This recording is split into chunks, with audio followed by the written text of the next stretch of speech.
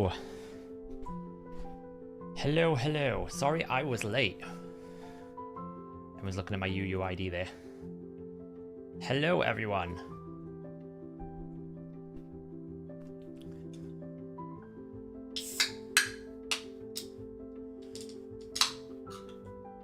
Oh, was the music not on again? Do you know what? I need to figure this out. Oh, I bet it's because it was going through a different input. Yeah, that was my bad. Sorry, guys. Oopsie. I'm definitely not getting in the content creator program in a moment. That's all I'm saying. In a brief moment, I am definitely not getting in the content creator program. Once I finish what I'm doing here. To be fair though, I'm not leaking anything. This is their own fault.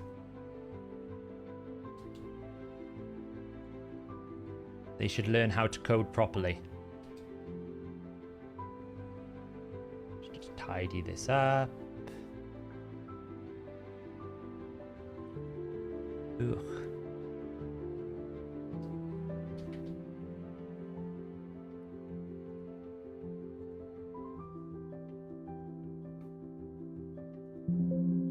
Huh. Interesting.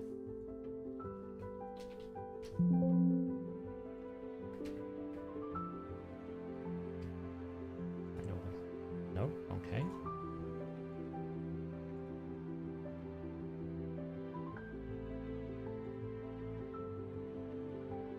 Oh, don't do that.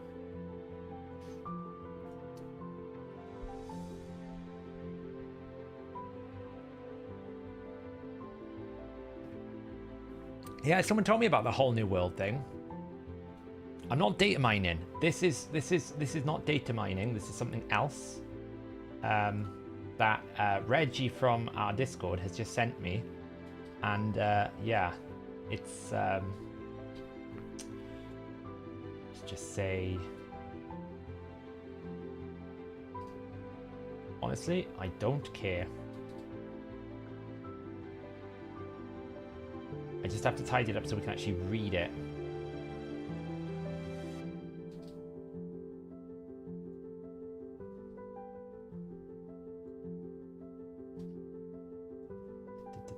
There's lots of spam text in here. I have not hacked anything to do this at all.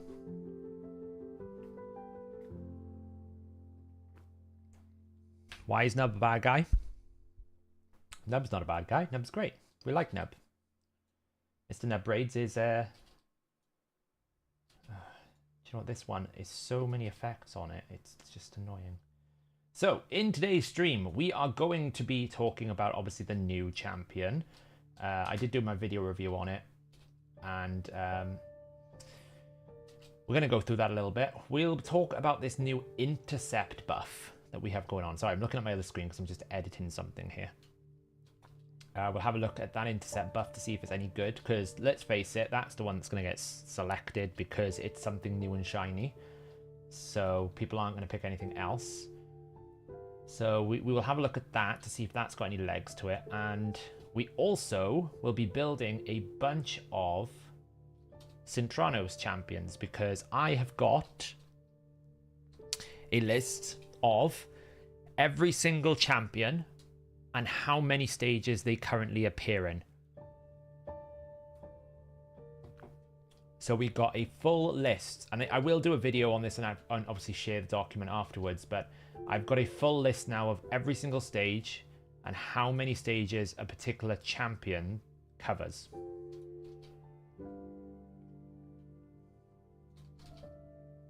Which is going to be very handy. That obviously assumes they don't come forward now after this rotation and go, hey, we're going to add new rotations or something, right? So there's always a bit of subjectivity to this. It could be that they change things. It's always a risk. But now that we've got through 5 rotations, I can do like a summary of all the 5. Oh. Am I nearly here? Yeah, I'm nearly there. I'm nearly there. I've got to get rid of some dodgy tags so that it's readable. I finally today as well got through the 4 mythical chests. You do not want to know how much energy I've burnt trying to get that. It's awful.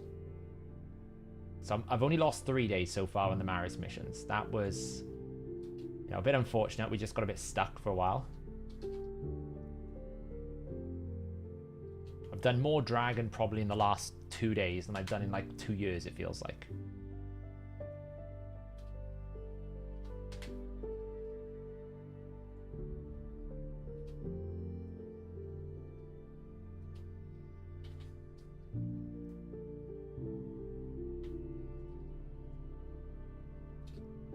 Okay, this, and then. All right, okay, so.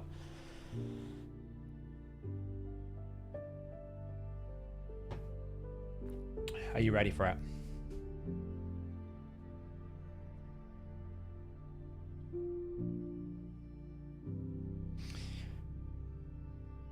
So, you know how we can vote for these hero skills?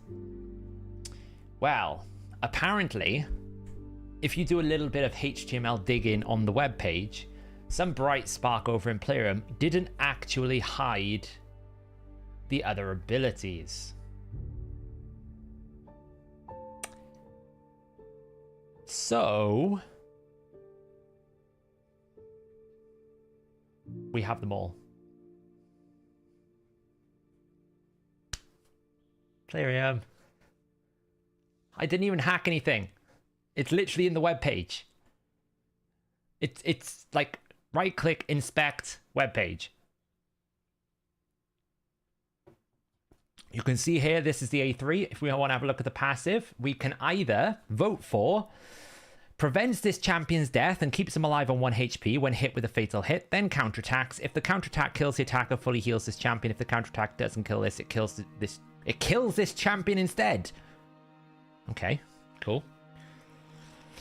At the start of each round, places a counterattack buff on this champion for 1 turn. This buff cannot be removed. At the end of this champion turn, places a counterattack buff on them for 1 turn. That's stupid. Allies deal 5% more damage for each poison debuff on the target.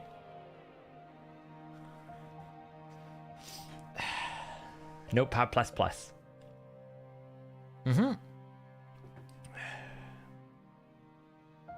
So that's the passive options. We've got a 2. Attacks all enemies before attacking. Places a 50% increase attack buff on this champion for 2 turns. The damage inflicted with this skill increases by 5% for each buff on the target. If there are no buffs on the target, we'll ignore 25% of the target's defense. Attacks all enemies, has a 75% chance of placing a decreased attack for 2 turns. Also increases the duration of all ally buffs. Then increases the value of all ally shields on all allies. The value of the shield is increased proportional to the number of buffs, which they have. Number of buffs which had their duration increased. Okay, cool. Sorry, guys. I mean, it is what it is.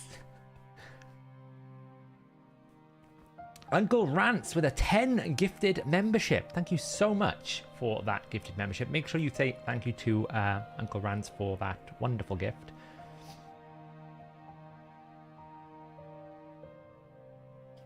Our best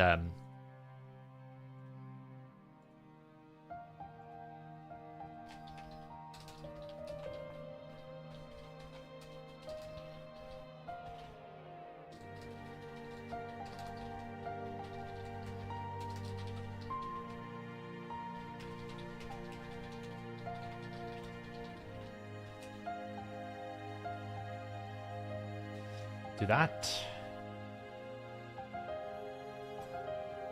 Earbad, we found all the Wix12 skills. They're in the webpage. Thanks to, by the way, this is credit to It's Reggie for figuring this one out.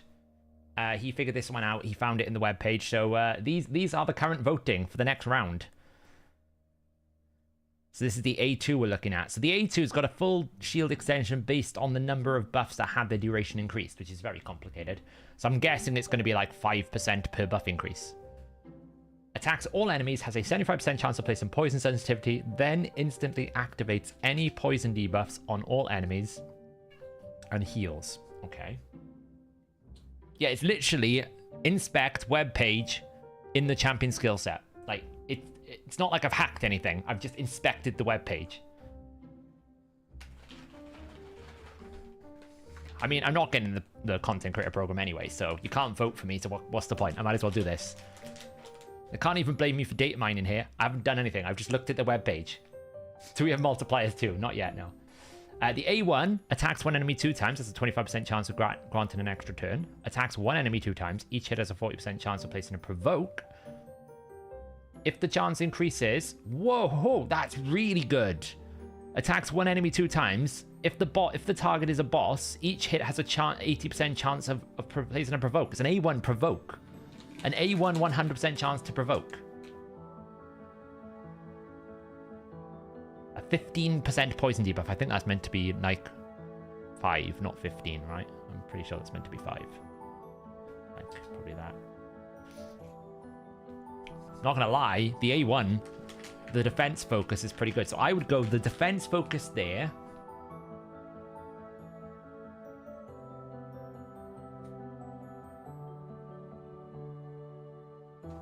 The defense focus on this one.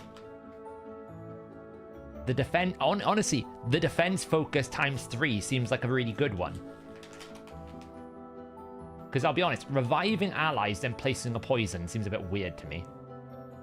Just defense everywhere. And then...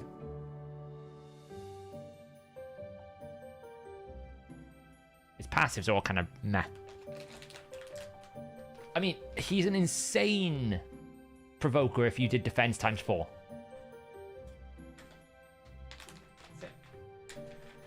Because you'd basically...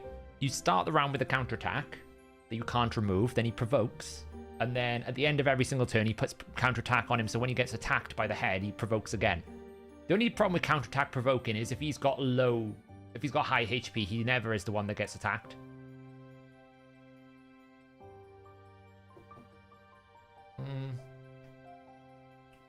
Just a straight 25% chance.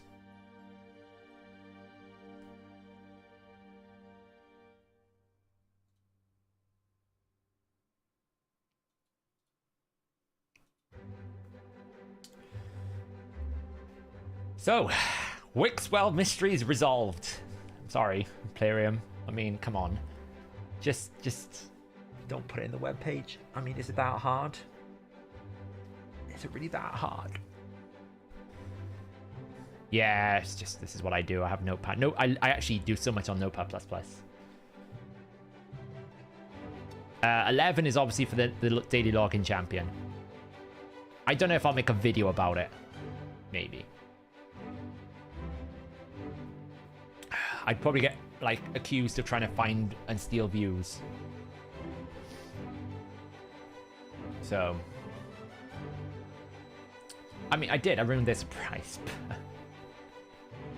When are we going to release the gotcha game? We're working on it. We're coding it. We're making it. We're creating it. Yeah, that A1 is nuts. Because it's each hit as well, right? So even if you don't get any books... you know...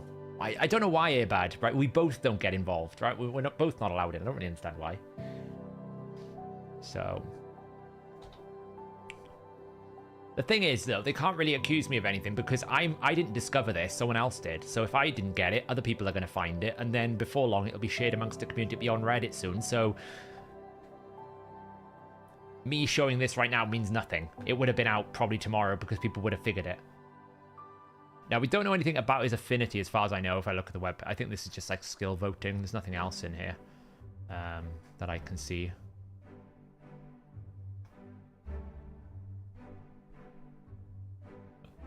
No, it doesn't look like it.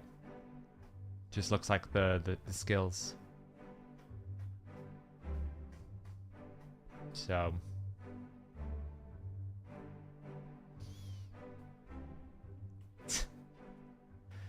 but yeah, it's quite funny. But yeah, big shout out to It's Reggie from the HH Discord for coming up with this. He was like, oh, did you know they've added the skills to the webpage? I was like, what?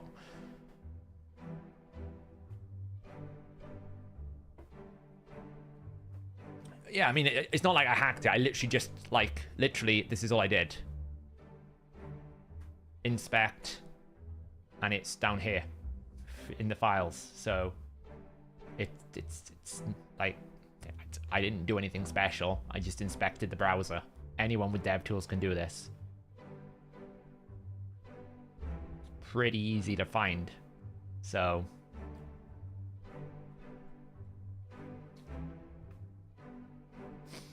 I just had a great idea for a video to tomorrow. Yeah. Looks like hacking to me. I mean, Google Inspect, it's a developer tool. It's not really hacking.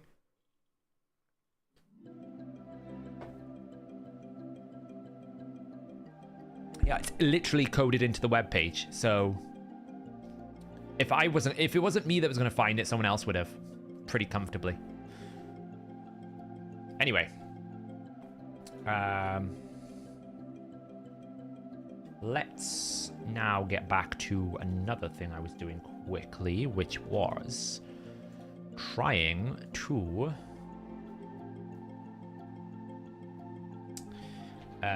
get my list of Cintrano stages up.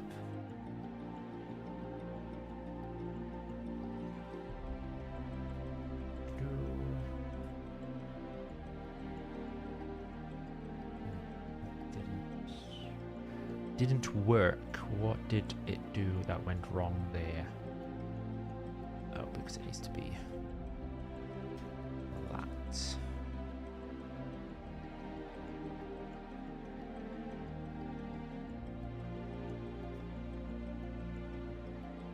Choose file. So it was a little bit challenging to generate this list because of the way that, you know, we have to essentially... Okay, good. There we go. To generate this list, we have to basically loop through all of the all the champions in the game, and then loop through all the stages, and then match them to see how many they're going to apply to. And what I quickly realized was mythical champions kind of show in multiple places, because obviously there's two forms to them. So we can now do this, right? We can basically go into here, and we can go and drop this down here, just so we have a little bit of alignment. And we can filter. So now what we can do is we can say the Calamitous Form 2 shows up in the majority. Let me zoom this in. The new Calamitous Mythical, and surprise, surprise, mythical champions show up in more areas than anything else. Of course they do.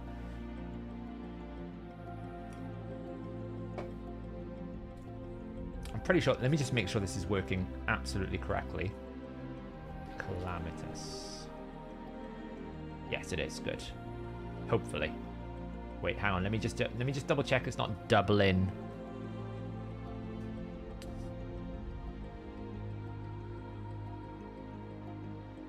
Yeah, it's doubling.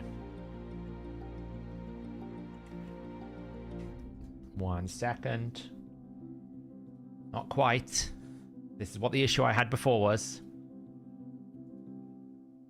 Just need to make sure we're not doubling up the mythical champions.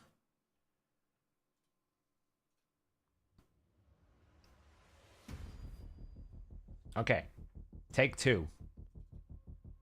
Zoom it in. Just push that aside. Let's get a bit of filter in. Okay, so Ultimate Garlic appears in the most number of hard mode Cintranos.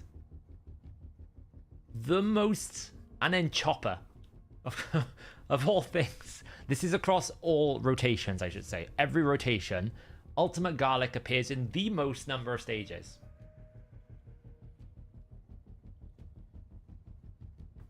They won't change Adeline. They should, but they won't. That is just crazy to think about. Gwyneth Dark Kale. Royal Guard. Barath the Blood Soaked. There you go. I can't get over that. Ultimate Garlic is by quite a margin, you know. 71 out of... What is it? There's 100 and... Well, it's probably more than 101. Because it's essentially 101 stages times 5. So it's out of 504. So what we can do here is like coverage. We can go...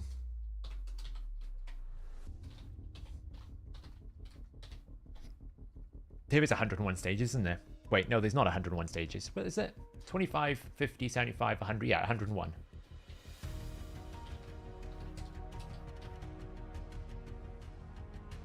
There you go. So he has the most coverage of any champion in the game. Hey, Malaruba.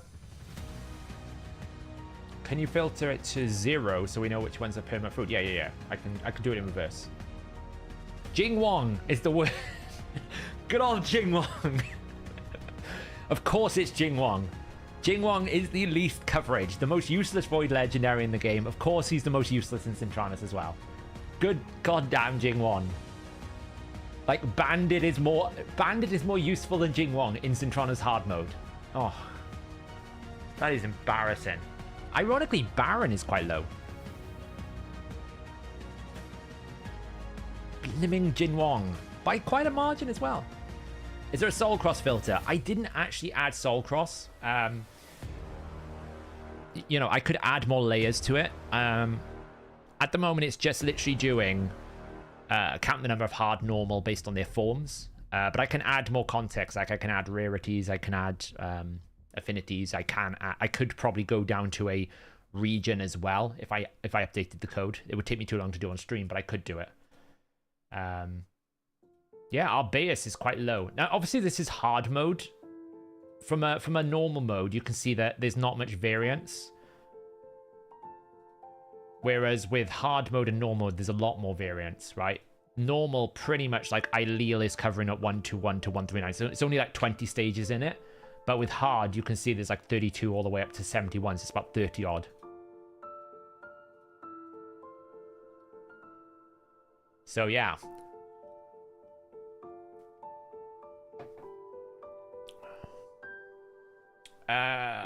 So Joel, if you want, I would recommend you go look at the patch notes video, because that did go into detail about how Falmond is as a new champion. It also has his damage ratings. We probably will discuss it later on, Joel. So if you hang around, then probably after we just have a look at this, we'll go through the new stuff and we'll go through the summoning tomorrow.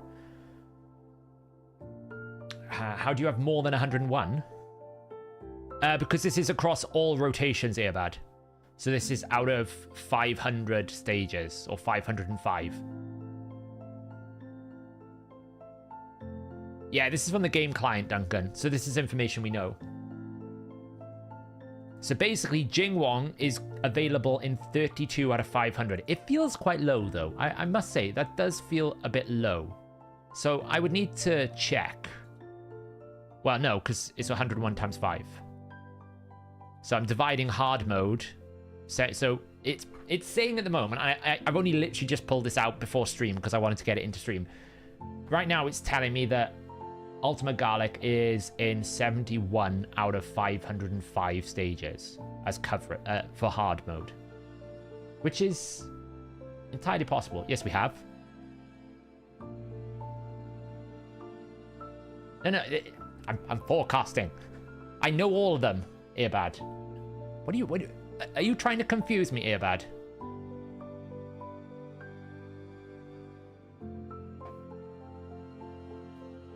How can you build a finite 10 hard without Newts in Ogre? You can go for a Valkyrie shield or a Martyr and use Neld or Creedon. Newt's just going to slow it down, but you can do it without Newt. There are some good freeze champions without Newt. 420 Earbad. Can you tell me how to beat hard Doom Tower 112? It feels kind of low, doesn't it, QWERTY? Yeah, I mean, it could be low. It could be that there's some sort of error. I'll have to double check now. I'll have a quick look now. Hard 112. Those are the Tormins, right? So probably if you can't one-shot hard 112, get more CC, more crowd control. More healing and crowd control. That's the way you do it.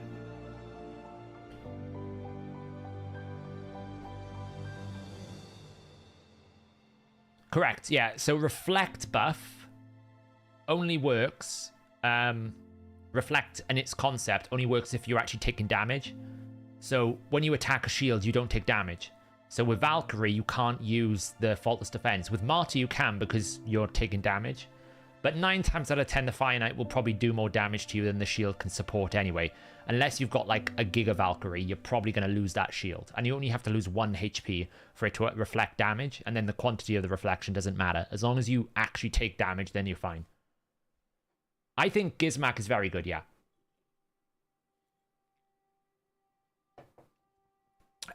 If you have a look on Hell Hades' YouTube, he did a recent one about Faultless Defense with a Martyr team. So go check that one out, I would recommend, because that'll go into more detail than I can do on this stream right now. But he used Martyr with Faultless Defense as a new blessing, and he actually broke down how he built the team and how it could work. So yeah, go check out Hell Hades' video. Let me see if I can find it actually. Maybe I can just share it in chat. Hell Hades Faultless Defense. Let me see if we can find it. There it is. I think it's that one.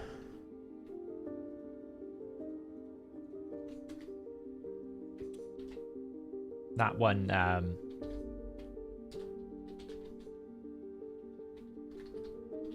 that one there.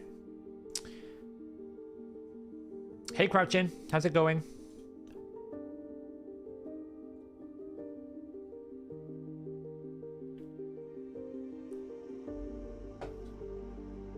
Yeah, people like to run H6 if you can't run H10.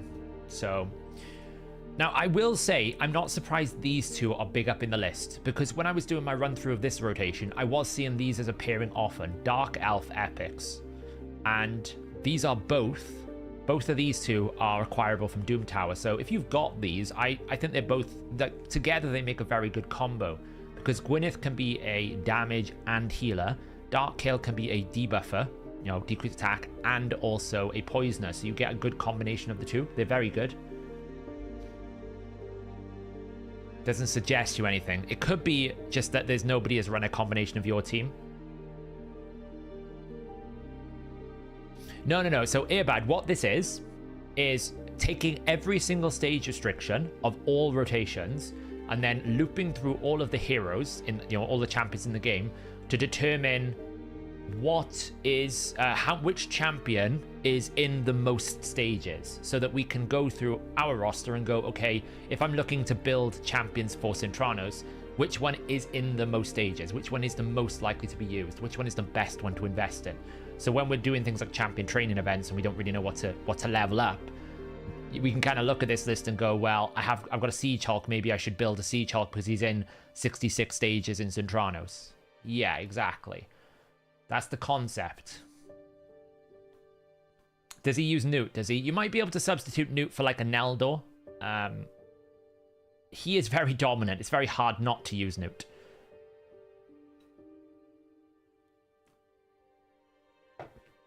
But yeah, that's the concept of this. Now, I do think, like, is it possible that a champion, the most exposed champion, is in 71 out of 505 stages? It's entirely possible. It could be that I've got an error in my code, though. That's what I need to, you know, I've only literally just pulled this list out because I wanted to use it for the stream. So it could be that I've got something off, but normally I've kind of gone and said, if there is a restriction and they don't comply, then we exclude them from that stage. So I think it's fine. I've double checked my code.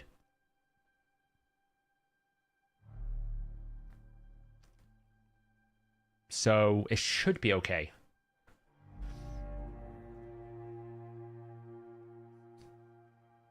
What do we got here? Achak, Yaga, Dur the Hungerer, Judge, pretty good rate to invest in.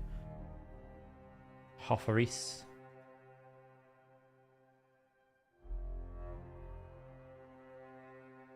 Do you know what I should do? I should, let me just adapt this a little bit to include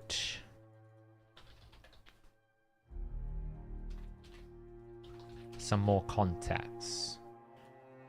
Rarity and faction.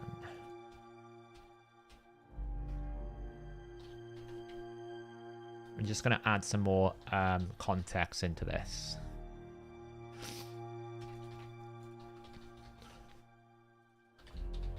so that we can just take a bit more of a deep dive. Right, let me get a new list up.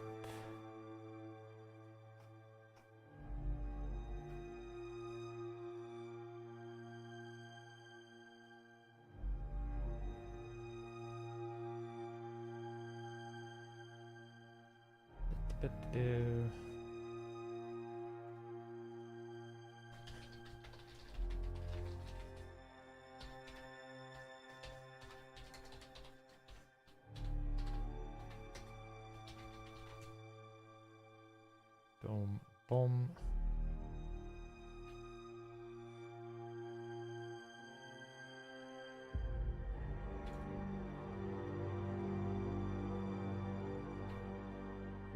Okay, so we can do this. Add some more context to our logic.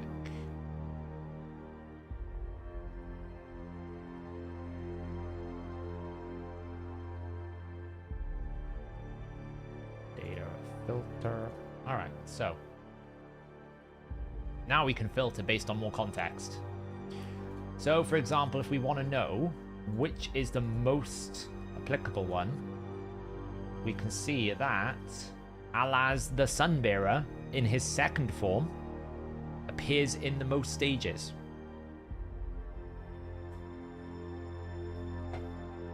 Mythicals are a little bit complicated because technically applying in one form applies to both, so it's kind of a bit awkward. Is this list on the HH website? It's probably something we will add if it's valuable. Obviously I literally just pulled this out of this afternoon when I wanted to do this for the stream, so that was the thing. Like if we look at like legendaries, a little bit easier. We can see that Blind Seer is the highest coverage. Wait, what's going on here? We do that. There we go. That's better. Grow Hack. So if you wanted to like look at the most, like the top 5 or top 6 legendaries that cover most stages, this is the top 5, top 6. So you would probably want to like make a Grow Hack and a Danag because they appear in a lot of places. A Mashaled, a Nethril, a Suzerain Catone, an Alsgore, Ray. Now the thing is, there's not an awful lot of coverage difference, right? You know, someone like Jingwong is in 32, Grow Hack is in 63, so he's in like double the amount. So that is a big difference. But when you go from like 63 down to say here 50, there's only 13. It's a lot less. Give me a wish and I'll make you smile. Give me a chance if it's worth your. If I had Grizzle, would I put him into 9 out of 9 protection? Yeah. Yeah, if you have anyone that buffs and you have a 9 out of 9 protection, if he can still hit max HP cap, then yeah, absolutely. It'll be hard for him to hit max HP cap, that's the only thing. So you'll have to build him with pretty strong protection, but you could do it. Danag is quite good because he's also got a fear, right? So Danag has got a fear at the same time. Isn't it funny that all these newer champions, also guaranteed champions, like Warmaster Authorian, it appears. I mean, one thing I will say is it looks like it's working because if you notice, the affinity and faction matchups are pretty similar. So like the ones that are Undead Spirit are the ones that are sharing the most. So it's clearly working in that sense. Zenogre, 55 stages. Rhodus the Lost Groom, 54. Xena, 28. Falmond, the new Unity guy, is in 53 stages. Nogdar. Am I leaking? It'll be a guaranteed. Well, there's rumors going around that is going to be a guaranteed, but I haven't seen it. The rumors are like Samson is someone I've ranked 6 today because I think we need him for this rotation. So our man's in 51.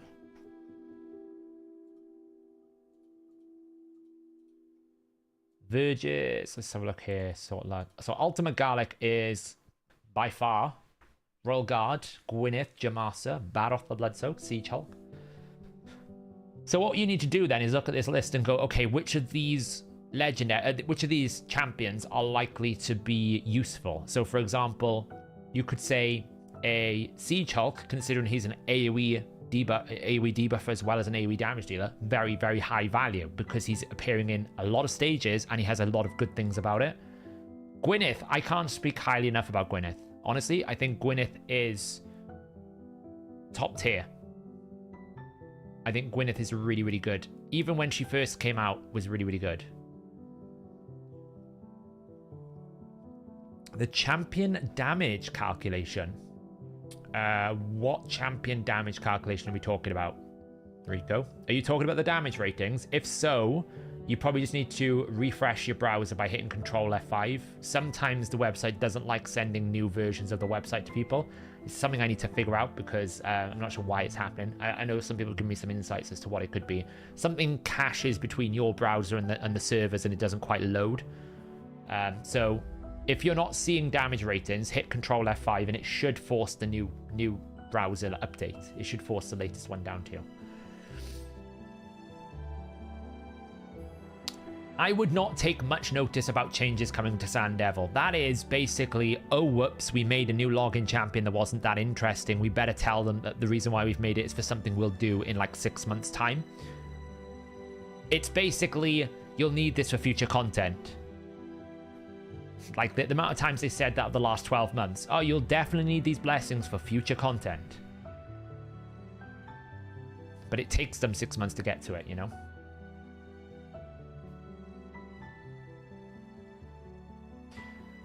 What else we got here? Zargala's. See, Zargala's a great investment as well. AoE decreased defense.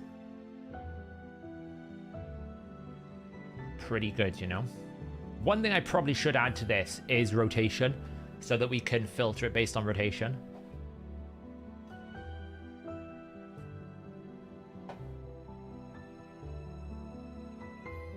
We're gonna need to. We are going through all of the blessing recommendations. Don't worry. We are redoing a bunch of the pretty much all of them are going to get redone. So yeah, probably will. So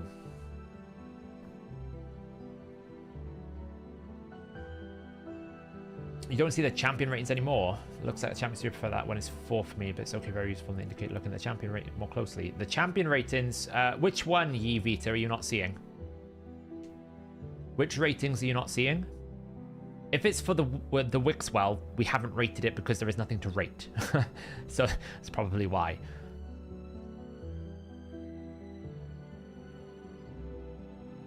The one you can see the damage to critical damage percentage. Oh, you mean the damage efficiency tool? That got updated recently.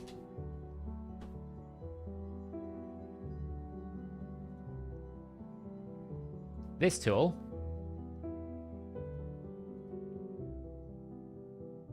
This one, Rico.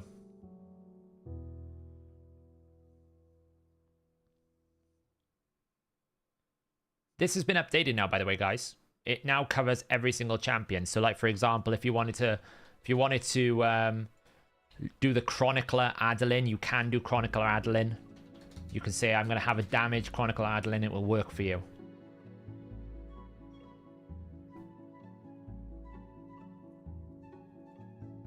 The only one it doesn't work for is people like Rotus, because he is a multi-stat person. So because he is a multi-stat person, this equation doesn't work, because it needs to have single stats. So for that, you'll have to use the optimizer. But anyone who does a single stat, you can put them in here, and it will tell you how far off you are.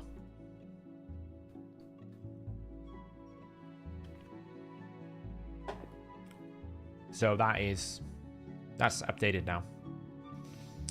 You're no longer bed rest after your surgery. Congrats, Reaper. You are up free. You're free to roam the world. Like, obviously, in terms of ratings for Chronicler.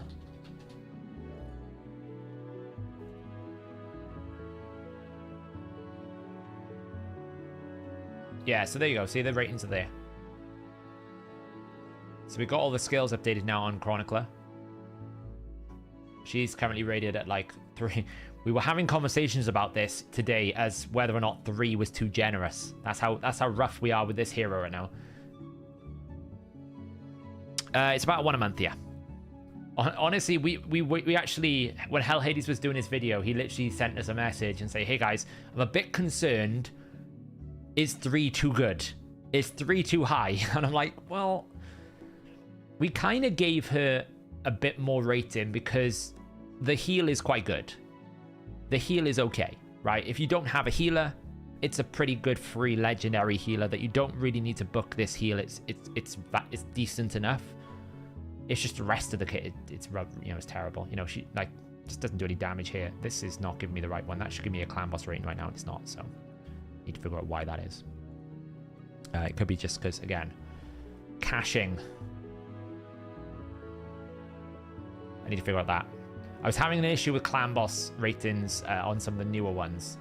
Clearly, it's not fully updated. I don't think it has for Falmond as well.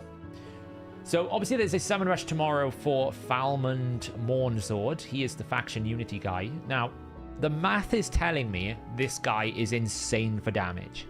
But I was speaking to Scratch earlier, who was messing around with him because he's obviously got test server access, and he wasn't able to really produce the same level of numbers. So I don't really know.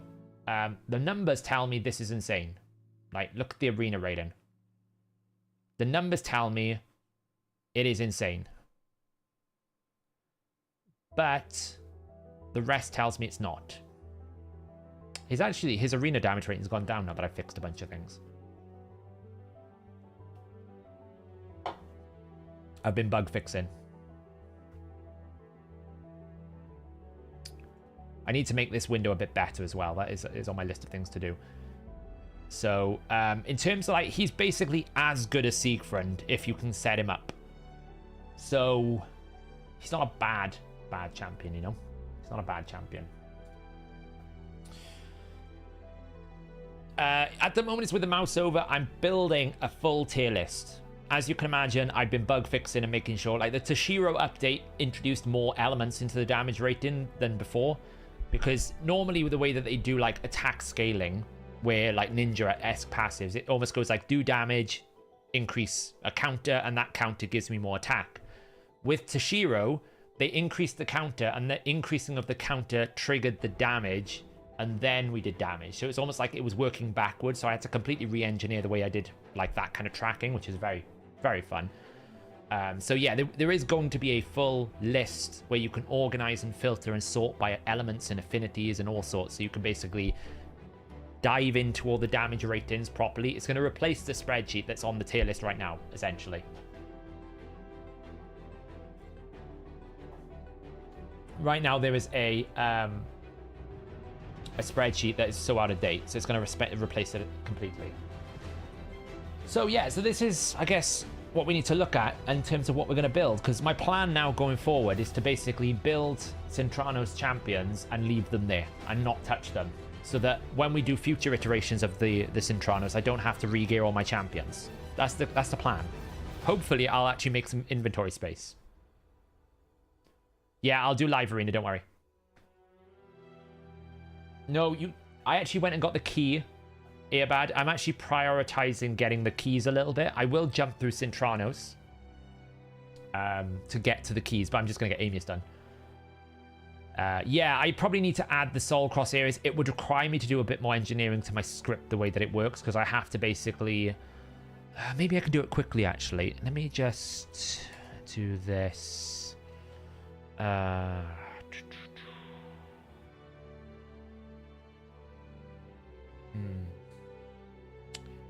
Yeah, I can probably do it like this and go...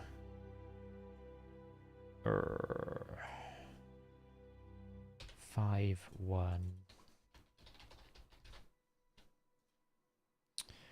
And then instead of... I'm thinking. Because at the moment it's looping through every single stage and just producing one outcome, of course. But if we want to add the context per stage, then I need to basically go through... I probably just need to filter it differently. Yeah, it's probably going to be a bit more difficult. I will add it before I do the website, though. I got to basically call it in a different way.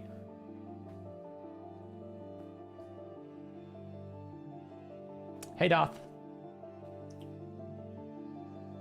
So yeah, I think actually adding like the different regions, just so that you can see how many Soul Cross areas they covered in, how many, you know, Cobble Market, how many of the other areas they're covered in, that would be really handy.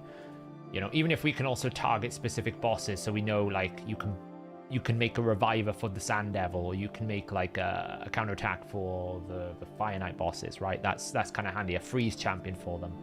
So yeah, so that could be really cool. We'll probably put this on the website in some form, I think. I think it's a very handy thing. The biggest thing this could change, right? If they, at the end of this rotation, make a brand new set of 5 rotations, they could just completely flip the script, or they could repeat them. We don't really know. It just depends what they decide to do. So I'd imagine it's relatively easy for them to make 5 new rotations. Perhaps they've got some updates to Sintranos. They did talk about having a different difficulty and adapting it and changing it, so we'll have to see. But I definitely think, like, if I was to look at this list right now and highlight some really good ones, I would say this, this, this. In terms of like epics that I think are worth investing in based on their presence here and what they do for you.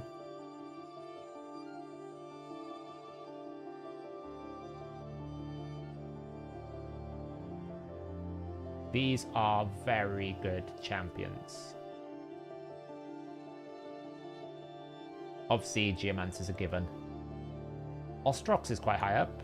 I still haven't got him. There's more down here, but these ones are great because you're getting lots of damage, lots of decreased defense, lots of healing. Bone Keeper, surprisingly very powerful. It seems to be that orcs are the most prevalent. The most prevalent. Yes. So it was interesting to see. So, yes, we'll have to see. Right then, so look how painful it was to get 4 mythical champions. 4 mythical chest plates. It's cost me so many dragon runs today. So many. I didn't want to do the ×2 speed, but I had to go this deep to do it. Just to get the 4 mythical chest plates. I'm now on track. We're back. We're caught back up. We've still got 10 mythical artifacts from spiders, but hey. It was brutal. Like, you know, I don't even know how many points. Like, on average, that's 70. I think you get 18.7.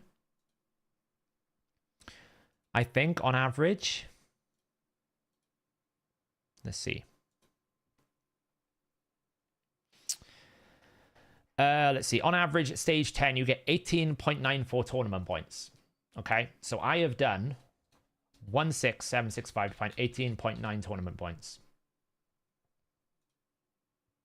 Oh, that is disgusting. That is absolutely disgusting.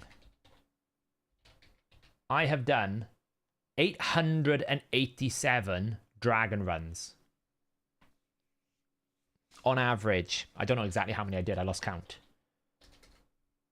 17,000 energy it cost me to get 4 chest plates.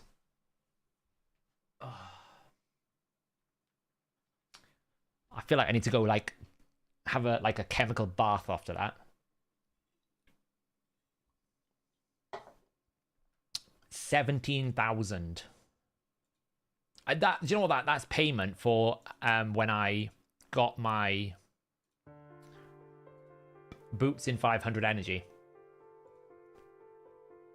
Yeah, the problem is cool, right? I was going to stop at, like, when I did the Dragon Tournament. I think when I finished the Dungeon Divers as well, because I was like, I might as well finish the Dungeon Divers at this point. I was going to stop, but then I got to 2, and it kind of, like, convinced me to keep going. And then I was having such bad luck, I was like, well, surely the next 10 is going to have to give me 1, because my average should balance out, right? I must be so low rolled that eventually the high roll must come in. And then I realized how much energy I used, and then by that point I'd committed so many extra energy. I was like, I might as well finish it now. And then what actually happened, which is great, I was messaging Green Virus at the same time because he's a little bit ahead of me, and I was freaking out about it. And then I was like, I haven't done it. And then of course, just like the London buses, as they say, you spend 100 runs looking for the chests, and then 2 come along back to back. Of course they do.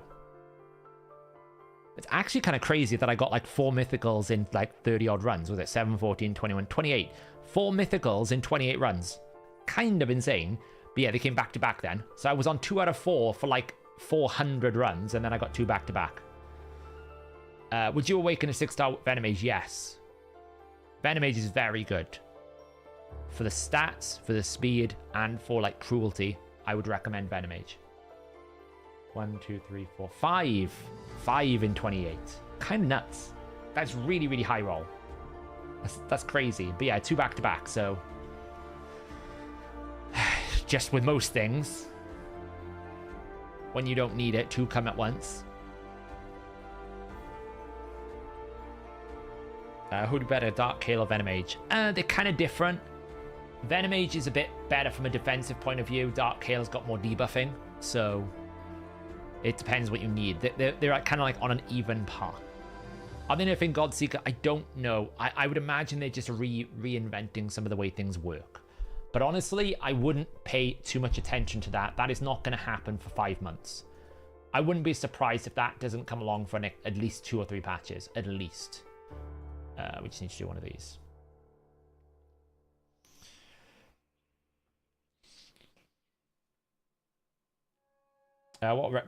What blessing do I recommend for Fennec 6-star? So probably Crushing Rend, because he's a damage-based champion.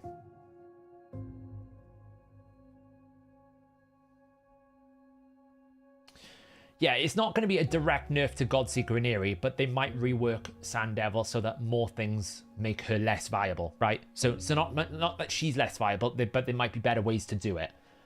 They're not going to directly nerf Godseeker for Sand Devil. It's just not going to happen. So, I mean, I have to say, it's a bit weird, isn't it? That they're basically saying that the Chancellor will be really good for a reworked Sand Devil when she sleeps, the boss. So I'm like, so you're not changing the sleep mechanic. So what does it mean?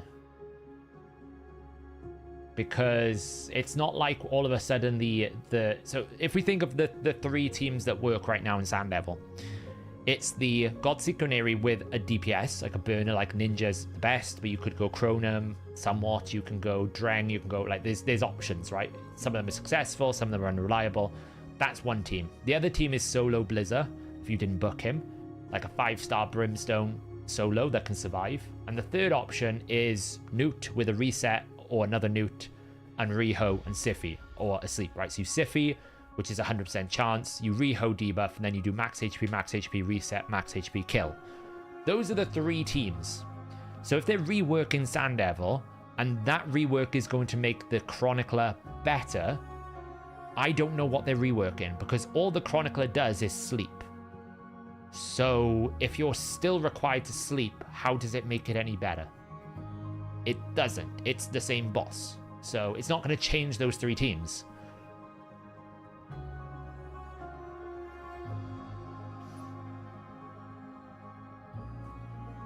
What do you recommend for Sulfurion Fully Awakened?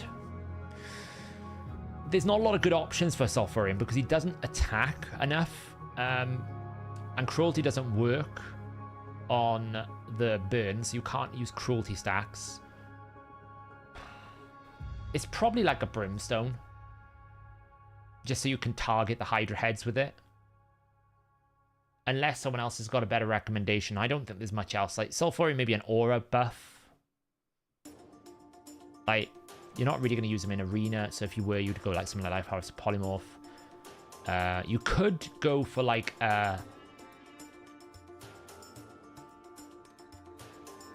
you could go for an Execution.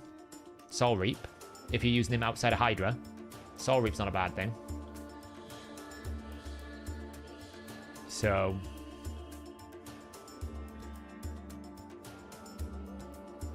yeah, I mean, if they basically add... so here's the thing. If they add it so that the boss puts block debuffs on himself, that doesn't change much. Right? Because we're still going to use Godseeker and Eerie. It's not going to change much. And if they actually make it so that you can't use Godseeker and Eerie, the outrage that people will have will be through the roof. So there's a balance here, right? If they literally came forward right now, I'll be serious. If they come forward right now and kill Godseeker and Eerie for for Sand Devil, but don't do anything about Trender balance and don't do anything about Taras balance and don't do anything about all these other champion balances, then they will kill off the game.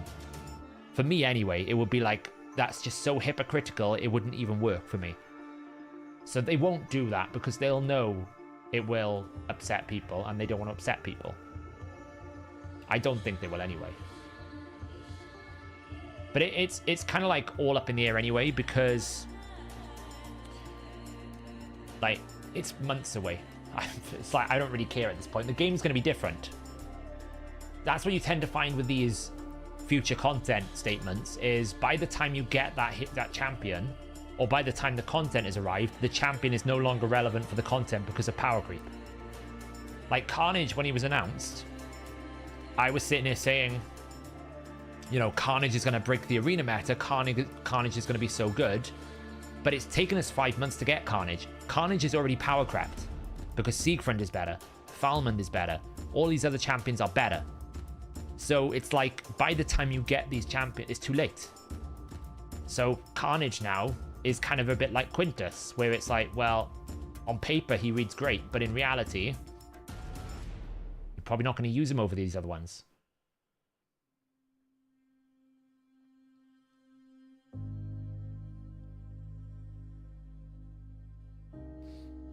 Yeah, I mean, I don't think they will kill it, though. That's the thing.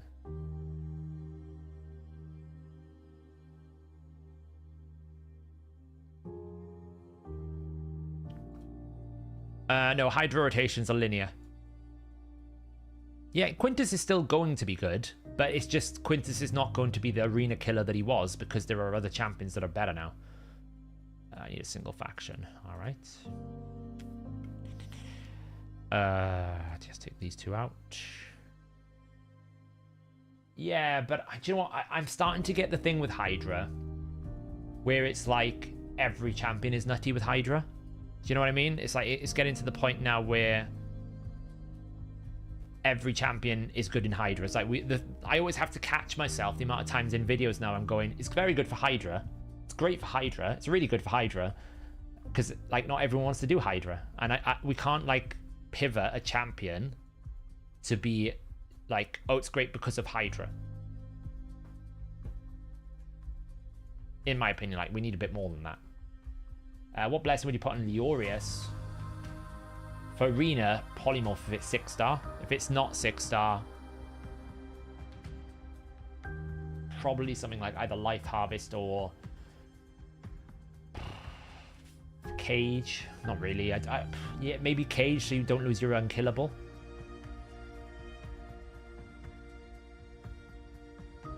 Yeah, he'd be good for Hydra, but like, is he gonna beat the... He's probably gonna be on the Garrel level. He's not gonna beat the Trunda teams. He's probably gonna beat the Taras team, but he'll be on a Garrel level, basically. Yeah, he will. Yeah, he'll be good for that.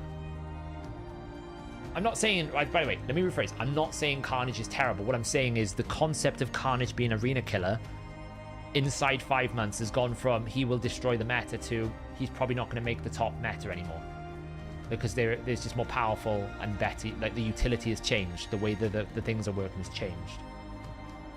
Does multiple temporal chains stack? I don't know. I don't know.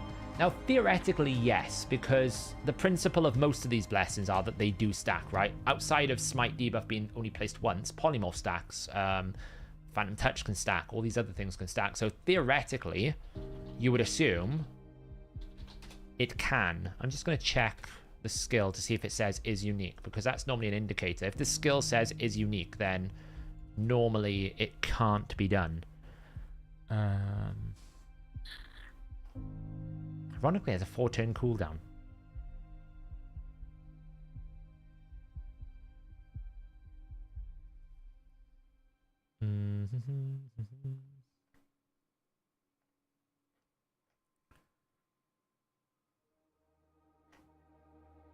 I'm guessing it's a 4-turn cooldown on the drop. Yeah. So the drop is a 4-turn cooldown. It doesn't say it's unique. So the assumption would be, yes, it does stack. That's the assumption I'm taking from this, that it does stack, yes. Because it doesn't say that it's unique.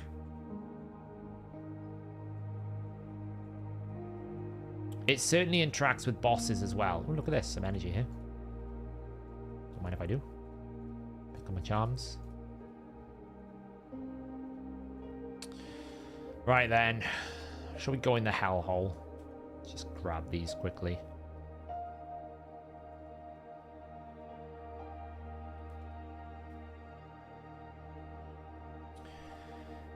Quick stuff. Best mythic in raid right now. Crix, Lazarius, or Gala. I'm guessing you mean Galathius.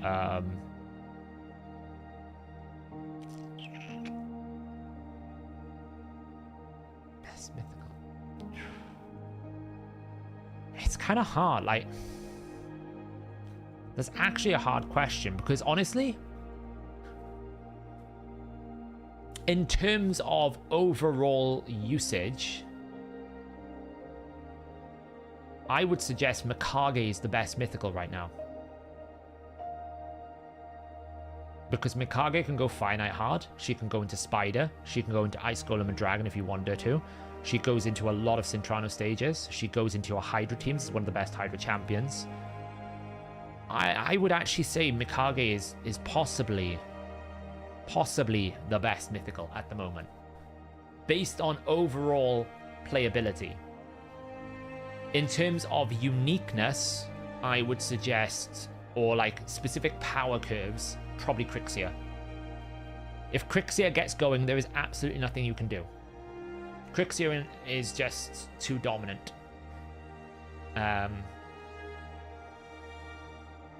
Lazarius is obviously a very good damage dealer, but I feel like you can replace Lazarius. It's very hard to replace what Crixia does. Galathir's up there as well, yeah.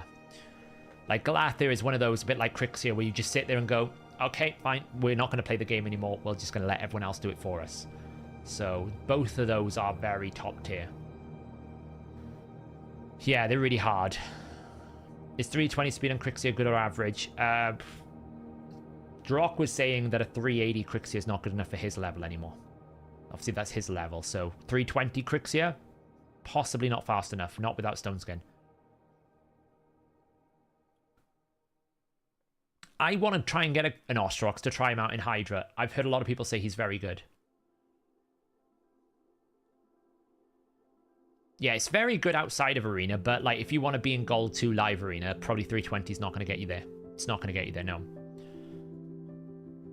Well, let me just make sure I've done all the requirements here, yeah? Ah, see, I almost did it. I've done that before. Need to make sure I use a rare champion. Who's coming out of here? One of you. Bring the Madman in.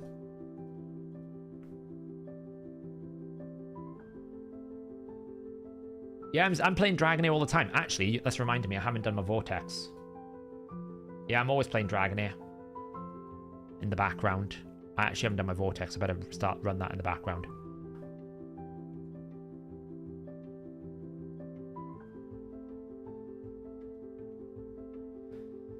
Well, I did mention it, Elixium. I don't think it's that good from a Brimstone bot, because what you got to remember is you actually need to hit.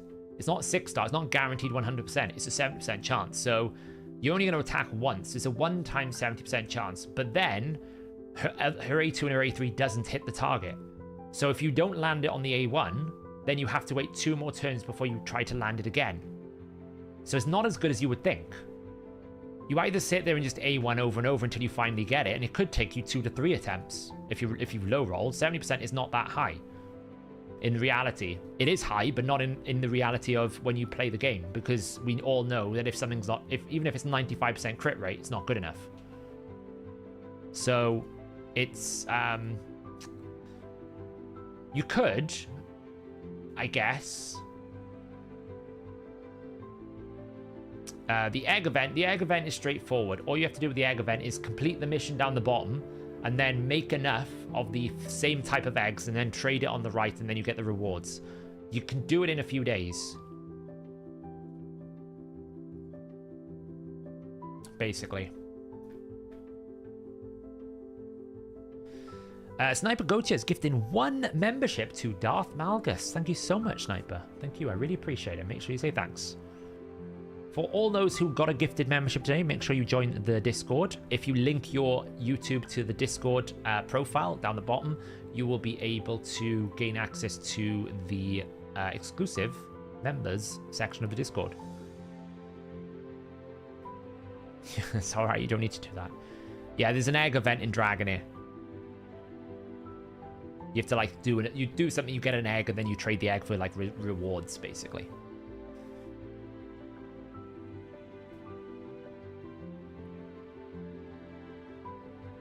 So that madman whack then, look at him go with his little he's got a very, very like duck egg arm, hasn't he? It's very like teal. I gotta say, whatever gel this madman is using, look at his hair. It's like proper bowl shape. Look at it go. You could kick a football through that. It's like a goalpost.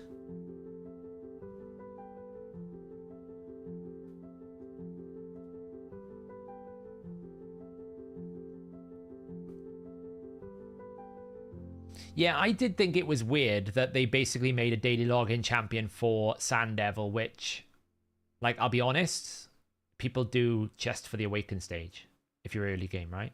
Like, that's just a very, very niche content piece to develop a champion for. In my book, you know, it's a bit too narrow for me. I'd have preferred something a little bit more generic, because the thing about these login champions, they need to be like for everyone, but majority of the time it needs to be for your new players, because the reason why they do these events is to bring new players into the game. So if I'm a new player coming into the game and I get that champion, I'm like, it's terrible, you know? Yeah, you're gonna queue up live arena, cool. I'm just gonna get a jumper, I'll be right back, it's a bit cold.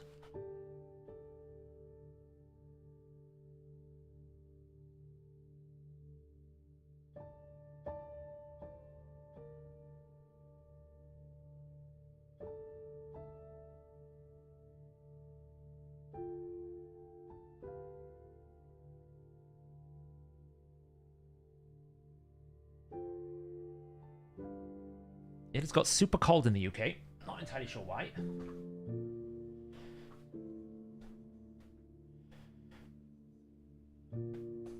A jumper.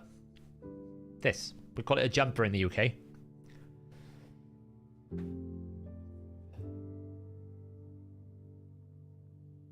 Yeah, like a sweater. A fleece. A wool. Yeah, it's got really cold in the UK this last week. So eventually get this done. As you can see, Madman has no gear, even though he's 6-star awakened.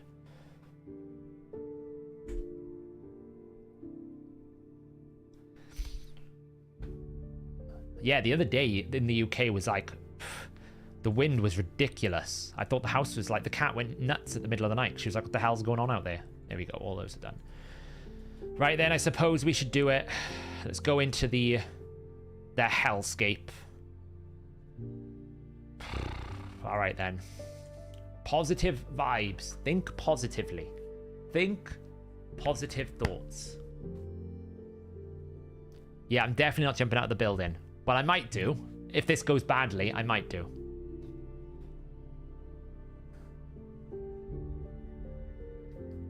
Okay. Okay, it's fine.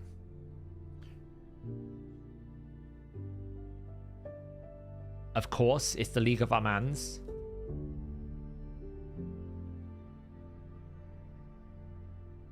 Yeah, pull over in our country is like pull over on the road kind of thing. Banning your ungeared Crixia. Well, that's the thing. Like, I've actually sat here wondering sometimes, like, should I just use like an ungeared champion just so that people ban it? It doesn't always work out though. So there's always a risk with that because if they then don't ban it, then you've got a useless champion. So.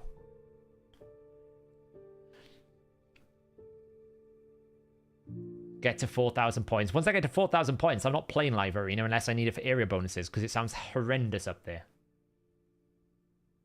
Do I ever enjoy Raid these days? Yes, I do. When I don't have to do Live Arena. I do actually enjoy Raid.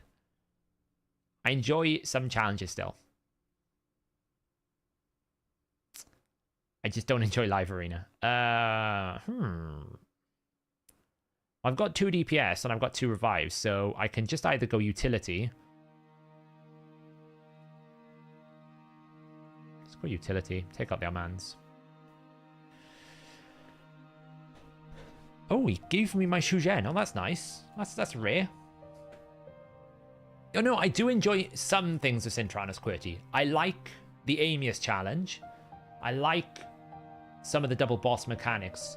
What I really don't like is when they give you such crazy restrictions that strategy goes out the window and it's just like what rare champions are best at placing, like Stunset or something. That's when I lose a little bit of enjoyment because then it's no longer about thinking. Right, I've got to be careful here. So let's just give him a turn. Take out the Siffy. And then take out the Trunda. Or the Ronda. I think that's a good start. And we can work our way back to dealing with Marichka. Well, that hurt. Oh, he's kind of set him up for an A2. It shouldn't kill me, though.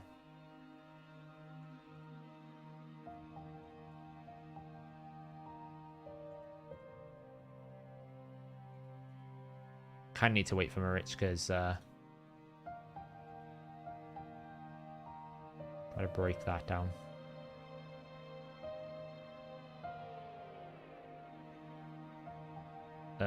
It's about 1,800, Daniel, yeah.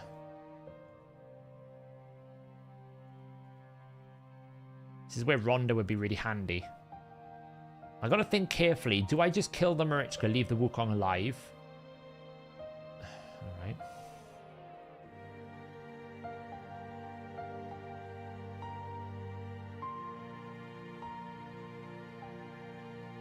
That's fine. Now I need to basically re-kill the Siffy. But she's just going to revive that, so... This is what I need to time. I basically need to time it well. Because otherwise we're just going to be in, like, Revive Central.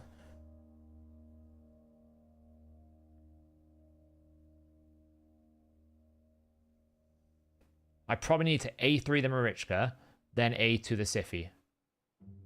I think that's what I probably need to do if I even get a turn I don't even have. Nice. So A3 the Marichka. A2 the Siffy.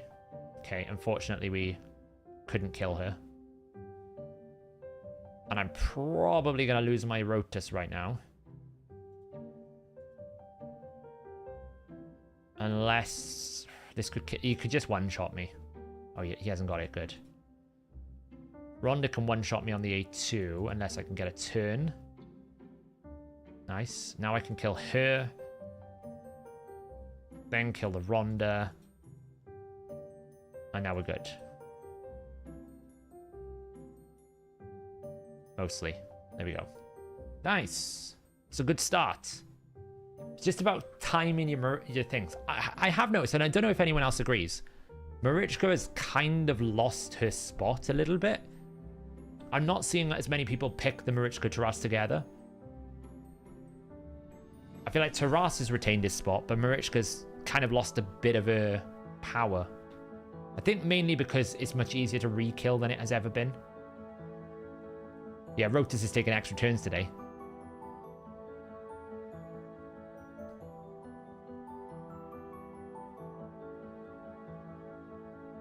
They have done a very good job at destroying the meta for the Tarichka meta. Granted, they've kind of put in worse things in its place, but, you know, I suppose one way to look at it is we don't have to deal with Tarichka anymore. The good news, though, is like Marichka is still insanely great for like Hydra, still really good for like PvE content, still really, really good everywhere else. Okay, Harima Yumiko. So I can choose to go speed, which I'm going to do. I'm ban the Harima at the moment. There it is, Hydra, I know, right? With Garen and the 6-piece Slayer set, is she only supposed to get the turn meter boost once, even if she repeats her A1? No. She should do it once per skill, but because it's a repeat skill, it repeats the turn meter boost as well. So if she hits multiple times in a multi-hit system, you only get it once. But if you repeat the skill, because you're technically not attacking twice, you're doing 2 skills, you get 2 activations of it. Theoretically. That's what I believe should happen. I'll have to test with my Goral. Oh, he's got Arix.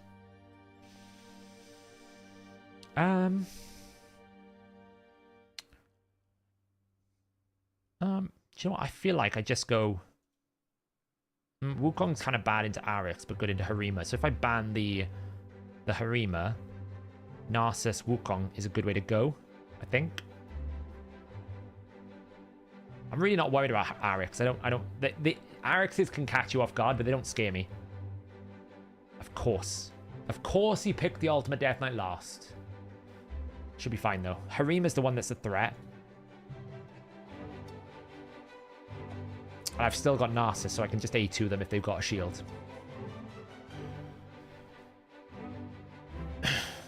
She only gets hit once, does she, Nick? I need to double check that then. It could be that they've locked the Slayer set to be once per activation. Okay, this is going to be quite hard.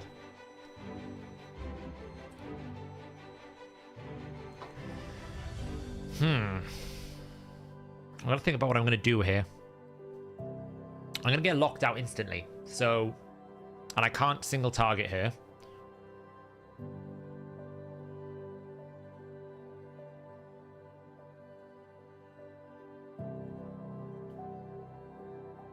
Yeah, I'm going to lose this one, I think. Stone Skin has got me.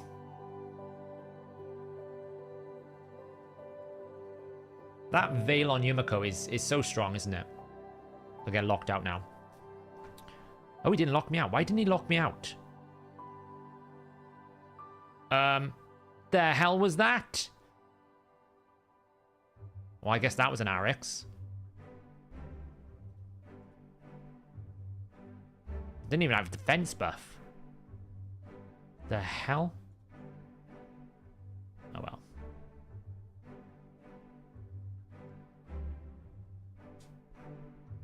It's a strong Arix, that was. Arix is one of those champions where sometimes I fought them and I'm like, okay. And then other times they just do that and you're like, good lord, what the hell was that? Was it HP based? I always thought it was defense based. Okay, there we go. I just think Arix is... It just depends on the build, I guess. Because I've fought some Arixes and I'm like, is that all it's got? But that one just one-shot me. It was nuts.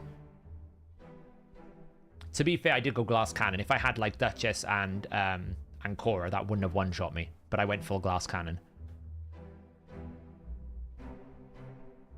I probably shouldn't have picked Wukong. The moment he picked Ultimate Death Knight, I lost that fight, basically. Because I wanted to ban the Harima because I didn't want to lose my Ignore Defense. Maybe I should have banned the Ultimate Death Knight so I could kill the Harima, but...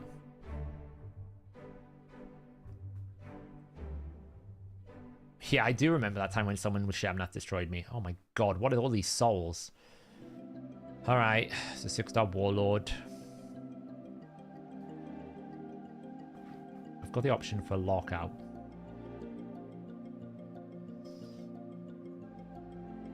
If I go like that, I haven't got a second revive. If I go super slow... Let's go that.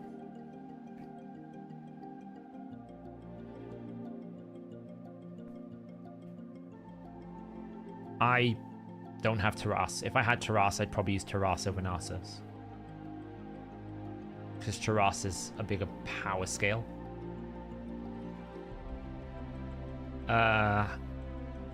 What's greater Hypnos? Is 1 more likely or 10 more likely? What is with the RX usage all of a sudden? I've straight up lost this one though, mind.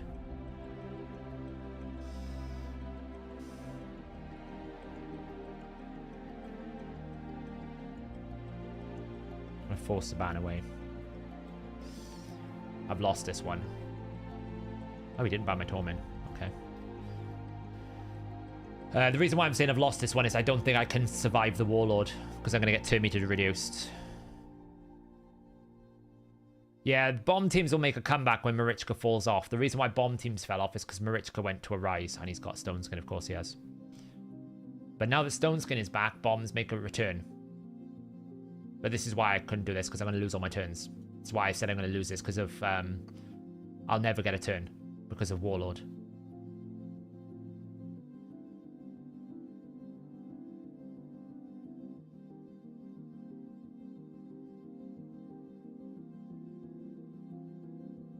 Like, who the hell do I kill? Probably just...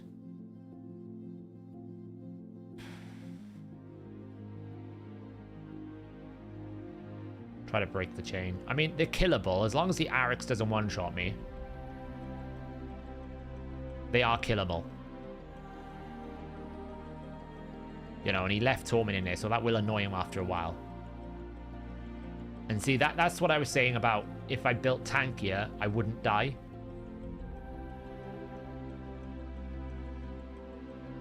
The only problem is Torment is pretty nasty into Arix because he's full AoE. But there's a shield now, which means if I get my ability back, I can do something. We'll come back, take a turn. Has he got lockout again? Nope. Okay. Not quite.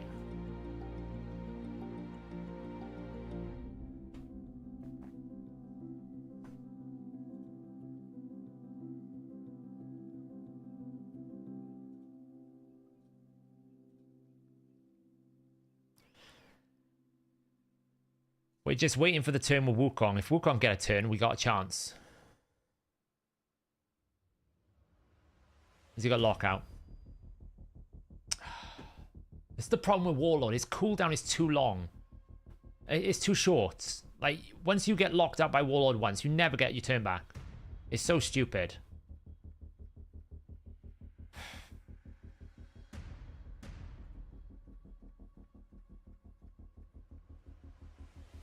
Like, it really is stupid. Like, they shouldn't...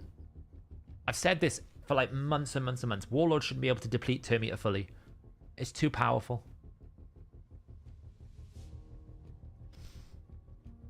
I'm not winning. I'm not losing. Like, I'm losing basically because of Warlord.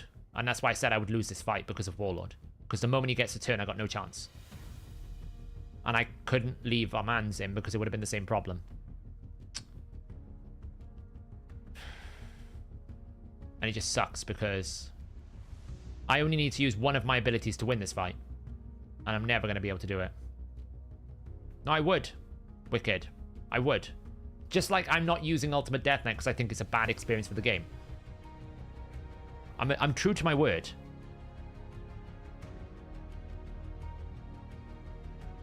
If they came along and said, if I had Warlord and they came along and said, we're going to take away the turn meter reduction on Warlord, I would say good change. It balances him. Locking out all of my abilities is enough. It doesn't need to take all my turn meter as well. And that Arix wasn't that strong. It's just that Arix can keep pumping away damage because I can't take a turn. So... you want my good champion nerfed.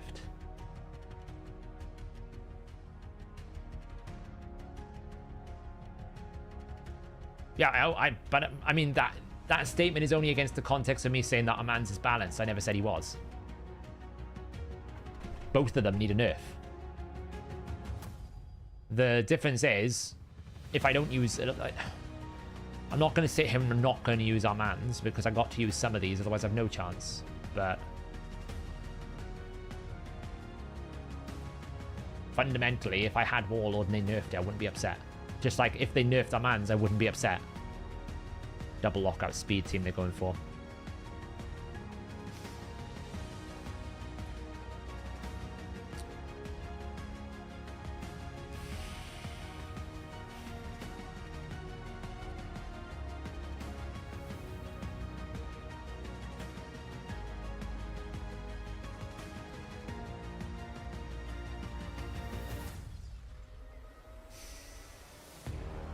I'm gonna nerf that.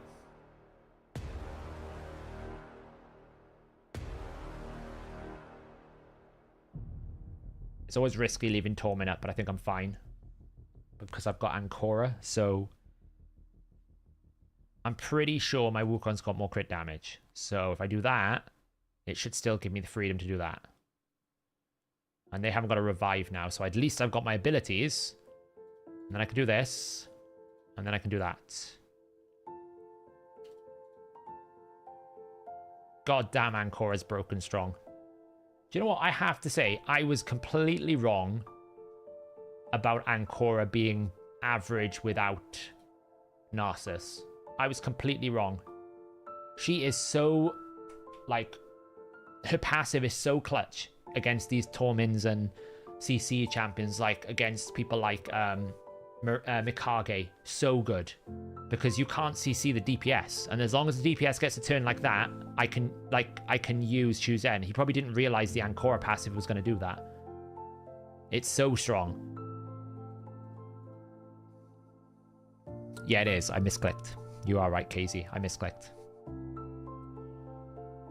Yeah, I am happy to pick Ancora with the knowledge that my Narcissus might get banned, because I think her passive is so good.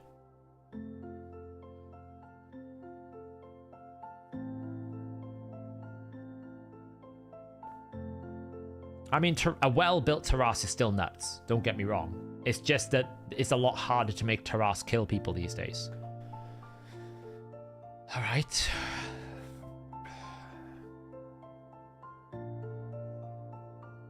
So what's my counter to Rotus Ultimate Death Knight? It is Rhonda. And then a final pick probably needs to be a second reviver, because this is going to be a long old fight.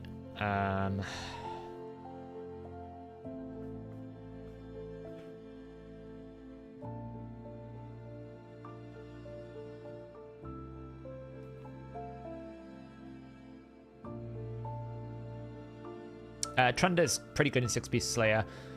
I would say Trunda, though, is better in 9-piece Slayer. If you can't get 9-piece, I would stick with Lethal, because you lose the A2. It's the repeat damage that makes up. Oh, man. I'm gonna ban the Mikage. There is a risk I just get one shot. I'll be honest, there's a very strong risk I just get one shot by the Rotus Wukong, but we'll see what happens.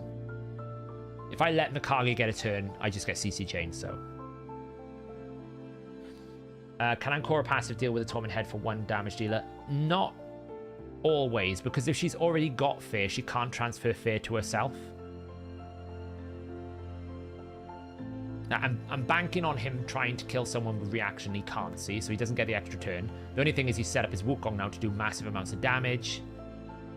Cool. Okay, that didn't work. Great. I can revive. That gives me turn meter. I can do this. I can stop.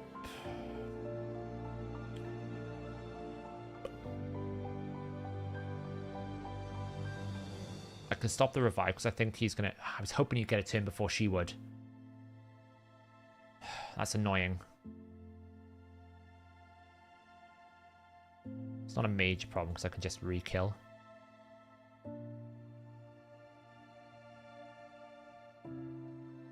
Okay. I wouldn't have given up that soon. I think he could have had a chance still, but we'll take it. Because I think his Wukong could have revived and then one-shot me still, because he hadn't really done too much damage, but...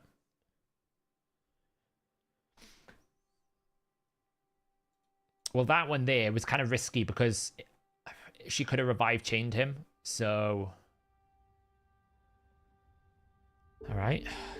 Same picks. He's going to pick Rotus. What is up with the shamanship? Basically means that the Chronicler event ends on July 8th, is what they're saying. Crixia is going to have to be banned here, I think.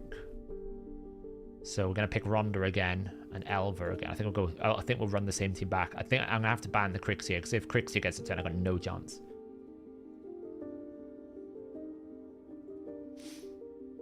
Rhonda is severely exposed, though, to a Wukong Harima nuke.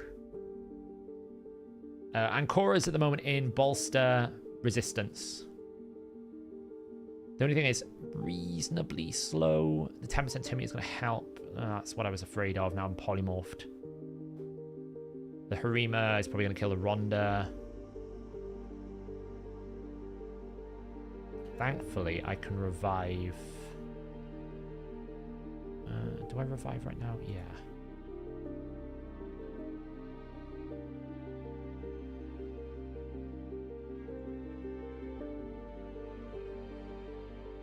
He's going to A3 and still kill me. Okay. How much do I need to do to get a turn? Seriously. No, I'm not going to get.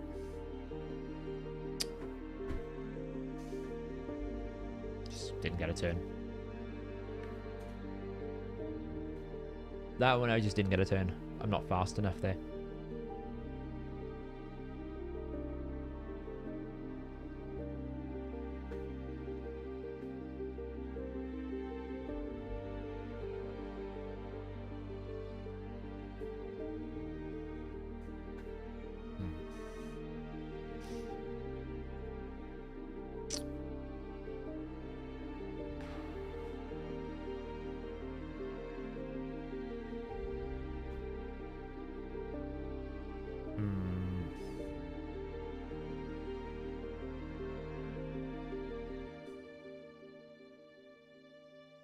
Yeah, we're climbing. We're still climbing.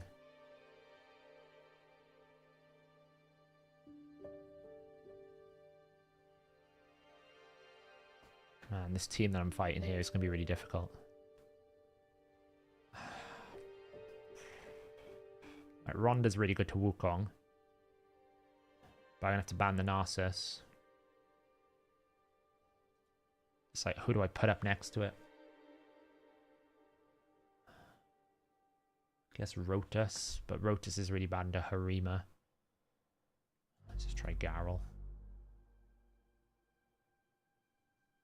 Yeah, you should be able to use Garrel's second form. We updated the optimizer to have a bit better with the form management. You're at about 8,000 energy for the mythic boots. You haven't got to the 4 mythical chests yet. That took me about 20,000 today.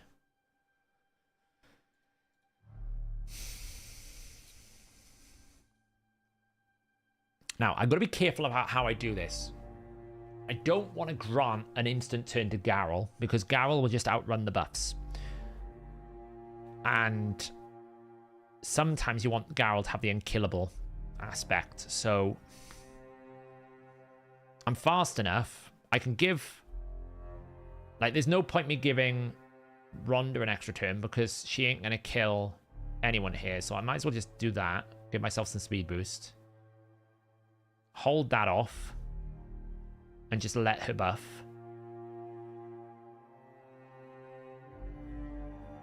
I'm going to throw that out so I get an unkillable.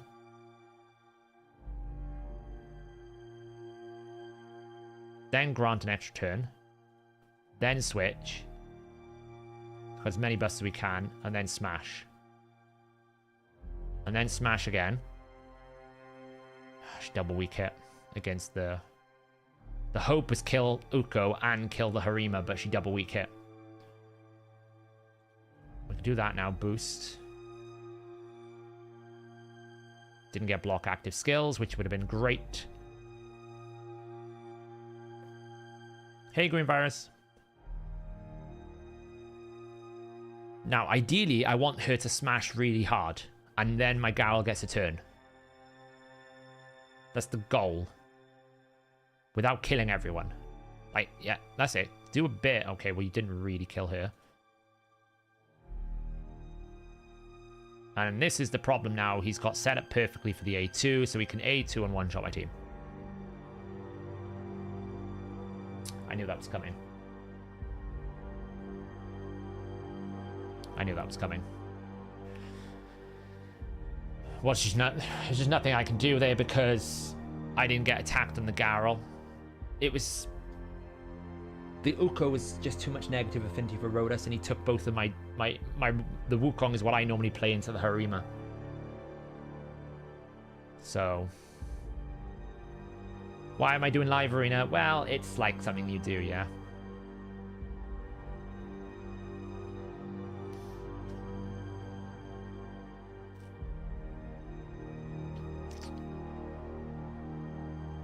Wiser of Torment. I know, it's nuts, right?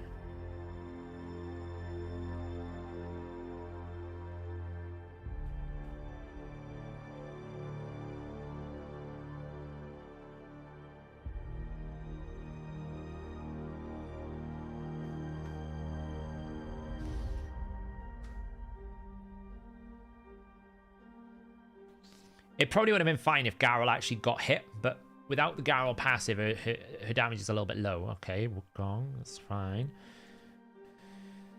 So we can play Wukong into Ultimate Death Knight, but we need Harima with it. We need Ronda with it to get rid of the Rhodas, probably.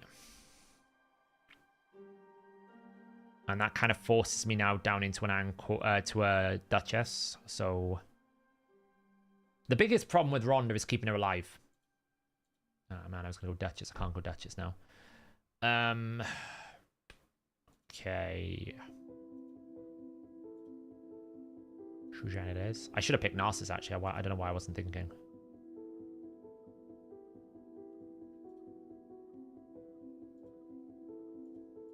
I should have picked Narcissus. Wasn't thinking.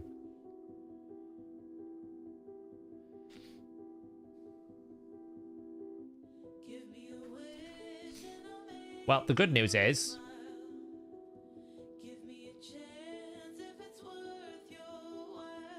I can execute.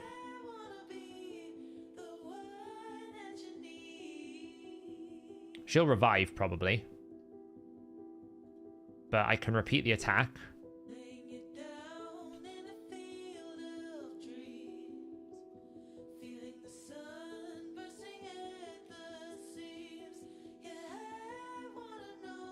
Okay. I was fast enough. Nothing could stop my Wukong, so I was okay.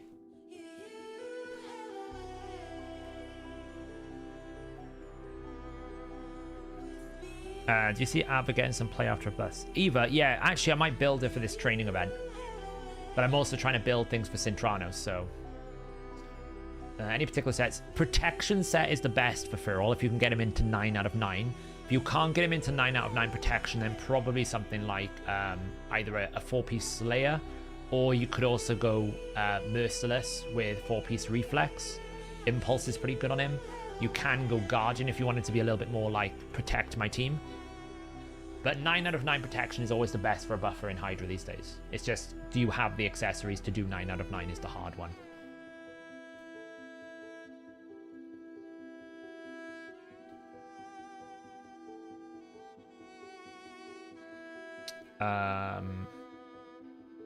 So he's gone Sify, Wukong. I feel like Rotus is always dangerous to pick at this point, but he might pick Rotus as well. I'm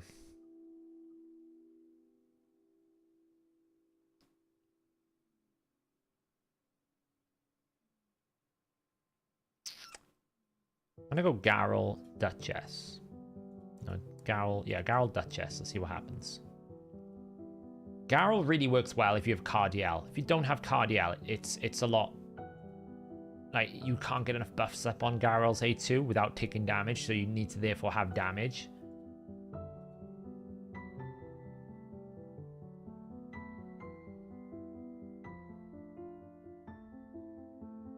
Some fatal... Do you mean lethal gear, Jonas? What meme did I vote for? I vote for Senti, the king of memes. Not that he plays Raid anymore, but, you know, live long in memory.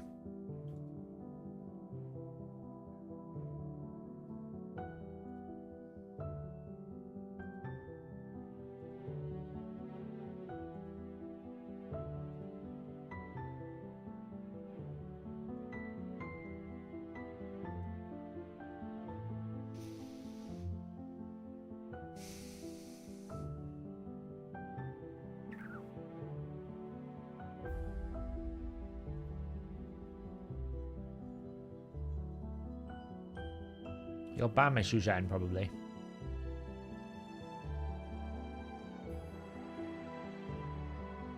Oh, we didn't. Okay. What about Pedreig with Garrel? So both... Well, what set for Pedreig, or should you put Pedreig with Garrel? You should. Yeah, he's very good.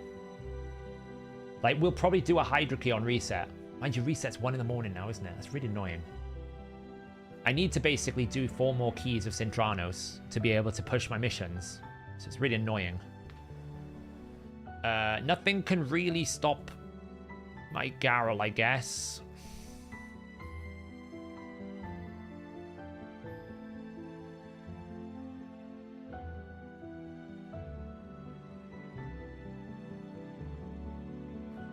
Big DPS.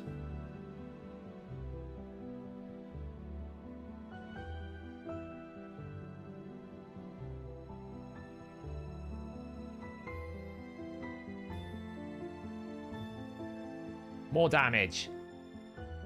Why is it that, like, she has a 25% chance to repeat damage? Like, why couldn't she do that then? I'm still okay, but it's risky now because the Wukong could A2 me and kill me. Oh, he didn't. Oh, that's great, actually. That's the damage output. So that's what I'm saying. If you don't kill the Garrel, then it becomes a bit scary because the damage output is just too high for you to deal with. Uh-oh.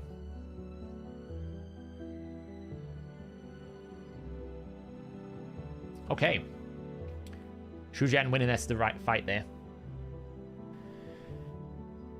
Yes, but keep in mind affinity is a big issue and it has to be the A2. So in terms of like a single hit capability, yes, it's stronger than an E3, but an E3's got a passive revive, so any ability. So it's like there's trade-offs. I think Eva is very good for Hydra more than anything else. Yeah, the thing about Garrel is for every 1% of HP is 1% of damage. So if you can set the Garrel up at 1% HP with 5 buffs, it's a very, very strong hit. It's just very difficult to enable. Like, I'll try and run it again here. I'll try and run it back again to see if I can do it. It's just very hard to get it in the right window. It's a bit like Leorius, where Leorius is very good, but he has the passive unkillable, whereas she needs to use the unkillable on the A2 to make it work. So you have to like try and find the right window to set her up. A lot of the times people will use Garrel's A2, then Metamorph, then A2.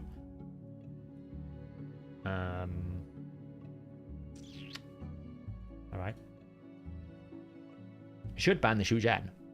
People are not banning the Shuzhen when they should. Like, they keep not banning the Shuzhen. I'm like, you should ban the Shuzhen. That's the one that's causing you problems here, guys. Because now, if you've got Bolster, you're in trouble.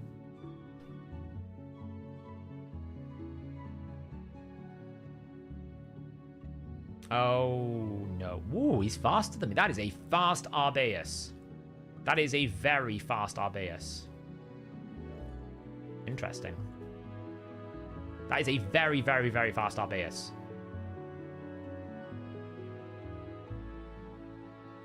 Well, I might lose this.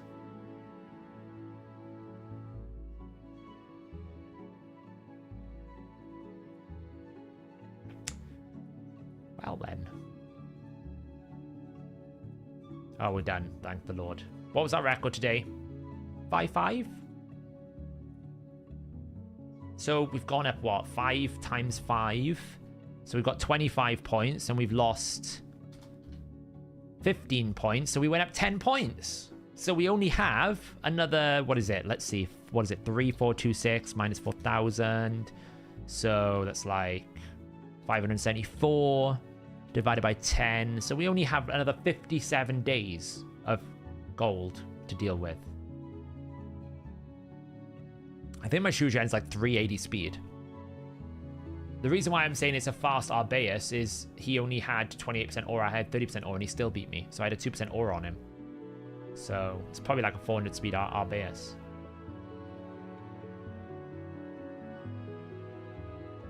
So, no, I don't have a Crixia. I don't have any lockout or reset beyond Renegade. That is the extent of my lockout and reset. It's yeah, it's frustrating. I don't know how these people have done so many fights, like 6,000 fights. That's brutal. Where is Mr. Drock? He's 2,000. Not bad. Panda's here at 3,000. I'm climbing. I'm getting there. It's taken me a while, but I'll get up there. I need to be in 4,000 points here, so. So many people in gold 4. Looks crazy. Insane. Whoa, what's gone on? Holy moly. Uncle Ron's gifting 20 memberships. Wow. Dude. Thanks. I really appreciate it. That's crazy. Thank you so much. Everyone who has just got a members, congratulations. As always, if you are new here, you can join the Discord. If you link your YouTube with the Discord profile, it'll automatically give you the role to get access to the members only area. Thanks so much. That's really, really kind of you. So much. Thank you so much. Oh, pushing buttons when I shouldn't be here.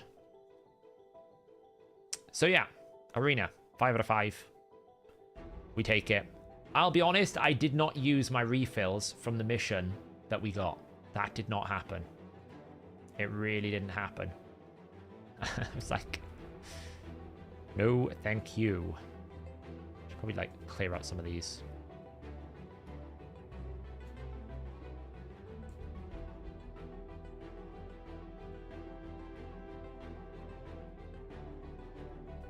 Sometimes a mythical 8-piece speed can work well if it double rolls. If it doesn't, then it's a sell, you know?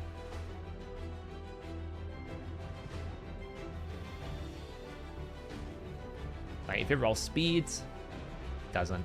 Okay, well, it's a sell then, isn't it?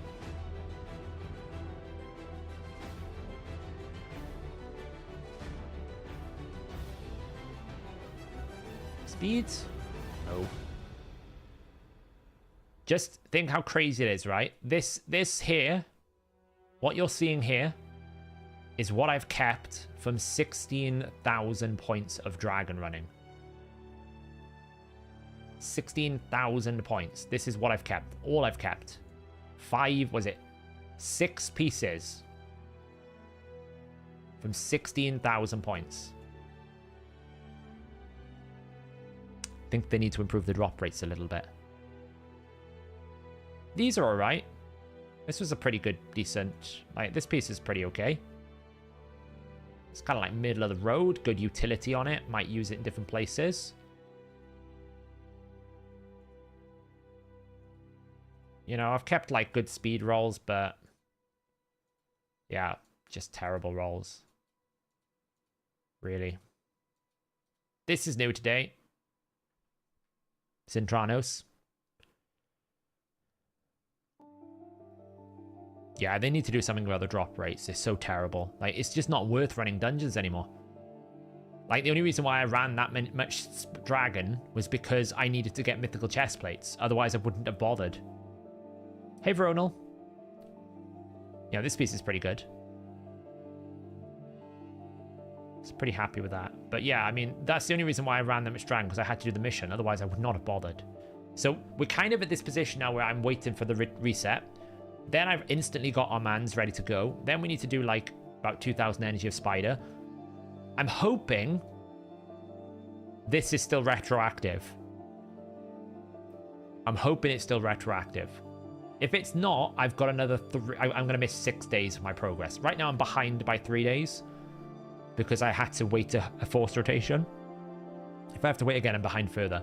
But I'm hoping this is retroactive and still, then it will still count. I'm hoping. Otherwise, I'm in trouble. Then I need to just craft 2 rank 6 mythical artifacts. I do have 173, and we will have the ability to go chase a few more. Like I can get some here.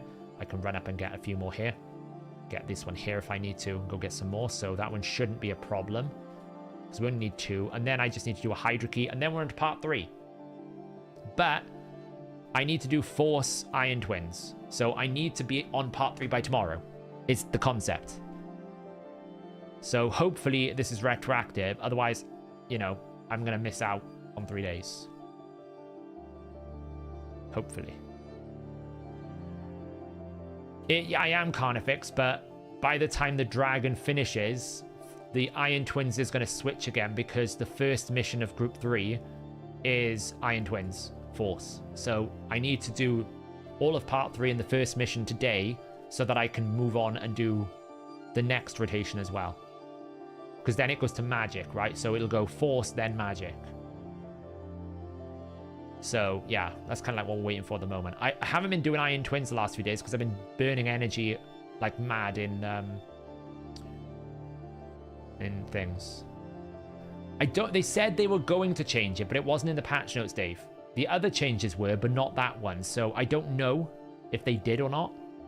It's because it's all server side. We don't really know that sort of stuff. So,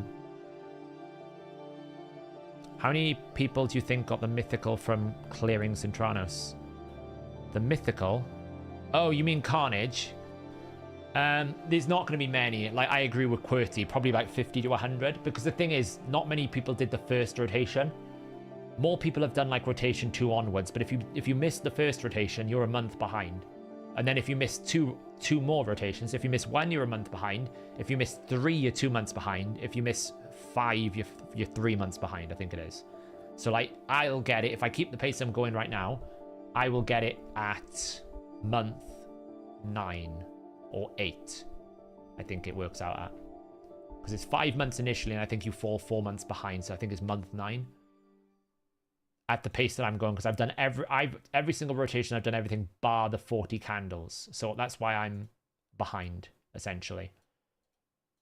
So, you know, I've chased this one. This one, I think, is going to actually be quite nasty for a couple of people.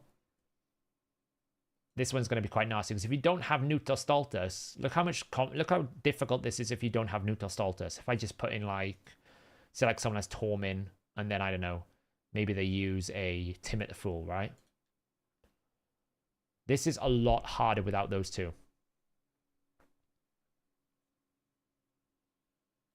Polymorph the Spiderling.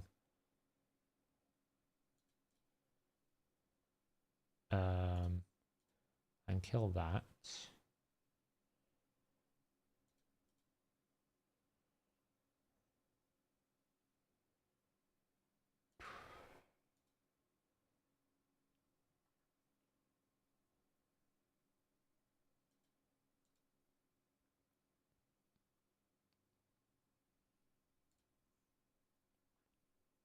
See what I mean? There's no cleanse here. There is no cleanse here. So without the Newt and stuff, it's going to be very hard. See, you almost have to nuke the Spiderlings and just accept that you're going to get poisoned.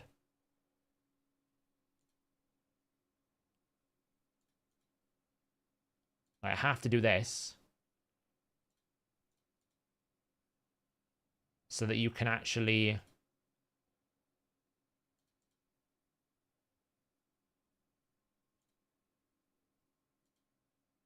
somehow survive. But even now, like, the amount of poisons I've got on me, it's going to be very hard. I actually think this is actually kind of nasty to do when you don't have Newt or when you don't have the Newt or Stultus. I can probably just about do it with the Drang, but you see, like, it's not great.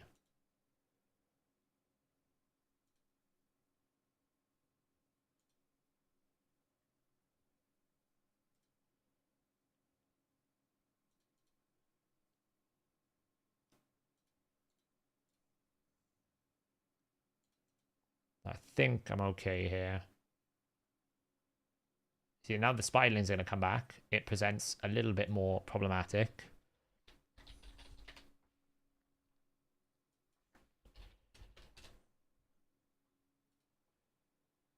We can do here.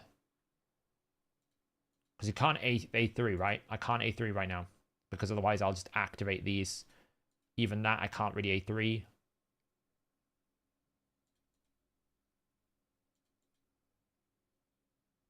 And he is layering up the poisons like this. Probably we can do that, but it's going to cause counterattacks. See? And this is going to heal the boss. So yeah, it's kind of nasty. Like, I've done it because I've got the newt and the...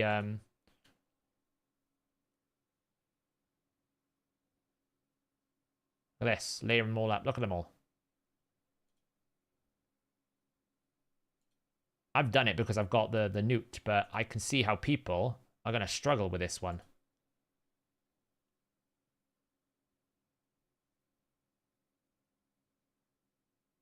I think it's kind of nuts that they've put this as a key one. It's kind of insane. So I don't really know what they're going to do. I don't really know what you can do. Like, you could, I think probably one of the good ways to do is you would drop him and you would bring him maybe and just try to stun them.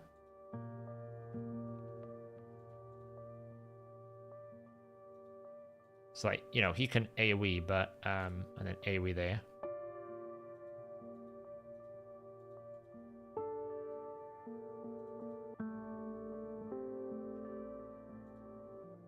I shouldn't have extended that. He's gonna probably get himself killed. Well, how crazy that is, you know? It's the poison stacking because there's no cleanse. There is literally no cleanse. So you have to either kill the queen very, very quickly and try and heal, but when there's no cleanse, it's like, what do you do about that? So what you probably should do is do this. Get a heal, continuous heal going for people. Do that. A1 here to try and lose some poison stacks. Then that to build a shield. Then you can burn. And hopefully you don't die.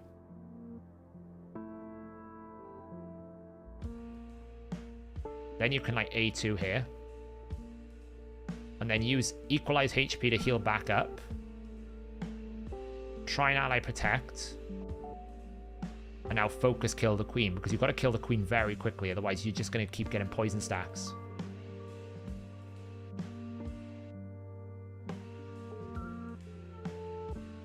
I think that's what you'll have to do, is try and use miscreated monster. And then, like you can see, just like keep whacking the boss.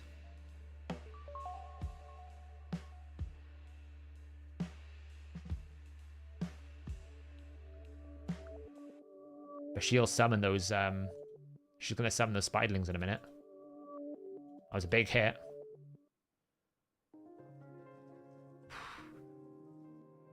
Nearly got her.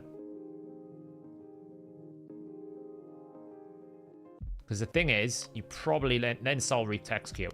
So now, we're alright. So yeah, it's going to be pretty nasty if you don't have some of these big damage dealers. But Miscreated looks pretty okay. We can take loads of poisons here, it doesn't really matter. I mean, I suppose it does a little bit, we don't want to take too many of them.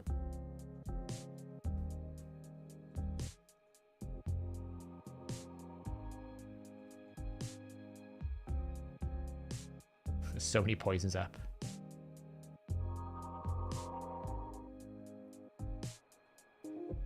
There you go. So you can do it like that, probably. But yeah, it's nasty, that one. That one's nasty. Because there's just no cleanse, right? There is literally... And, you know, someone was saying before, like, I don't like Cintranos. This is what I don't like about Cintranos, where the mechanics of Agreth is about managing your poison. So either you bring someone who's immune to poison, you either cleanse those poisons, or you have a lot of healing. And it's like, well, remove debuffs. I've no one. Melga does like one random ally on an A1 some of the time. It's nowhere near enough to remove 4 poisons. Okay, so you think, okay, fine, what about heal? Well, I've no healer apart from, I think this heals allies by a little bit. Like 25% of the A1 damage, which is not a lot. So there's like, well, I have no heals, I have no cleanse. So the mechanics in which you play Agreth are completely, like, you can't use them. Transfer and debuffs, there's no one.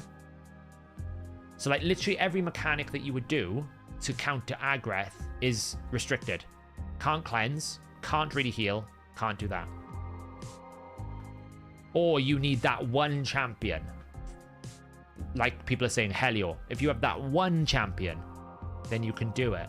Now, luckily, Plague Home, the difficulty from the stats wise is lower. But if that was in Soul Cross, I'd be like, this is ridiculous. Dark Fae is also quite tricky. I've seen some people say this is hard. I kind of did it with less.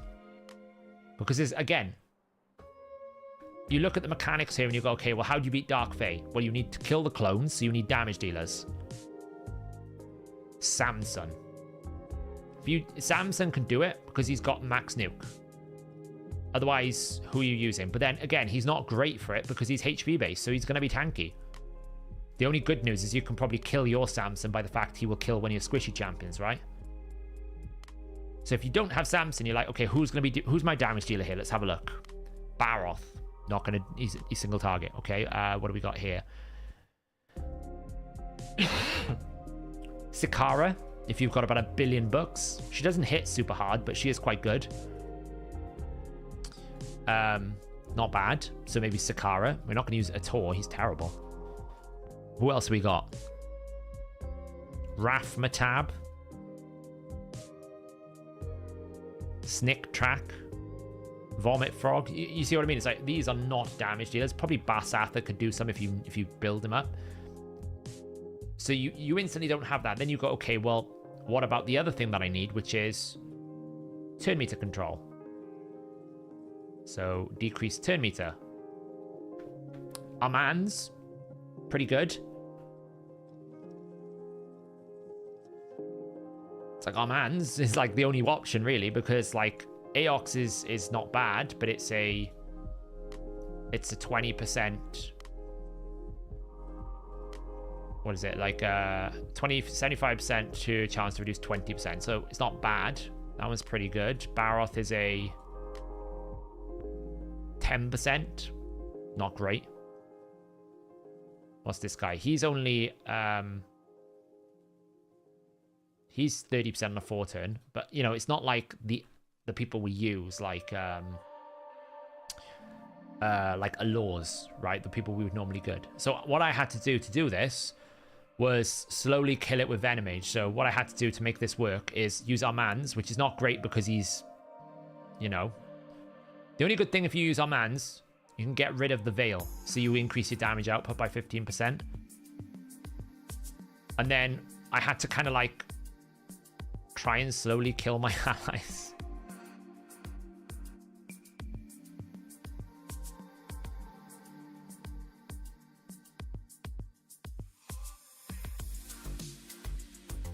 To be fair, I could build him in more turn meter than I have.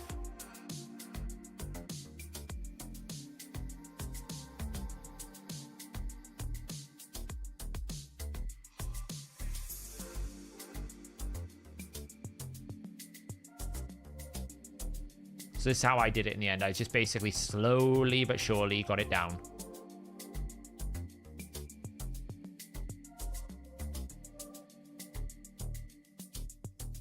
Armand's is kind of helpful here.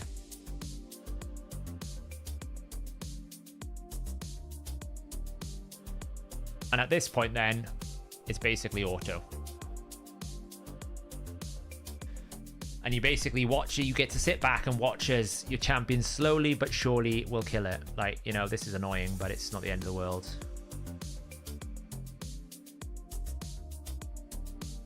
Just take your time.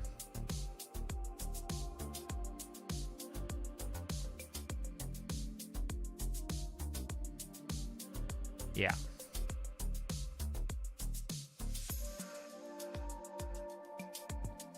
I think the way to do this is basically less is more. Bring less heroes, like less champions, so you have less clones to kill. And then it's easier. Brimstone helps here a lot as well, yeah. Yeah, without our mans, this is quite hard. You know, Krokmar would be great, yeah. You have most trouble with the Scarab King. Oh, you mean the one in Dead Rise Reapers? Who'd she clone? I don't really know who. It must be the one with the highest crit damage, yeah. It's probably the one with the highest crit damage. It normally does either the highest attack or highest crit damage when it targets them.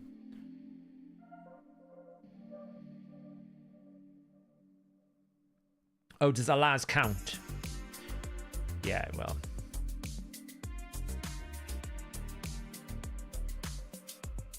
It's not crit damage. It's probably either highest attack then. Some areas they'll do highest crit damage, other areas will be highest attack. But you can see, I mean, I basically did this when I made a cup of coffee and came back and it was done, so that's how I got through this.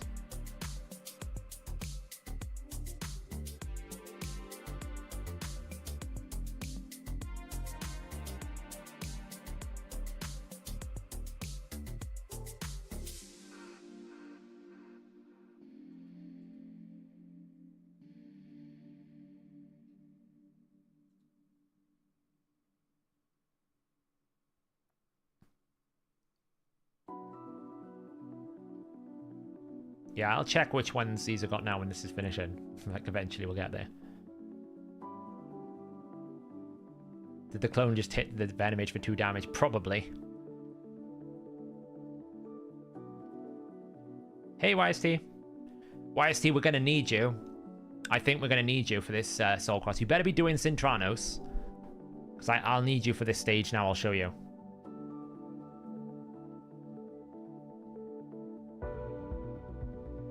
We're getting there.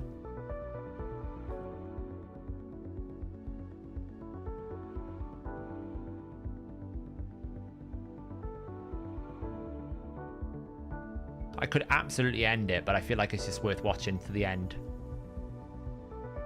Ooh, 10,000 he crit then.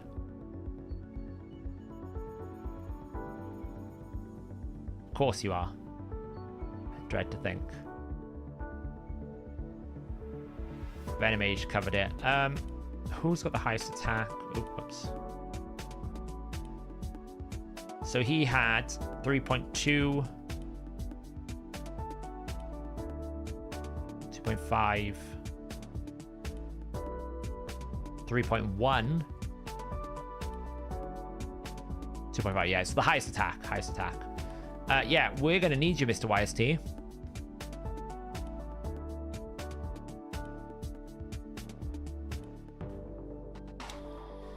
The community requires you to revive the doll.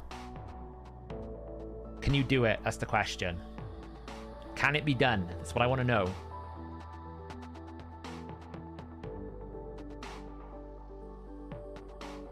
Can it be done?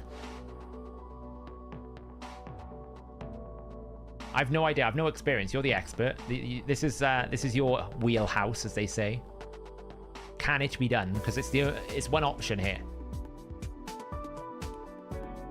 Because I'll be honest, this is lacking damage. We are lacking damage in this one. We've got max HP, but it's not the best max HP. I really do not want to build this Shitalis guy. I don't want to build him. Just to beat up Sand Devil. But he seems like the only other damage dealer I can do. I guess. Maybe I should build him. It will be done. There we go. Look. YST's going to save you all with the Cornelia. I have no idea how it works. The other way you can do it is this. Probably with that. And then bring Strengthen. Because is there even a heal?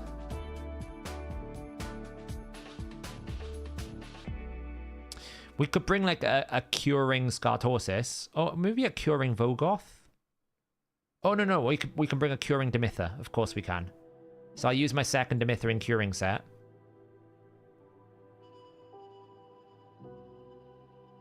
And then we can force the sleep, can't we?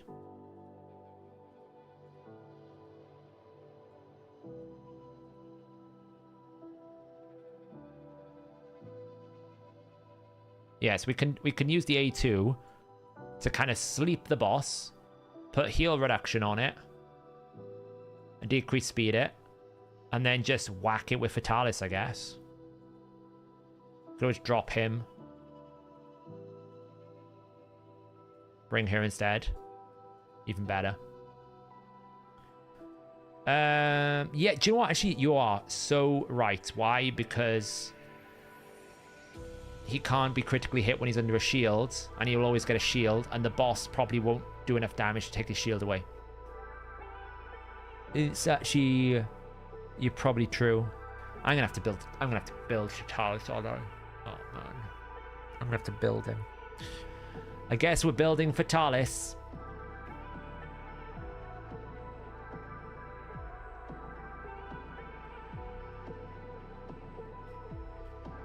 Although I will say it's probably quicker to try and bring like Cornelia with it, just to speed it up, like actually build a team. It's probably better. Just build something like this. I don't know, you build last. That to restore max HP. Because the thing is, he will suffer. He is going to suffer because he's he's HP based. So max HP is going to hurt him. So we do need to deal with the destruction of HP. So we probably need to have like a curing Demitha or something. The reason why I'm saying Demitha is because her A2 is such a massive heal. It will restore huge amounts of HP. So it's very, very good. So that's probably the team to do it. But this is going to take a while. It's going to take a while. It's going to be a slow grind. Wow, exactly. I mean, I didn't want him. I had no choice, though. Because we needed the tokens, so... This one looks better, this rotation. There's more access to, like, more powerful legendaries. But just trying to get enough hits is going to be hard. You're going to kind of need Raglan. Like, Raglan, for me, is kind of MVP here.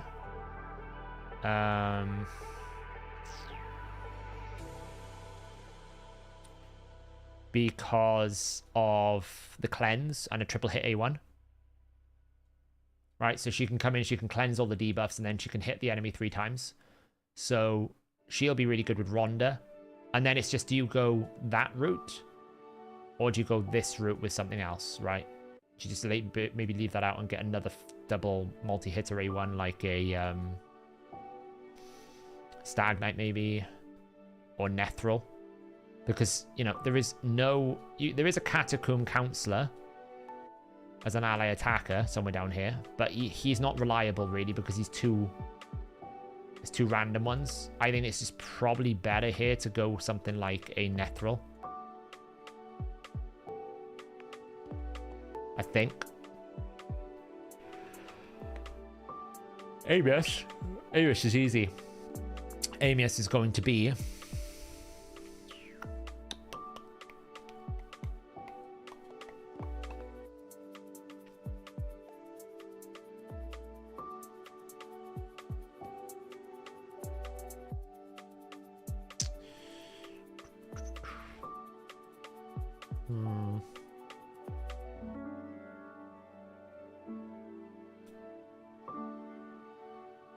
probably that.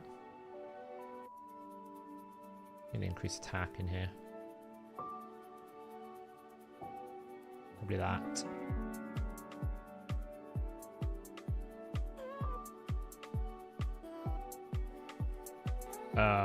And then the last spot is either going to be a Garrel or it will be the second Whisper.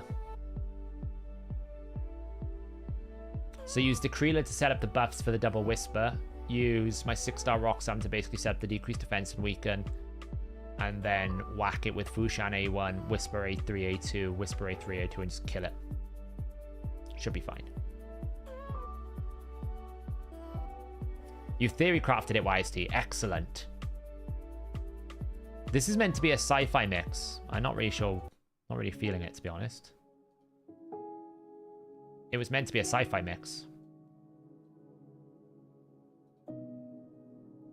So yeah, Amius looks fine. I think there's many paths to victory in Amius this rotation. You've got like plenty of heal reductions if you want to go that route. You know, you've got Venom Mages back, you've got Vomit Frog, you've got Ironclad, you've got Beardel's very good, Frostbringer, Vargal, not bad. Or you can just go the Brimstone route and solo it that way. That works as well. I think there's just so many plentiful options here. I don't think it's a concern at all. So, you know, the other key bosses are fine, like Cold Earth and Hard Spider. It's fairly okay. Cobble Market. It's fairly okay. This, I don't even know what we're going to do here. I have no idea what we're going to do here. Well, remember, max HP is only 5%. So it's not as good. I made the mistake on my video. It's only 5%, so it's not as good. This, I have no idea. Honestly, I think maybe you have to build either a Hordin or a Gerhard. Like, how the hell do you kill a double Rhoda Siphi Ultimate Death Knight Necret wave with Hordin Necret?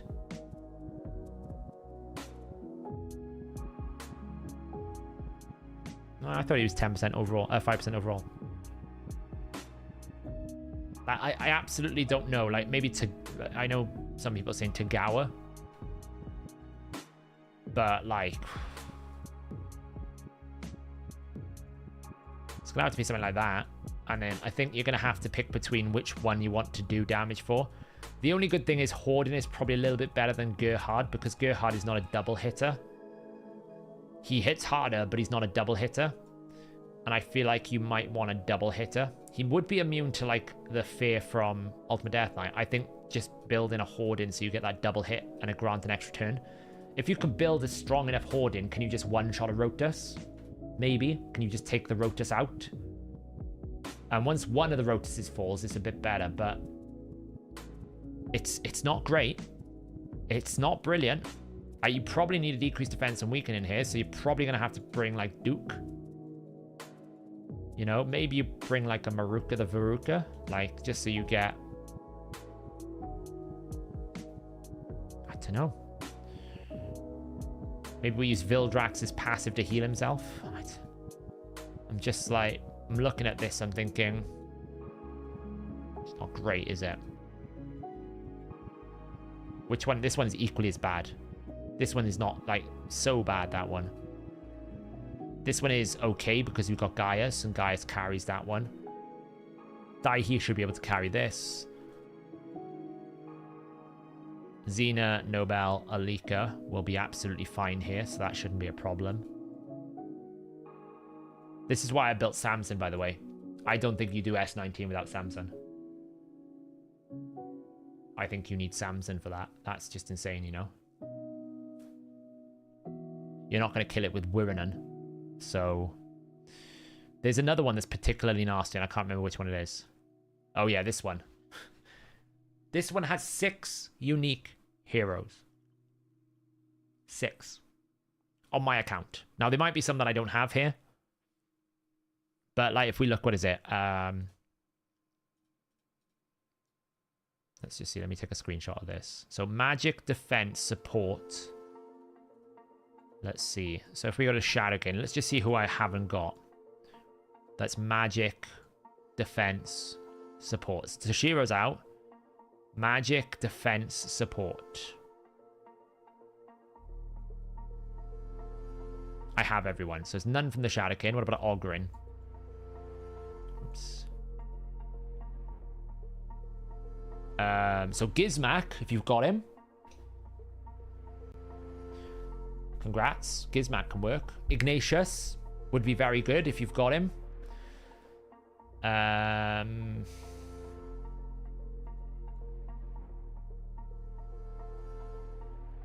Yeah, that's that. And then Lizardman is the last one. Oh, look.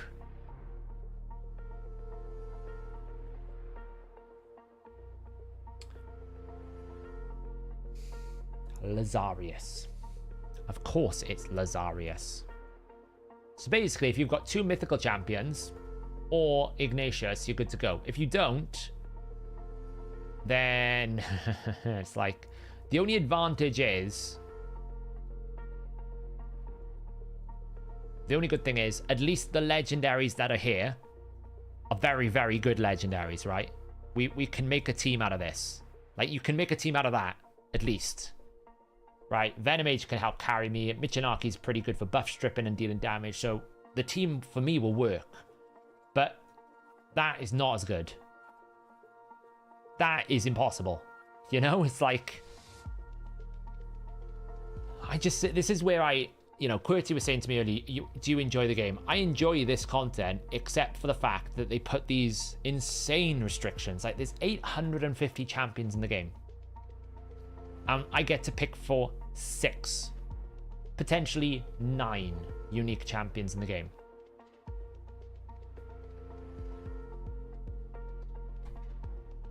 You know, it baffles me. This one should be fine this time because... I mean, I say it should be fine. Theoretically, this should be fine because we can do a lot of instant bursts to the spiderlings. We've got a lot of multi-hitting. Like, we could probably bring Rhonda instead. In terms of killing, we've got, like, a Geo. So we can control the Spider Queen with decreased accuracy as well. So this looks much better than last rotation. This one does. Because we've got multiple hits. It's now, once you... This is, like, probably the setup. You would kill the 2 spiderlings. Then you would... Geomancer burn the queen, and then you would focus trying to hit the boss. There isn't counterattack really apart from self. Well, there's a Skull Crusher, I guess. You could invest in a Skull Crusher, or you could. There's no reflects, increased defense. There is Kira the Watcher. Oh, there's Blizzard actually. Oh, Blizzard would be very good actually. Faultless defense, Blizzard. But I've got a 6-star, so I guess we're doing Brimstone Blizzard.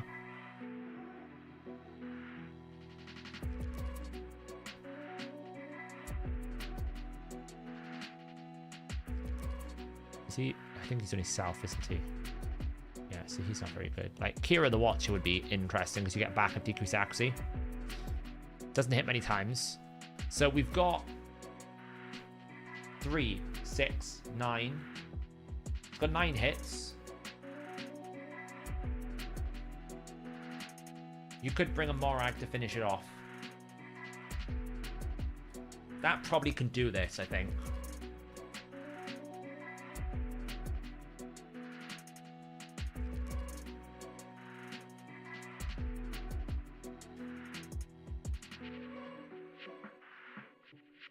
So, this could work.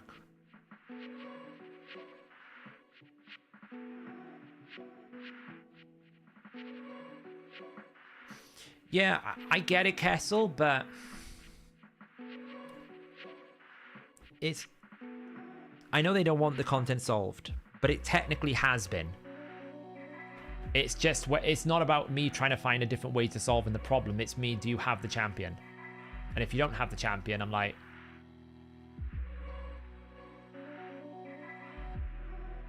You know, it's difficult. I don't think you make content super hard for Super Krakens. I'm not a Super Kraken. And it's just... I guess it comes down to, for me, like, game balance is a problem. Because the champions are so powerful, you have to make the mechanics very, like, restrictive to take the power away. Like, max HP can't be used anyway because you can just double newt it. You know? In an ideal world, they basically remove duplicates everywhere. That helps a lot. I would get rid of max HP altogether as a mechanic. I think max HP is just a path you can't balance. And then that opens up more interesting mechanics now because you can't just have a champion like Newt one-shot the boss.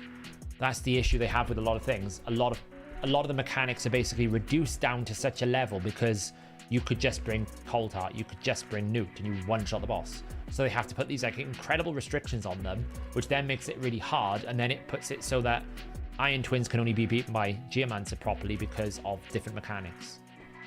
So... You know, I'm not saying that I should be able to complete these. What I'm saying is it's a bit mental that out of 850 champions, I can pick like 8 of them. That's what I'm saying is mental. It's like you basically have limited the roster to like 1%, it feels like. Yeah, multiply multiplies is a very bad game design as well.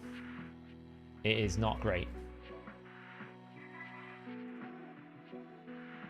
You've got Gizmak and Lazarus, you're good to go. Viral's amazing, yeah.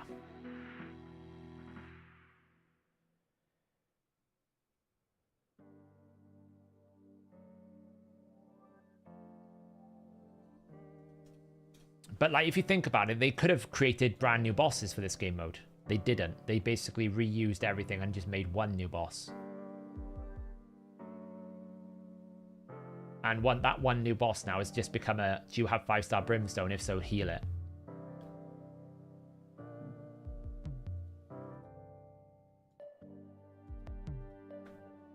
The problem is that the Cursed City, and this is the other issue I have with it.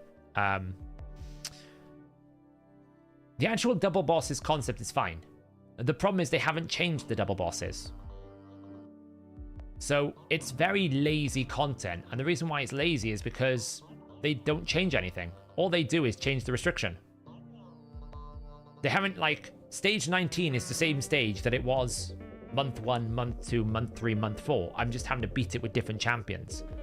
The double bosses, were, like, the way they positioned it was Cintranos would be different every month. Well, no. It's the same content, you just can use different champions. That's not different. You know, it's not like the Doom Tower rotation where physically every single floor is different. You might be seeing similar heroes and similar champions, like you'll see Torments and Siphi and Rotus, but where they position and where they arrive is totally different. Like, I'm fighting Sand Devil at stage 9 every single rotation. I would change, I'd have different bosses, and it's not hard to do. It's very easy to do, because you just change the boss. You put a new boss in there, it makes it a little bit different. Put different double boss combinations together. It's not difficult. You're just changing the IDs of the entities. Some bosses together might be a bit weird. You'd have to make sure that there's not like weird mechanics going on between them. Like if, like for example, if Iragoth. I'm trying to think of an example here. You know, you just have to make sure that they're balanced, basically. But apart from that, you can just interchange the IDs, change it up a bit. You know, make it so that this isn't Sorath. Add in a different boss. You know?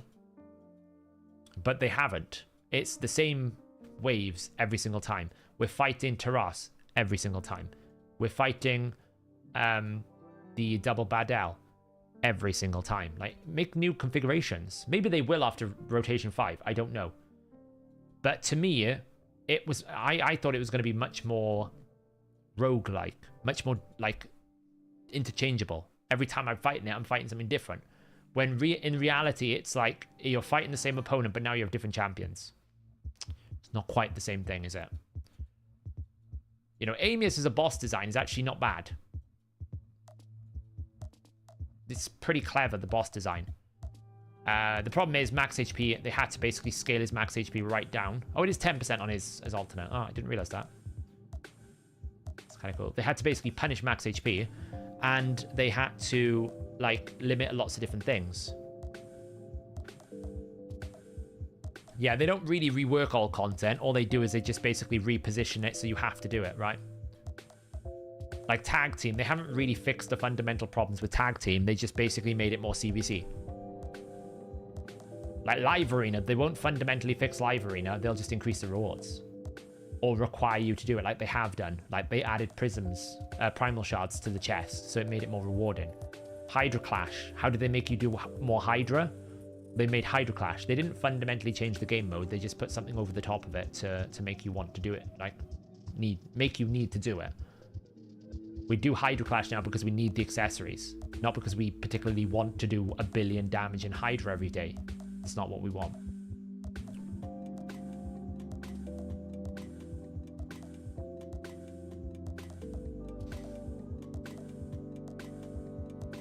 You know, what they lack in this game, and they have a great opportunity to do it, is there's not enough what I would call seasonal gameplay. And the reason what I mean by that is, like, why isn't Live Arena seasoned, themed, monthly rotational?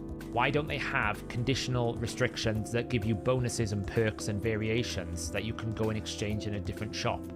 Why don't you have different ways to make it so that players can catch up with acquiring different champions? Make a legacy fusion shop where I can go and play different activities and earn legacy fusion tokens and then trade them in over time.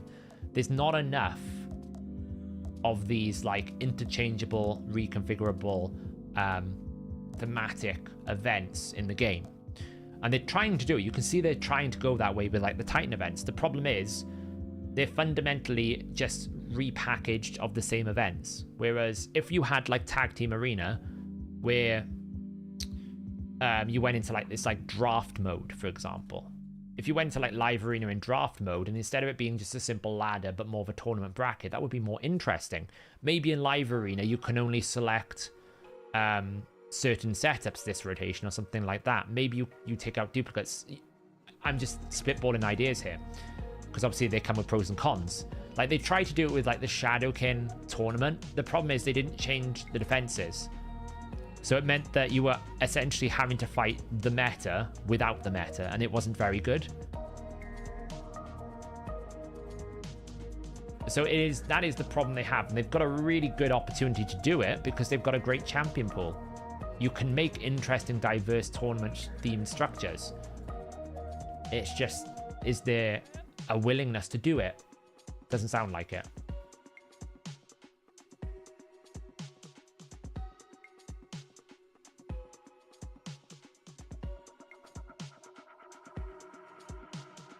Yeah, they can literally, I've said this before, right?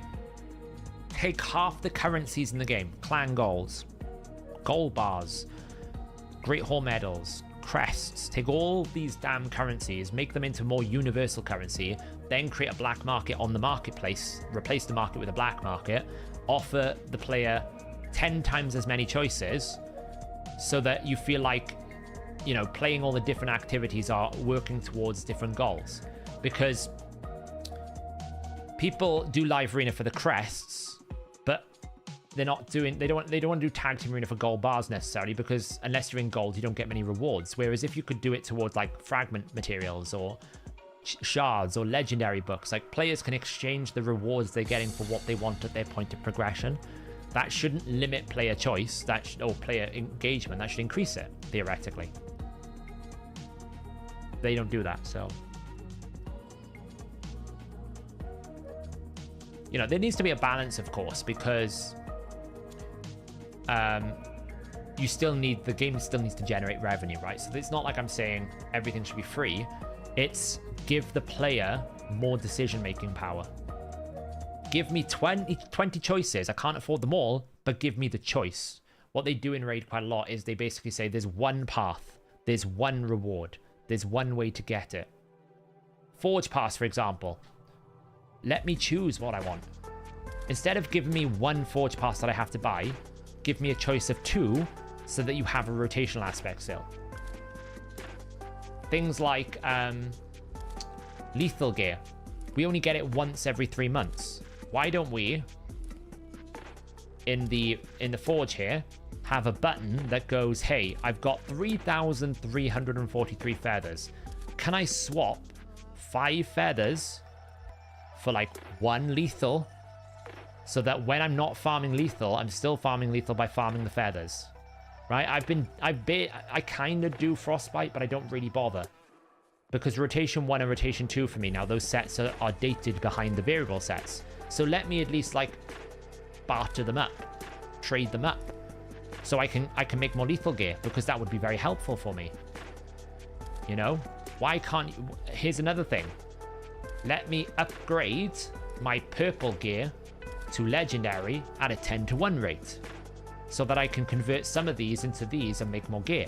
You're not necessarily like reducing your profit, you're just increasing the value of what you're selling. It's straightforward.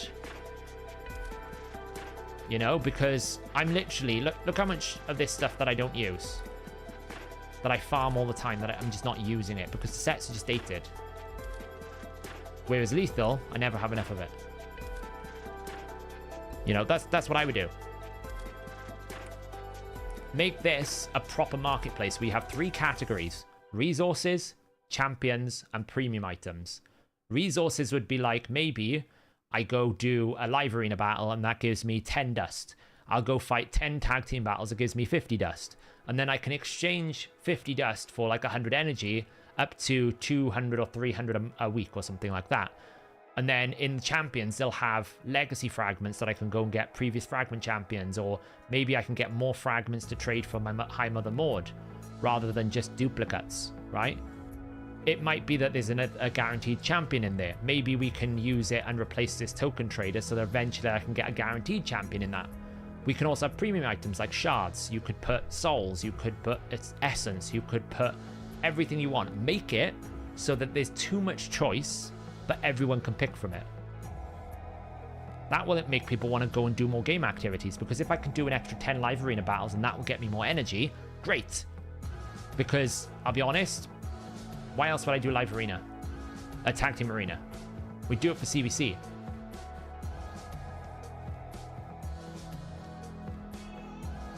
You know, that's what I would do. I would basically centralize some resources, upgrade the legacy game modes so that people can basically farm them, but then give more choice and more rewards. That way you increase player activity in those areas, but you're not necessarily making it too easy and too rewarding, because people can pick what they want. Maybe I just want shards. Maybe this month I'm really low on shards. That's all I want. I'll sacrifice my energy and all my other stuff because I just want the shards. But next month, maybe I actually don't really care about the shards. I want the energy. So I can pick and choose how I want. I'm playing the game. I'm making the choice as a player. Whereas in Raid right now, it's kind of like, oh no, you want this Chaos Dust. I'm going to give you the Chaos Dust whether you want it or not. You're just going to get it. So that's what I would do. Are we going to do that in Faultless? I mean, we've got so many plans in Faultless. It would be too many to talk about, and I probably am not allowed to. But all of these conversations that I'm having with you are the conversations we are having internally in Faultless. So, you know, we are talking about like how we improve the player experience. We are talking about, you know, what feels good from a experience and game modes. Faultless when it's ready. Leak it, no.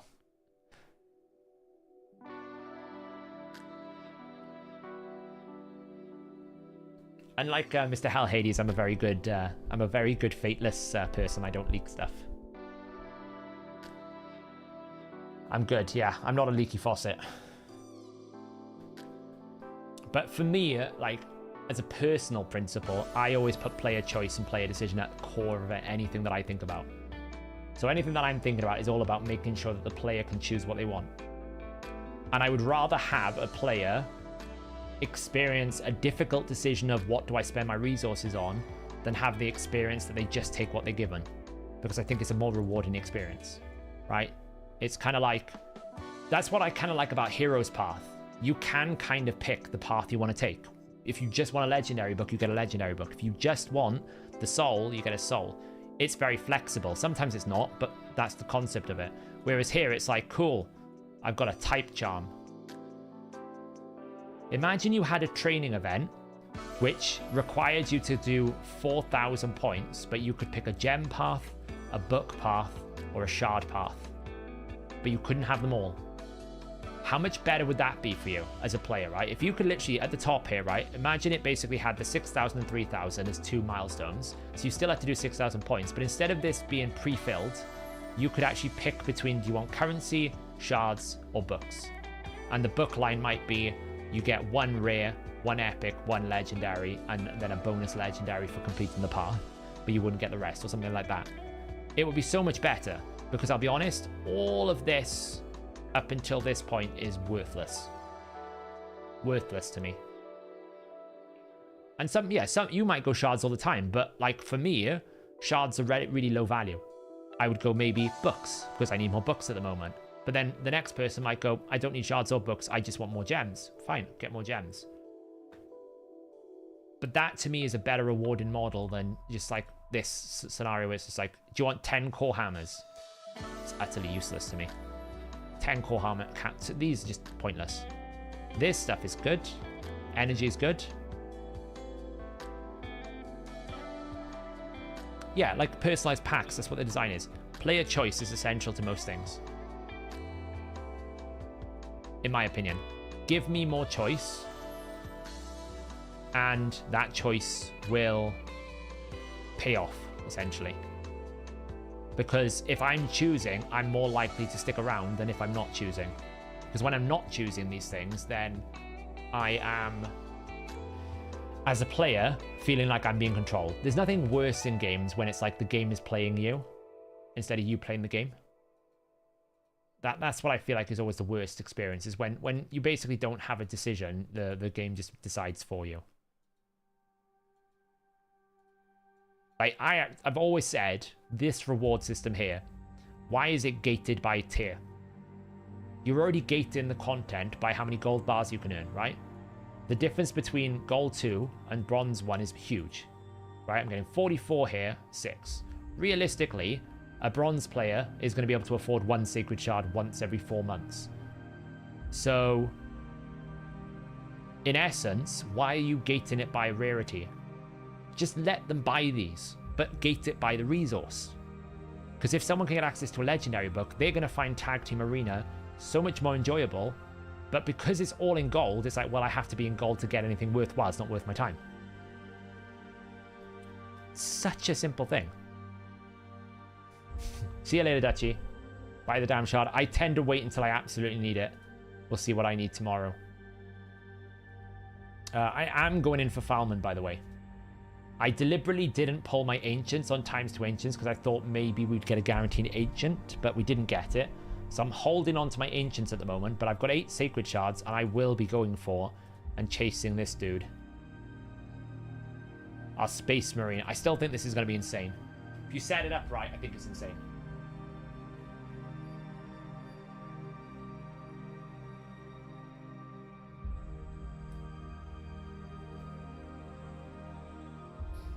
Yeah, but if that was the case, ball bag, you just basically increase the cost of the shard, right? You make what I'm saying is scale it based on the rate, the gold bar acquisition. And if you're worried about bots farming shards, then you need to do a better job at managing your bot farm. Simple. I don't know what the rumor is, whether it's still true. And the thing about the gold farming as well, bald bag, it's not that efficient to be a bot farmer there because the gem cost is very expensive. So unless you're in gold, really, it's not realistic to get 1 sacred shard. Like, for example, to get a sacred shard right now in bronze, you need to do, like, say like you get to like bronze 3 and 11. Okay, that requires you to do say like you win all 3, right? Say like you win all 3. That would require you to do 909 fights. 909. That's a lot, right? Per day, which is 20, that's basically 45 days. So what, 1 sacred shard a month at gold 3? That's not a lot. Bot farmers will not do that. It's not worth it. Bot farmers want freebie stuff, like log in, get your sacred shard. So to me, that is a fair trade for a player, because if I am a player in bronze 2 and I farmed 45 days, then I can exchange it for a sacred shard. Or maybe I want a legendary book. That feels good. All I get to choose from in bronze is a rank 3 chicken, an ancient shard, and 300 energy. And the rest is terrible. Like, there's nothing to choose from. Just let them buy it. It's not a problem. It's so restrictive sometimes. It baffles my brain.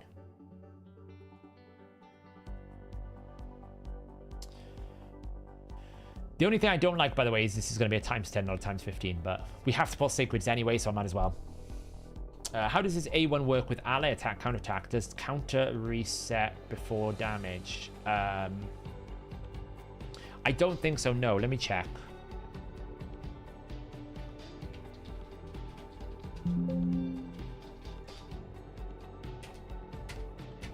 There's a lot of breath skills.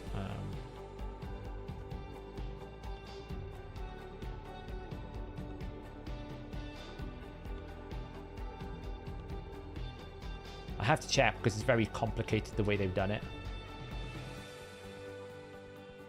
I need to see how we're generating the counter. It's in here somewhere.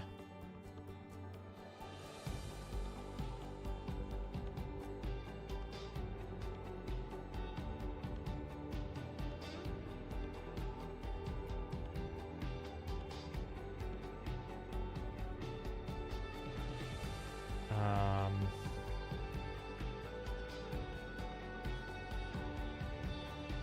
21.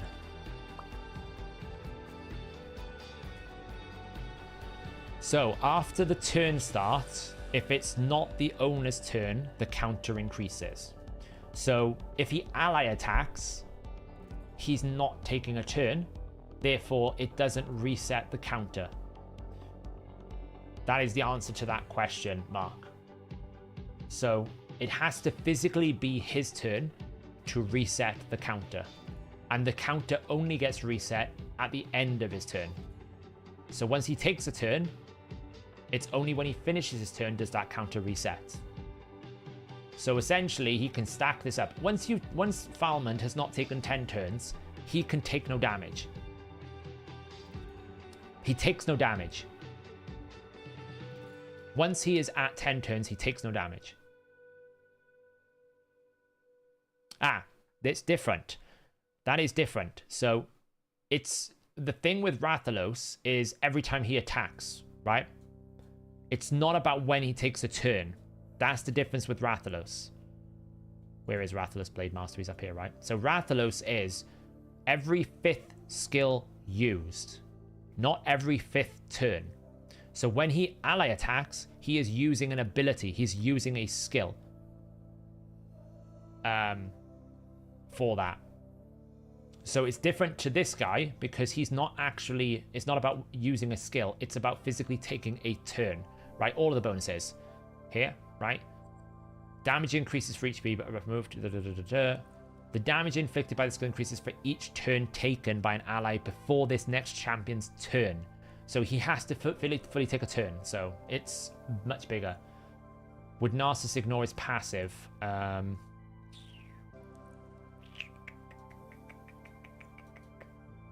Let me get the reading out of it. I gotta remember these things. That's Jorgid.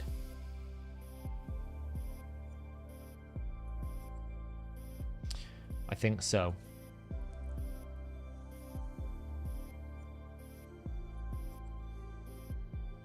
Yes, it would. Narcissus will ignore that. Narcissus would ignore that, yeah.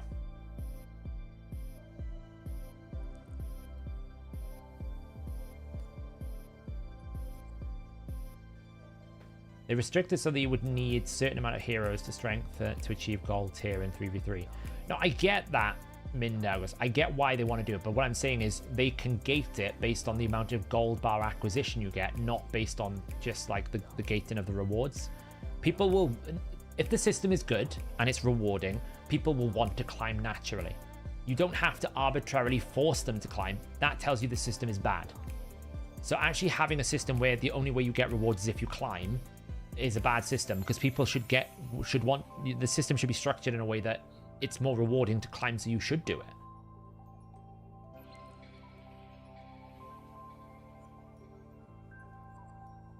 So, you argued with Murder Inc. about Saffron. Okay.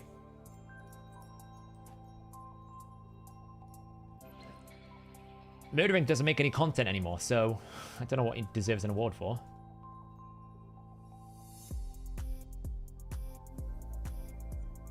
Murder Inc. went over to Diablo 4, I think. He kind of, like... I think he kind of ran out of steam with, like, things to do because the game did run out of, you know, different generation.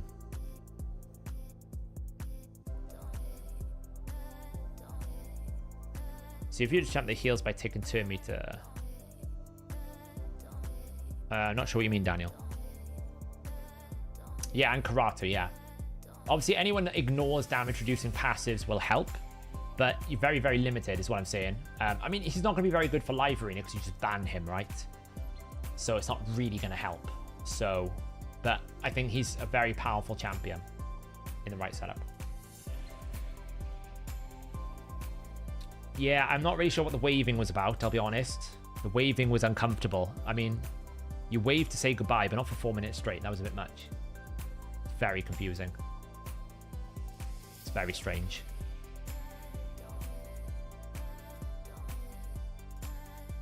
Get rid of the red dots. I don't see them anymore. I don't know what everyone's red dots is about, you know?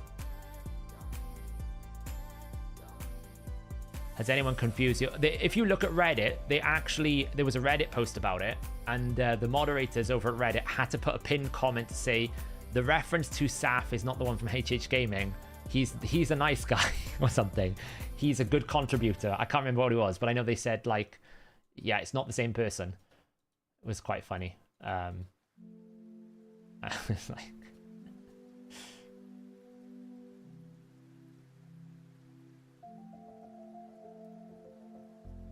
It was just weird, honestly, yeah.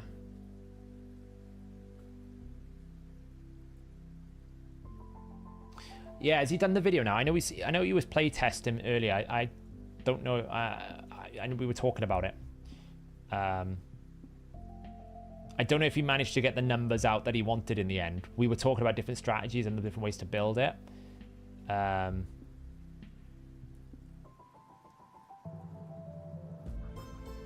I think he can be built right well, so.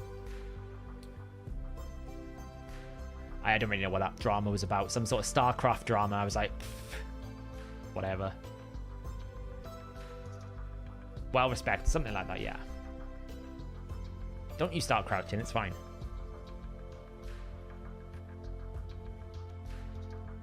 I mean, in the end of the day, like, we didn't respond to it because we didn't really feel like it was worth it. Like, the award show that he did was in 2020 and 2021, and, you know, nobody was doing it at the time. Congrats, fair play. The rap video was really cool, great contribution to the community. Nobody's dismissing that, but it's been 3 years. And Plarium have, to be fair to Plarium, they've invested an awful lot of time and money into upscaling the production of this into more than just a YouTube video. It's a full-on event in-game. They, you know, Nubs has gone out, and obviously, you know, it looks like he's part of something, whatever's going on. So, fair play. I can't imagine they just, like this conspiracy concept that Plarium deliberately, like, coordinated with Nubs to steal the ideas from, like, I can't see it. Like, Plarium probably forgot the awards even happened. It's a different company. They had a whole war between, like, this is how crazy it is. There's been a whole war and a complete reworking of their office space in between the last time the award ceremony happened and the current one. So honestly, I just don't, like, you cannot claim ownership about, like, wearing a tuxedo, and, like, it's just madness. So honestly, I think fair play to Plarium for trying to do a community-driven event. Everyone is critical all the time at Plarium of saying that they don't do anything for the community, don't care about their players. They've got an entire month dedicated to the community. So to be fair to Plarium, you can't really have a go at them for doing this. But the other thing I would say is towards the end of his content creation thing about, like, 2 years ago, he kind of stuck the knife in it and burnt the bridges with Plarium anyway by basically accusing them of, like, ruining the show and not wanting to work with him and all this and that. I'm like, well, if you're going to burn bridges, they're not going to come to you for advice and guidance the next time they want to do something, are they? So, you know, it is what it is. It was funny. It was basically, there was 3 comments. The comment one was, this is not really a good video at all, as in, get help. What are you talking about? The second one was, I don't know who this person is because he hasn't made a video in Raid for over a year. And the third one was like, is this the same staff from HH Gaming? It's like, no, it's not. I am not that person. That could be very awkward conversations in HH Gaming if I suddenly come out and accuse Nubraids of stealing my ideas. Which I wouldn't do, of course. I'm joking. I'm joking in case anyone questions me. So...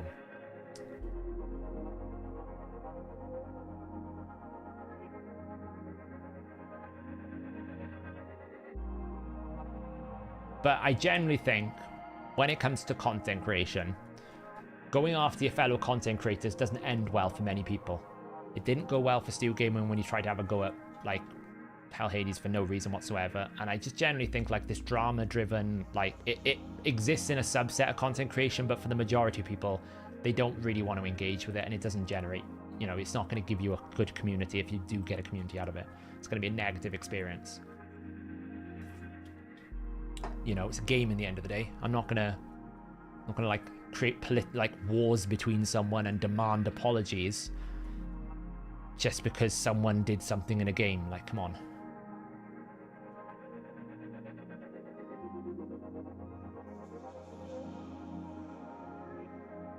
So apparently for week 2 of part 3 of Marriage, you have to hold your clan go from quest until Friday after you complete Magic Iron Twins. Probably.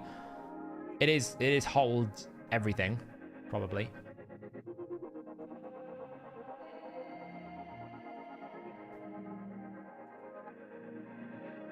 Just wondering if Zero Speed Falman and Cardio for Ally Attack would be strong versus Corrupted Alliance. Yeah, I mean, the fact that this ability basically always works against anyone from the Demon Spawn, Undead Hordes, Night Revenants, and the one more, Dark Elves, is very strong, right? Because anytime he uses this, he's actually going to use this instead. This is really strong. So yeah, the only thing is you kind of need to let it take a turn. So you are going to have to build a very slow team. You want the enemy to like take some turns because you need to build up the damage. Otherwise, he's just not going to do enough damage, right? You want to basically ally attack when this has got about 5 stacks on it. So you get the big oomph. That's what you really want. So hopefully I get him. I don't think I will. I haven't been able to get a faction unity champion yet. I'm surprised they didn't do a prism system because they normally do a prism shard when there's a Sand Devil tournament. I'm surprised they didn't, to be honest. But there you go. How does Affinity Breaker work? So Affinity Breaker essentially halves the weak hit chance. You have a 35% chance to weak hit. What Affinity Breaker does is make that 70% chance. It's essentially what it does. Do you need 100% crit rate? Only if you're going to do damage.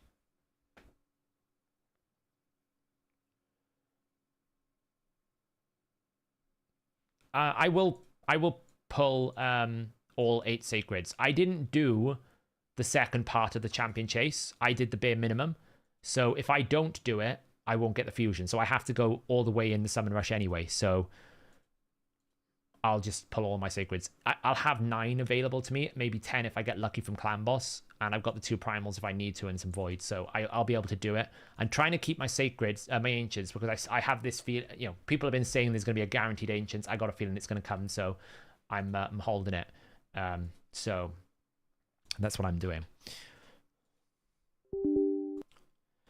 Does critical heal scale of crit damage? No. Critical heal is a flat 50%. So if something is a critical heal, it's just 50%. There is no way to manipulate it. It's a flat bonus. Unfortunately. That is the reality. You got Mikage in the champion chase. That made it pretty easy. Yes, nice. Mikage. Yeah, Mikage is very big. I actually didn't book my Garrel. I didn't book my Garrel in the end because I'm waiting for a personal CVC because this is so many books, so many points in a CVC. So I haven't booked my Garrel yet. So shouldn't I have 60 fragments? Don't think so. Oh, I haven't done the training yet. So I'm down 10 fragments. So the training will put me up to 65. And I missed 10. So is there there should be 75 fragments available, right? For everyone.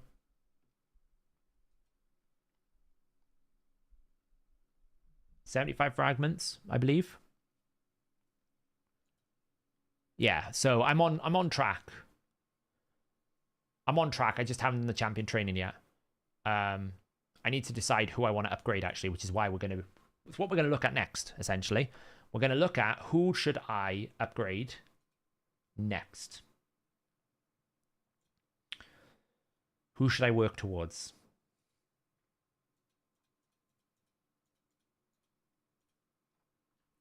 Which is, you know, fun decisions.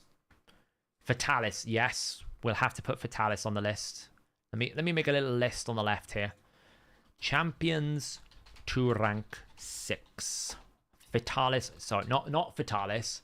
Shitalis, Blade Master. Because apparently we're going to need him. Might even need him tonight. Pulled Wall Master. Ah, you are... Honestly, Wall Master and the Fusion is like a Hydra starter pack. You can build any team to be successful in Hydra with those two champions, I feel like. You get decreased attack, block buffs, decreased speed, increase attack, and weaken. You're so set. All you need is to add some utility and damage. It's so beautiful. Like, the two combos of those together is so, so good. How many... You've got 76. I haven't opened a chest in 5 weeks. I'm on 21. I've accepted I'm never getting High Mother mode. That's the reality. Because the only way you get High Mother mode is if you skipped a lot of fusions, and I never skip a fusion, so... you know. What language is Airstrid, and how do you pronounce it? Airstrid. Airstrid. Dream Song. I don't really know if it's a language. It feels very Rohan from Lord of the Rings, right? Airstrid, Aemir, Eowyn. It feels very Rohan-y.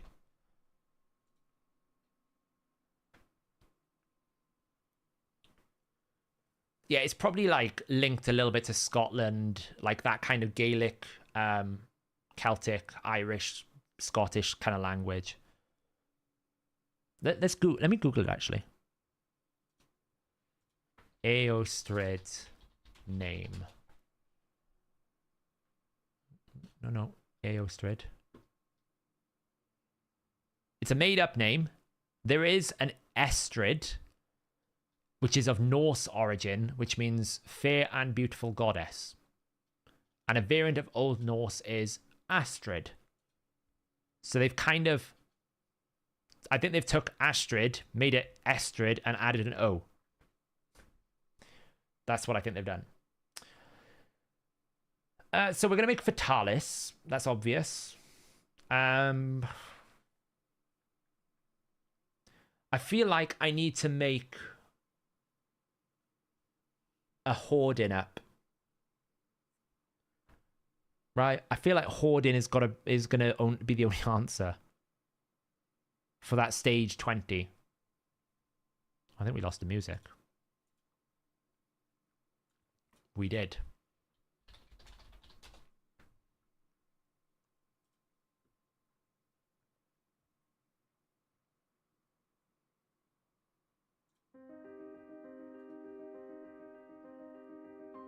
A Hordin. Hordin. Just because I think we're going to need him for stage 20. Like, I think we're going to need him for...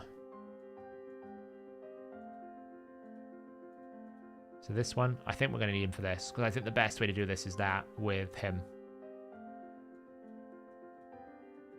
It's all faction Cryptoras. Every single one of them is a faction Cryptora.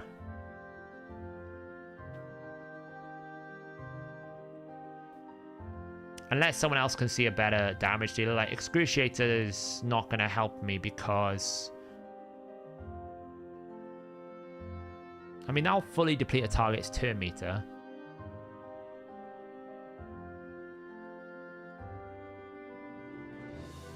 So it's an interesting option. We've got Scion. I don't really see it.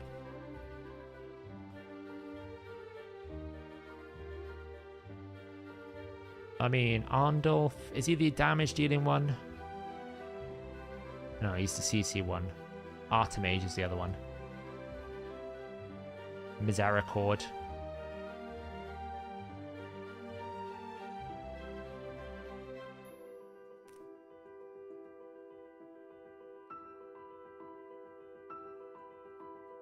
So yeah, I feel like it's got to be a Hordin, and we could always drop in a lore for like something else. There's Ultimate Garlic as well. I didn't really think about him. He is the most prevalent epic, isn't he? He's in every single stage.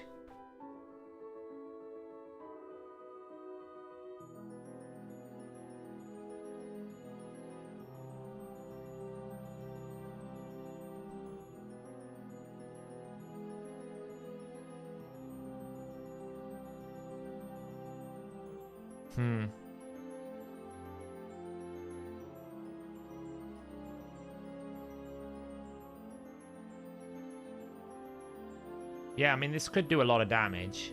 Maybe Ultimate Garlic.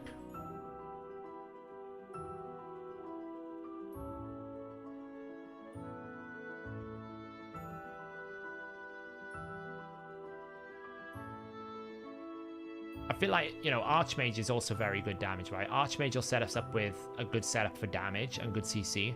He also can't be turn meter controlled. Duke can come in and do decreased defense, decreased attack, a bit of provoking. So these two are great setup. We've got Laws for turn meter controlling. It's just who do we pick as the final damage dealer?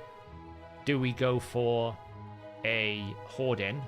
I mean, Hordin is very good for, like, self-buff into killing. I mean, what is his multipliers? He's a 3.8, a 6.5 on this one. That's a 6.5 multiplier.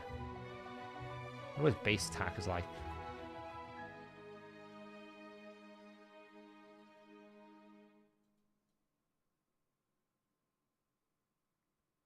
What faction is he? There he is. 1321. That's why he's so bad. His base attack's really low. Is some affinity better for this stage than others?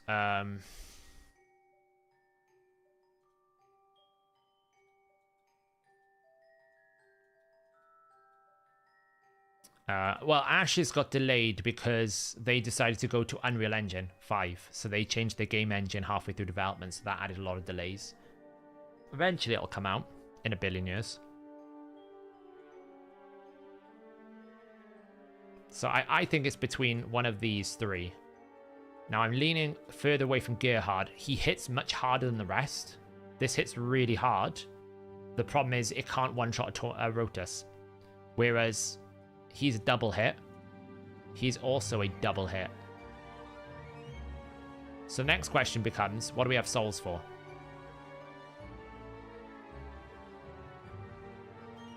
Do we have, well, we have a 3-star for him.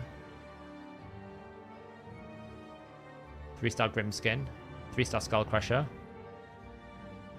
We do not have a soul for Hordin. We have a 5-star from Nalga. Another Daihi here. Hoscarol. I don't know. Can you see Pedrike? Yeah.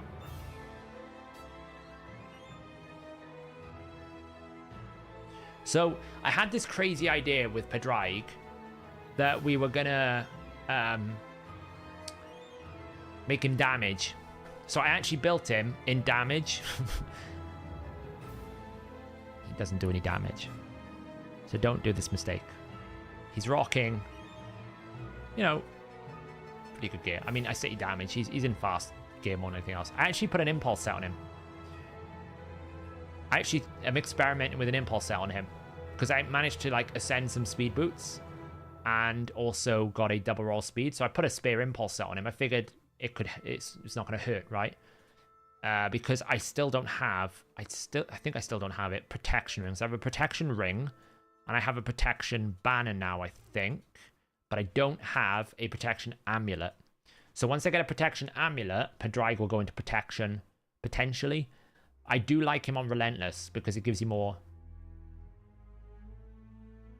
like agency. Yeah, his animations are awful.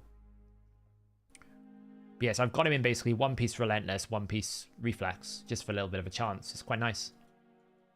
It's not the worst thing in the world. He's currently sitting in this team, which surprisingly, I was very impressed with this team. This team did very well. Considering half of the gear wasn't upgraded, this team did very, very well. And it's still not perfect because the Blade Master needs another piece of...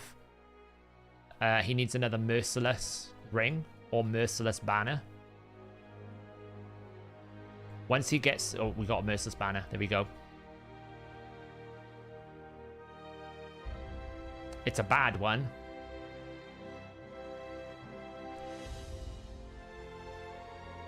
It costs us 14 speed and 688 attack.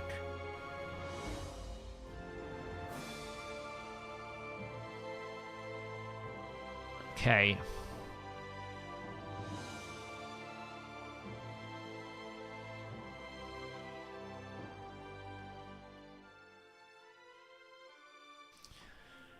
So, we could try this. I'm going to try this, actually.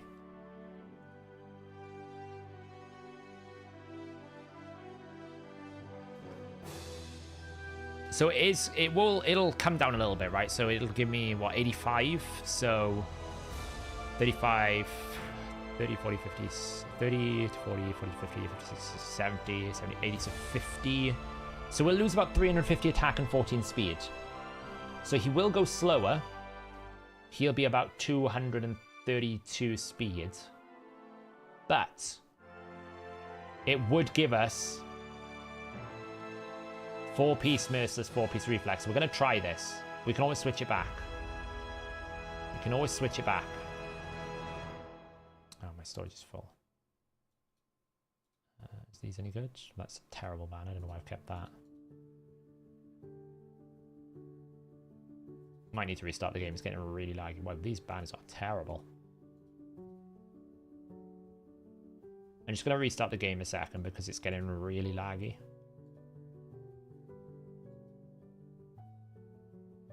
I feel like it just needs a bit of a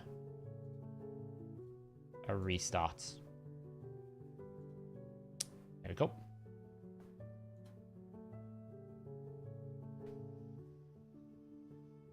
So the concept of the Rathalos build is we can't use the A3.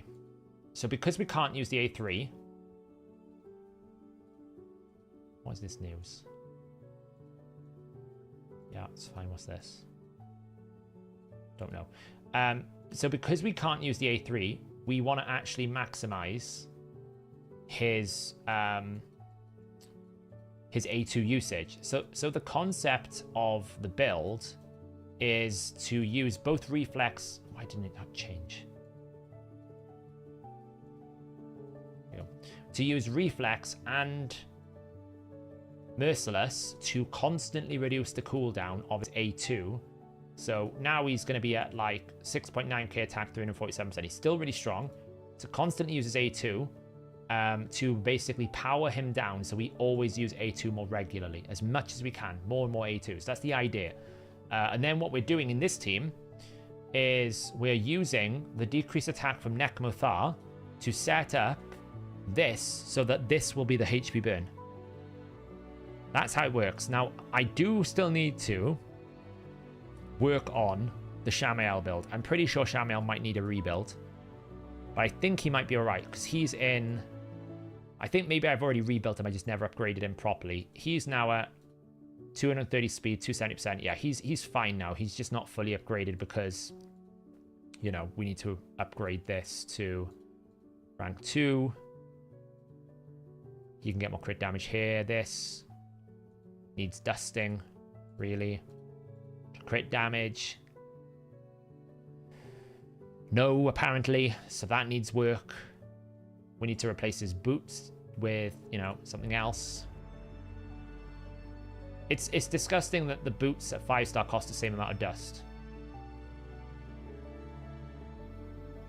And then obviously upgrade all this as well. So all of this, once it's fully switched and dusted over like this, for example, can give us a little bit more. Might as well throw in a attack glyph here. Go defense percent.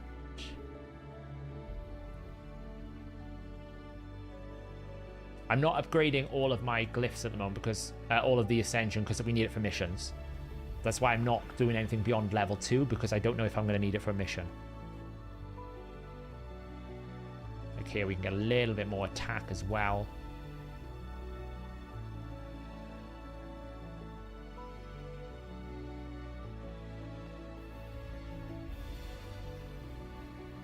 But the ring's terrible. The ring is just terrible, but until we get better merciless rings, that's what we're going to deal with. The ban is pretty good. Masteries wise, he's in. So, ironically, he is in Helm Smasher. I say ironically, there's a reason behind this. There's a method to my madness.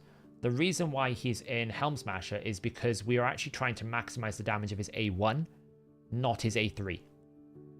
So, not his A2. So we're already going to do 100% ignore defense, but we want to also have 100% ignore defense. That's why he's also in Merciless Cruel. So we have 40% plus Helm Smasher, which is 25%.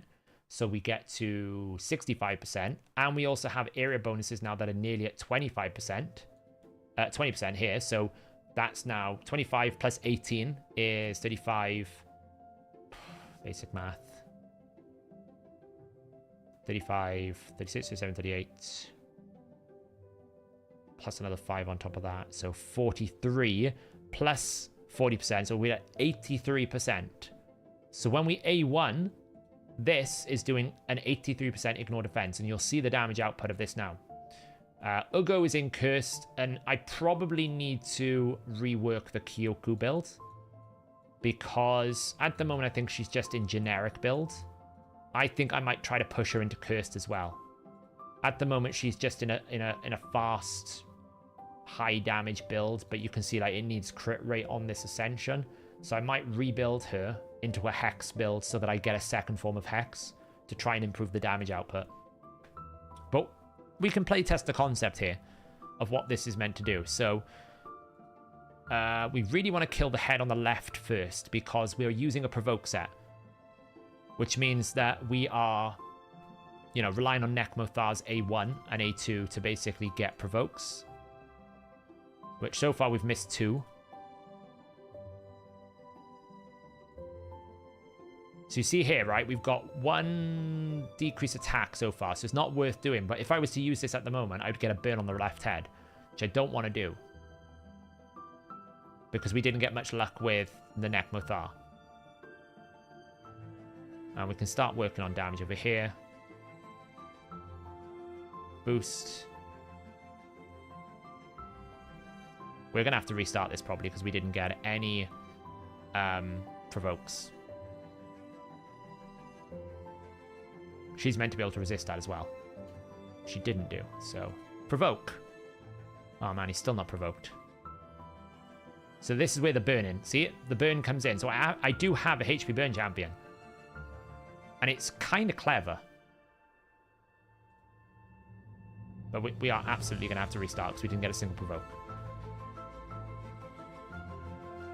Is it only 6-star from now on, G-Man? Okay. I'm just not risking it at the moment. Let's try that again. I have a 6-star Shami. I'll crush your Rend of Cruelty. So if you went Crushing Rend, his A1 would do true damage, which is probably worth it.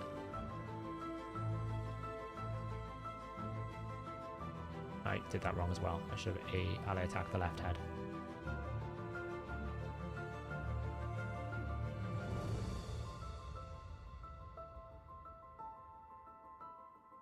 Stack up those debuffs. Boost. Decrease speed. Can we get a provoke? Oh my god. Did we get any good decrease attacks? No. It's the only problem with the ally attack is you need debuffs out before you get that decrease attack from Nekmo.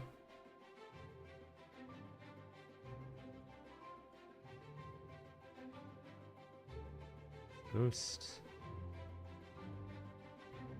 He's still not provoked. This is why I hate provoke sets. Yeah, the plan is potentially the fusion wood. The only thing is then, where's the decrease attack going to come from? So that's the only downside here, is where is the decrease attack going to come from if we're not using Nekmo. So it might not be for this team. Oh man, can he get a provoke? Seriously?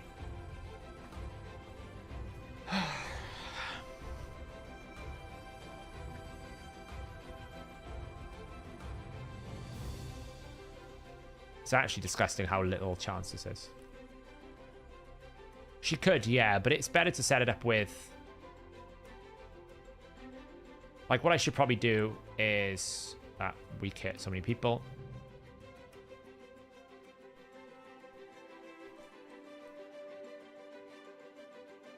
Rumor has it there is a provoke in this set somewhere. You know, when you have this much bad RNG, you start wondering if it's just... like, I've taken a piece off him or something.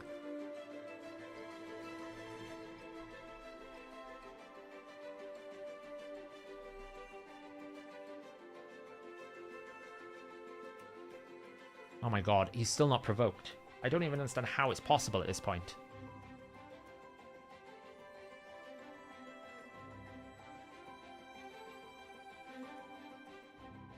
Hey, Dennis. I'm sure he is, yeah. There it goes. Honestly. Now we can start killing his head. Honestly, that was awful.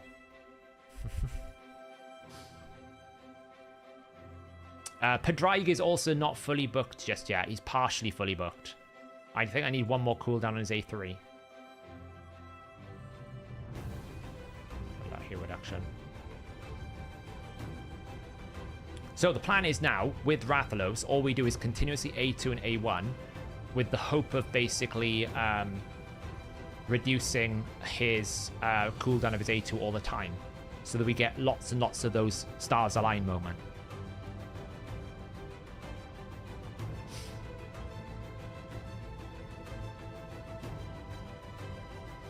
Because you can see that the damage output when it gets going is great. Kyoku's meant to be provoking, meant to be the mischief target, but she's struggling right now.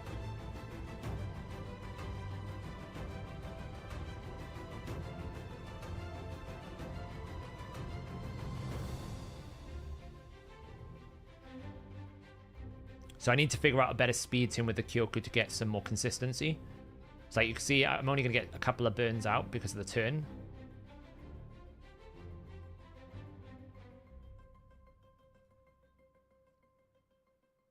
No, this is brutal, it should be, unless I misclicked. This should be brutal nightmare. Brutal Hydra.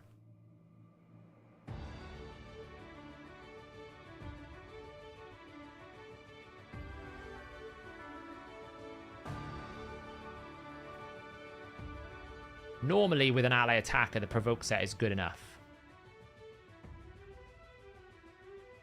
And the nice thing about Kyoku is she does do a nice amount of damage herself.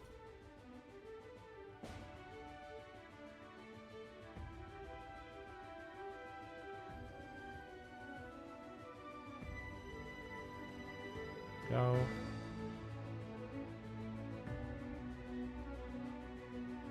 I probably shouldn't have been focusing the Torment head either.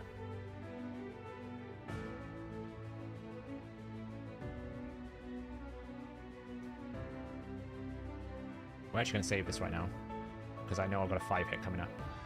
See, that's what should happen. She should tank it. And now is where the fun starts.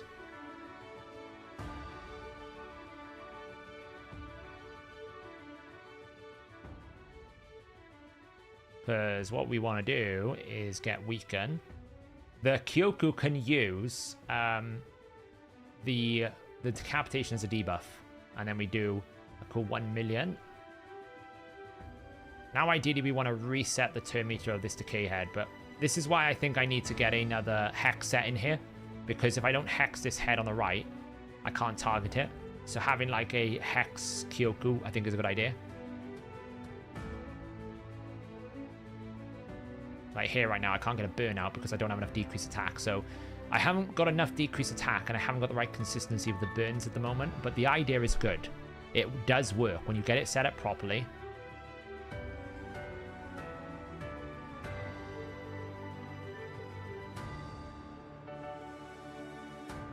I don't think we're going to get around to killing this head of Mischief, unfortunately. Unless I have an ally attack right now from Pedrig. I do. But we have no hex on the right head, so it's going to go everywhere. It's like pick your poison moment. We still don't have hex on that right head. So that is the problem a little bit with Ugo, is if I don't get hex on this head on the right, it's very difficult for me to kill the Mischief. And ideally you want to kill the Mischief now, like to reset the turn meter. Now we've got Cursed, so that's great. It's actually ideal because we can kill it, reset turn meters. So the only thing that's risky about this team as well is the Wrath Head. We do need to make sure we have decreased attack out and block buffs, otherwise it will kill you. See about the A1 there, 480,000.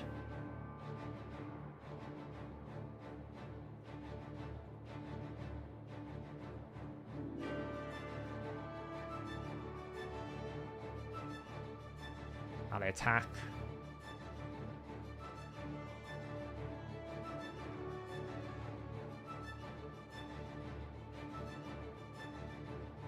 That was his set. That was his 200% hit.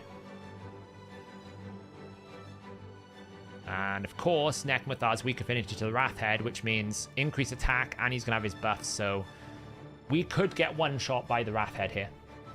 It's a very strong possibility, because I can't block anything. We'll find out now. The only nice thing is we do have Kyoku. It's going to give us ally attack, ally protection. That's that one shot. Nearly died.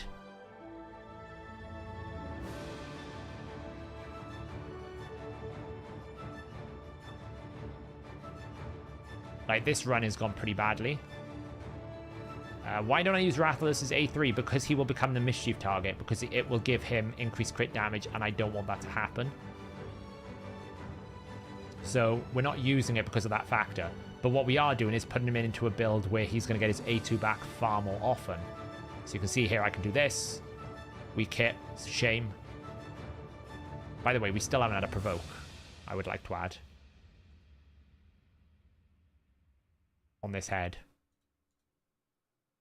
There we go. The hell is that song? No. Okay, so now we've got to kill a head again. And hope we don't die to the Wrathhead, by the way. That's always... Like, the weaken is not great right now. I could have done without the weaken.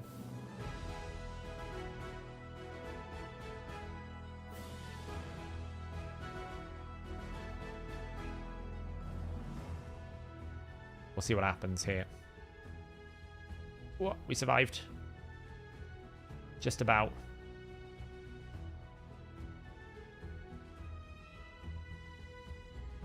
Right, this is the setup we want now. Burns, full cleanse.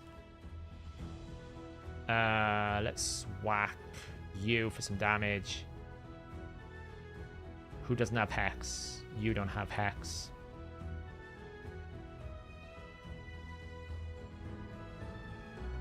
Big damage time. Ooh.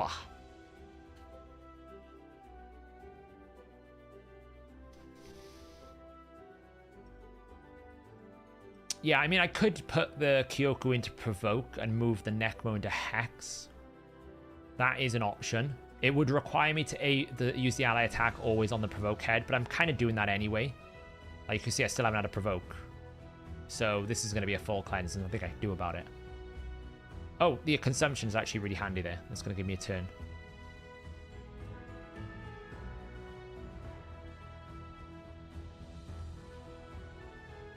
Okay, that reflect is not ideal.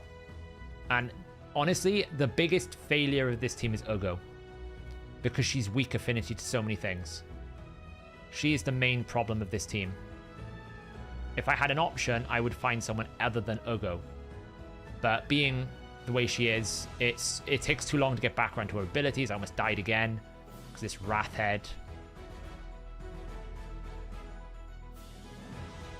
It's not great. This is why I don't think I can use the fusion in this team. There's just too much risk. And there's the full cleanse. So I'm probably going to die to this Wrathhead because she's weak hit that Wrathhead every single time so far. Every single time she's weak hit that Wrathhead.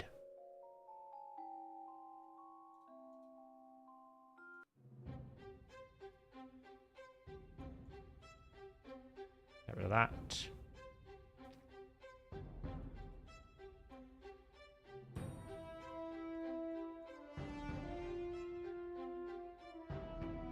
Weaken out.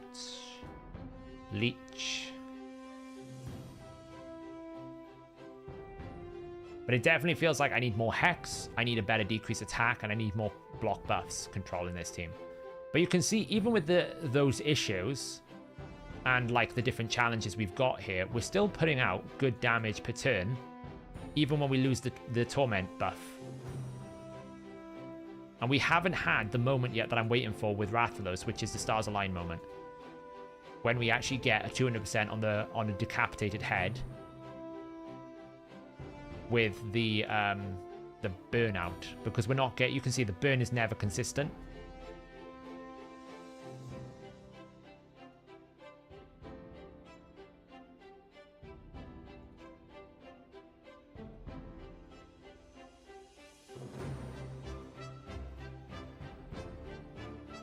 Lots of damage there.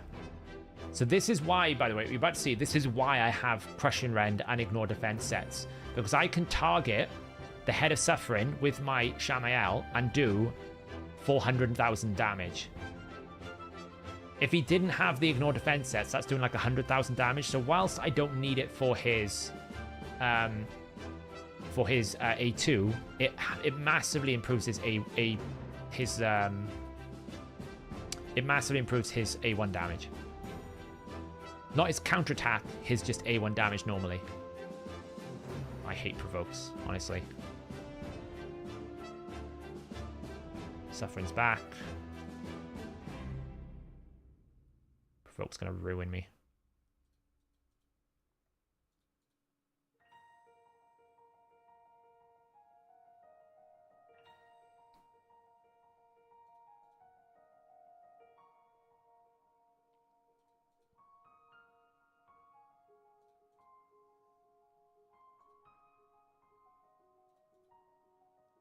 But the damage per turn on this is pretty good, considering it's still not refined.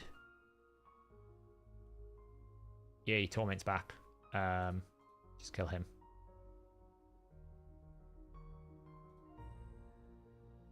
Now we need to reset turn meters.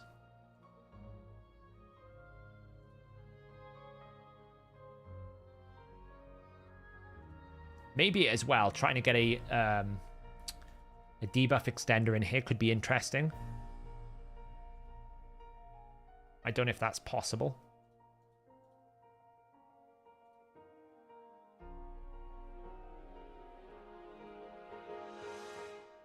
Decrease speeds. So right now, I need to basically get burns out. So my priority should be trying to get a decrease attack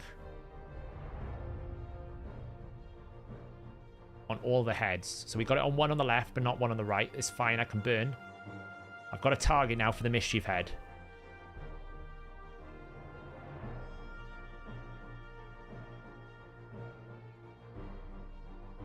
So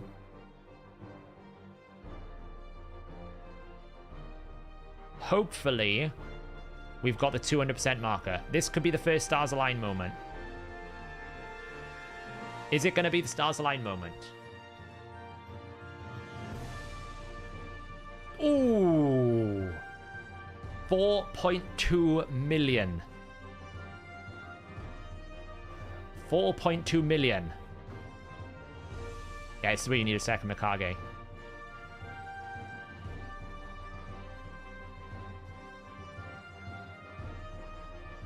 So the idea with this team is, can we set up more of those 4.2 millions? By using the Reflex, the A1 from Padraig, the Merciless. He's already got it back on a 2-turn. The more of those I can do, the better.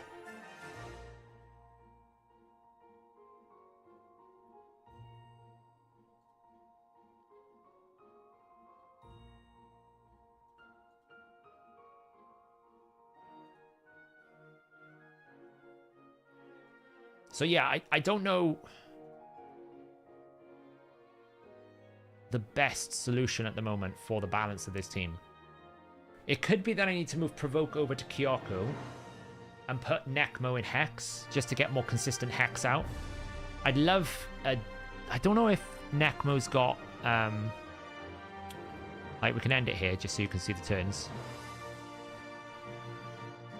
You can see Shamael's trading upwards with Blade Master because we just didn't get enough decrease attack and burns out.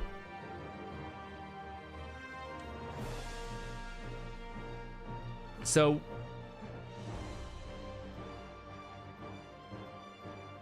what we need to look at is, I definitely need a second Hex set.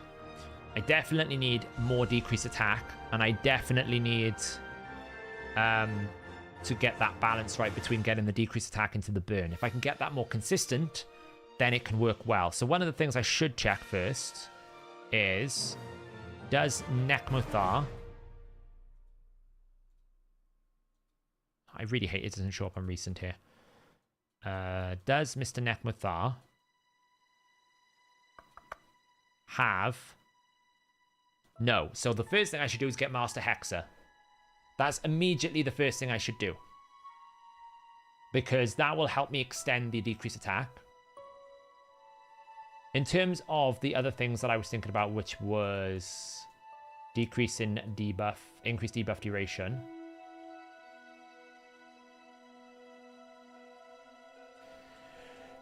What have we got? Not a lot. Because really it needs to be AoE.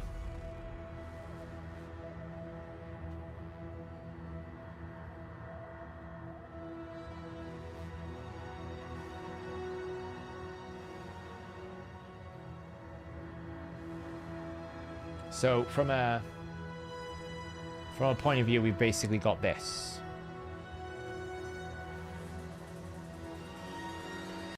It's a bit weird, that music. So, you know, it's someone like Thalassia, Dark Kale, not the best. You know, Dark Kale's a decreased attack, but he's not replacing anyone. Tila could be a better burner than Kyoku, maybe, but I kind of like the ally protection from Kyoku. It's a really nice safety net. So I don't think bringing more decrease, like a debuff extend is going to help. I don't think that's the case. Hey Green, we're just looking at refining my new brutal team.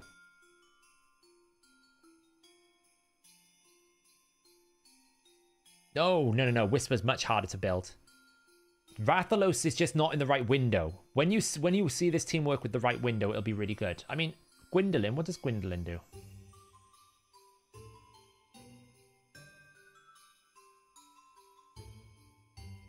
Oh, she attacks an enemy and extends. I don't really think I want Gwendolyn. Why is this playing Christmas music? No.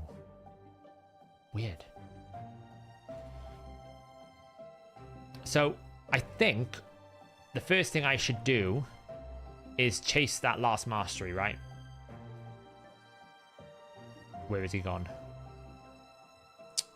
Nekmothar. There. I think I should chase the last mastery to get Master Hexer. That will help with getting a 3-turn decrease attack on instead of a 2-turn. Because obviously this is just a 2-turn. So that will help a lot. I think maybe moving him out of Provoke. At the moment he's in Provoke Slayer. Into Provoke Hex. And then making Kyoku a Provoke instead. Because I'm manual in anyway, I might as well just A1 with Kyoku and also A2. So she's always going to be hitting the target equally to Nekmo. So I think that's also okay.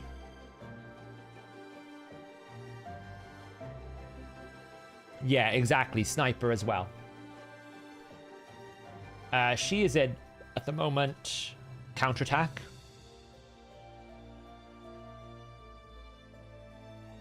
She's in my DPS build.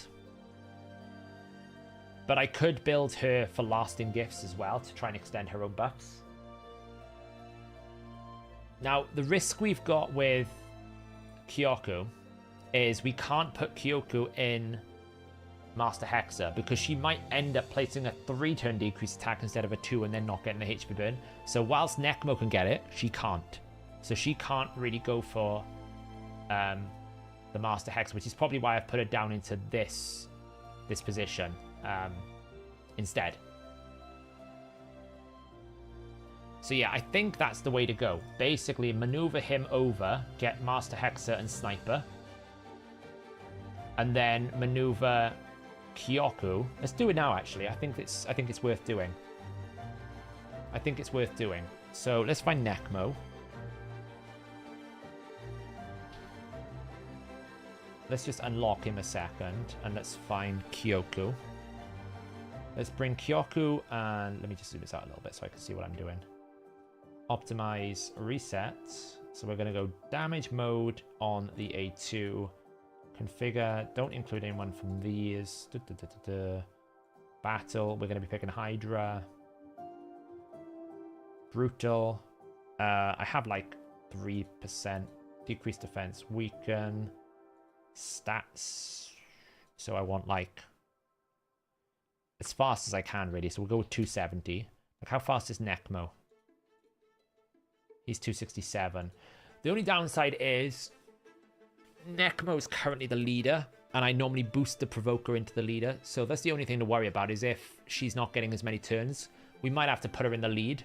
So that would cost us an aura, which is 19 speed, which is not the end of the world, to make that possible. So that she gets the torment boost. Can't even find her here at the moment. Where's she gone?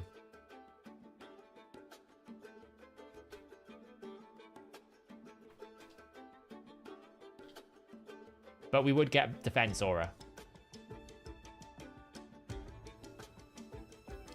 It's debatable, you know.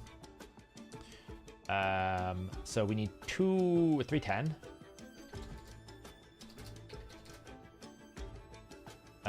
We're quite happy with, I think, everything she's got in terms of rings and accessories. She needs resistance as well, doesn't she? It's quite a hard build to reach, because she needs 370 resistance as well, I think. Check.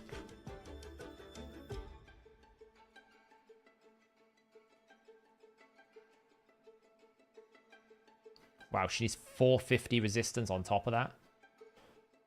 That's a lot to ask for in a provoke set, I'm not gonna lie. So we're gonna give it speed, defense, axia resistance, damage, crit rate, defense. At the moment she's got defense on the banner, so we'll leave that as it is. Crit damage on the amulet, defense. Take out all these. It's probably going to put her in an Axie chest, I think. Definitely an Axie or resistance chest. It's not going to find a build otherwise. So we need to have a provoke set. Just a standard provoke set.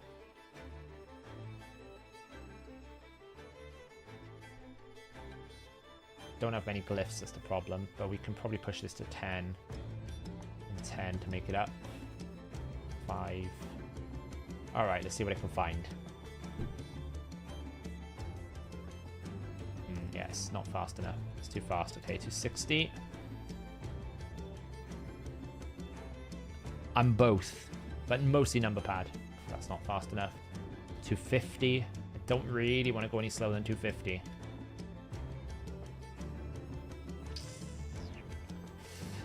That's a big ask, see? The banner's resistance already. What we can do is tell it to use sets regardless. No, it can't find it.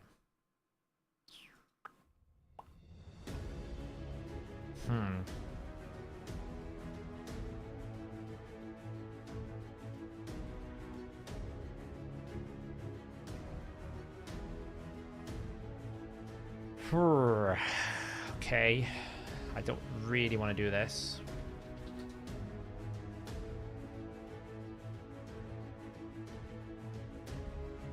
Wow.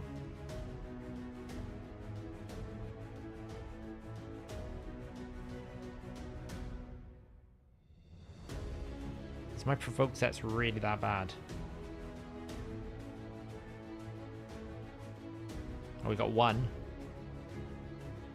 It's the resistance Axie requirements that are so crazy. Because I need 450 to resist the Mischief Head. And 310 in case the Suffering Head is out.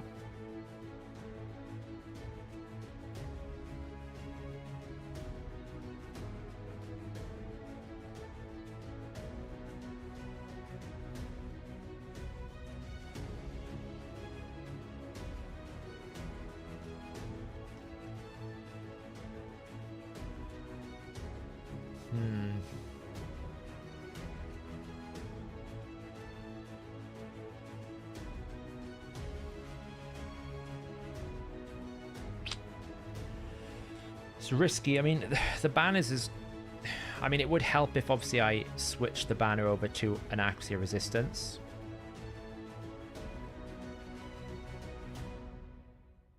That opens up so many more opportunities.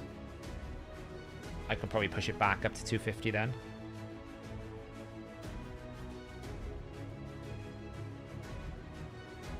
because if we have resistance there, we don't need as much. It's finding 467, so it must be on the cusp of having enough, but not quite.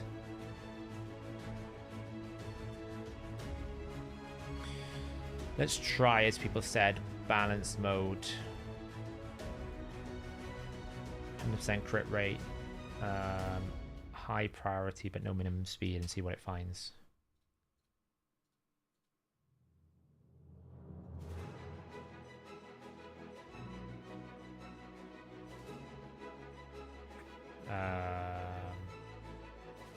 Oops. Yeah, it wouldn't have made a difference. It would have selected speed whoops anyway, but yeah.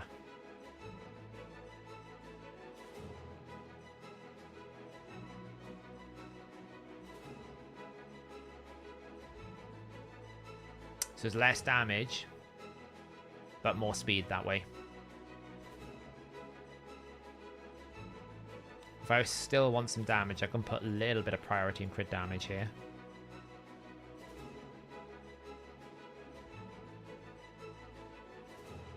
See what I can find. Like, that's a bit better. That one's not bad. Let's assume we don't switch the banner now.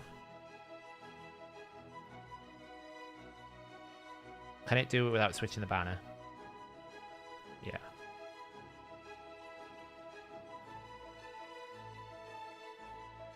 Yeah. She's in defense masteries. No, it's only plus 10. Resistance is plus 16, so... that one feels like a good trade-off. We lose a chunk of defense, but... you know, we could always get some defense in the crit rate gloves. Let's try that. Let's try this build.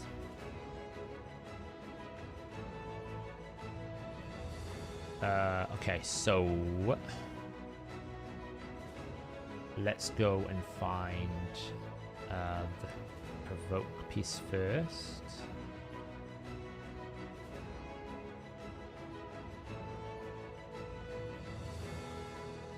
Look, we can always get a bit more speed or something here as well. Look, if this rolls any of these, that opens up more opportunities,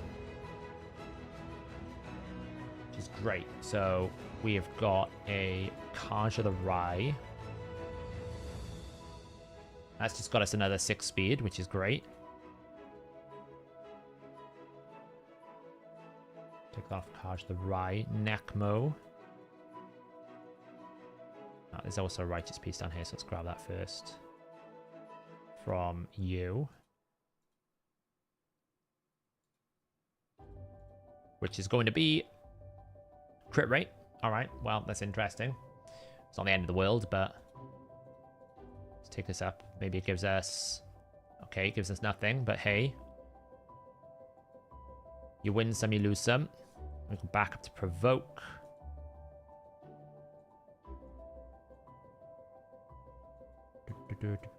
Provoke. So we're going to take Necmo's shield. We're going to take your boots. And hopefully it rolls speeds. It's not the end of the world.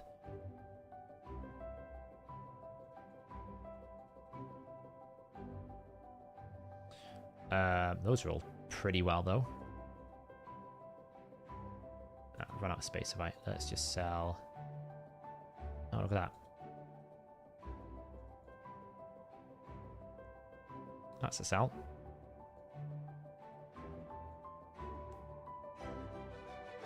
Let's equip these. And then we need to equip this chest plate.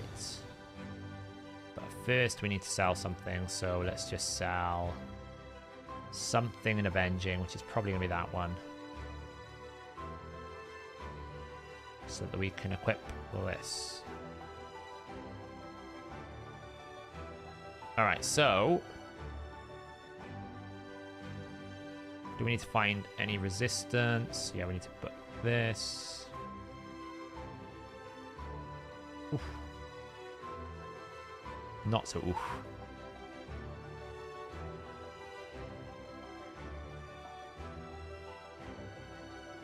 defense. Okay, not great. It's not treating me kindly. Oh, come on.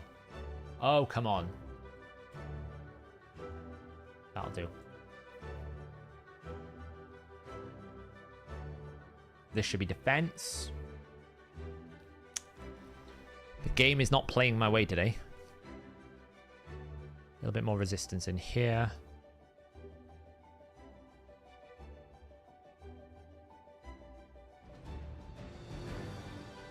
Okay, so we can also try and get some resistance or accuracy.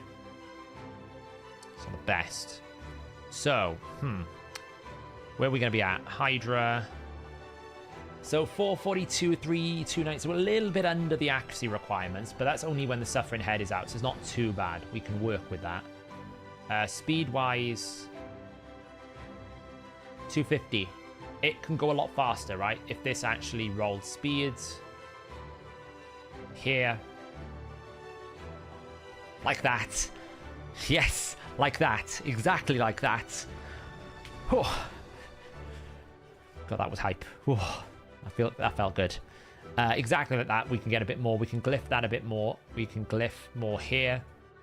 I just have no speed glyphs. I don't really want to burn them all right now. So we can easily get this up to like, you know, 255, probably another 20 speed, so 275, and then we've got another 10 speed to come from area bonuses, so that will get us up to like 290 speed. So she's in a good position now. So now we need to go and lock her up and refresh, and now we need to build Necmo.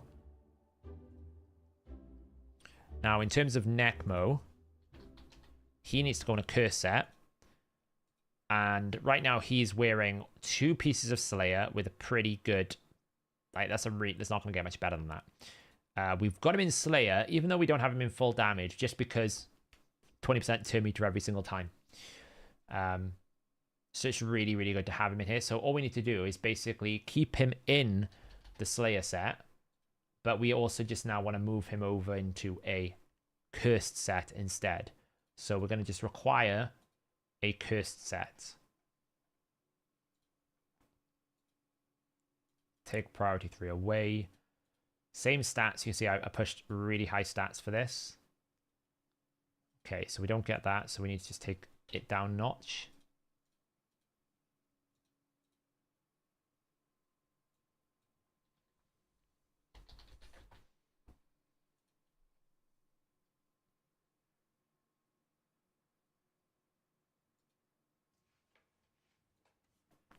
Okay, so we got that. So 285.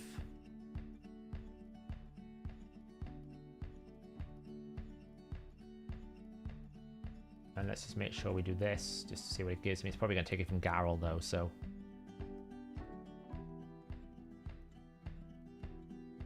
Yes, he's going to take it from people I don't want it to take it from, so let's not do that.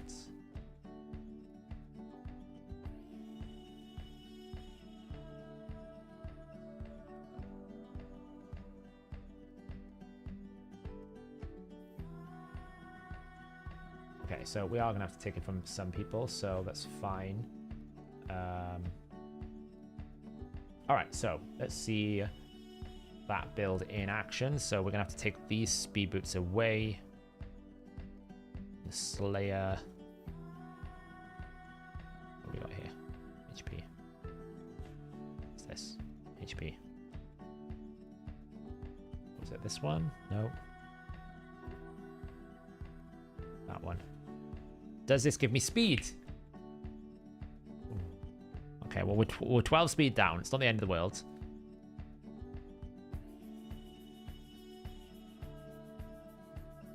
Should check we haven't got any...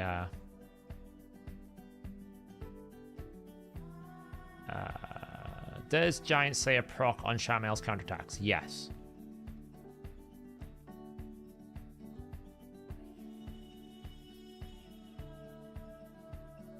Does this have speed? No. I'm just going to take the one that's got speed. I don't care about the other stats. I'm taking the one that's got speed. None of them are speed. Good lord. Night Acrobat. Have we exhausted all speed options? Pretty much. Any of them roll with speed? No. That's depressing. Okay, which one has the best score then? None of them are particularly amazing. That's not bad. We'll try a cheeky dust. Speed! Ooh!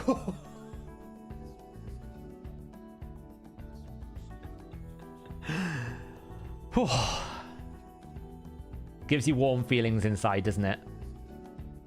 On it, roll crit damage. It gives you warm feelings inside.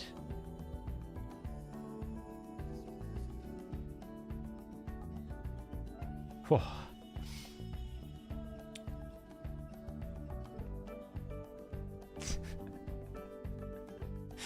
Oh, that was funny.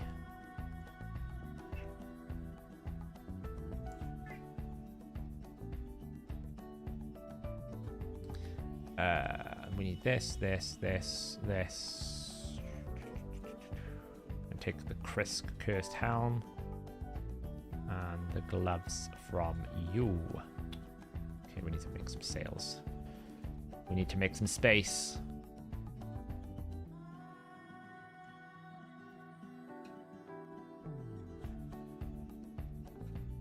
Surely some of this gear must be terrible.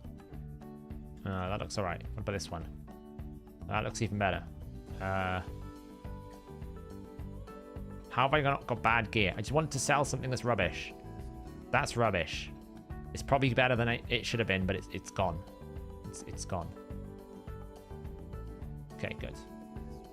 Alright, so starting point is 250-60 speed, 356, but we do have some glyphing and upgrading we can do. I'm not going to upgrade anything at the moment. I'm just going to take it up to 15 now.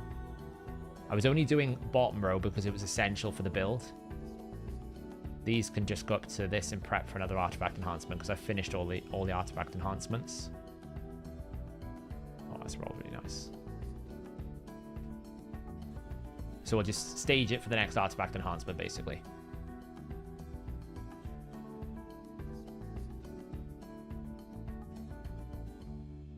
Like this can be whatever. Crit damage, ideally.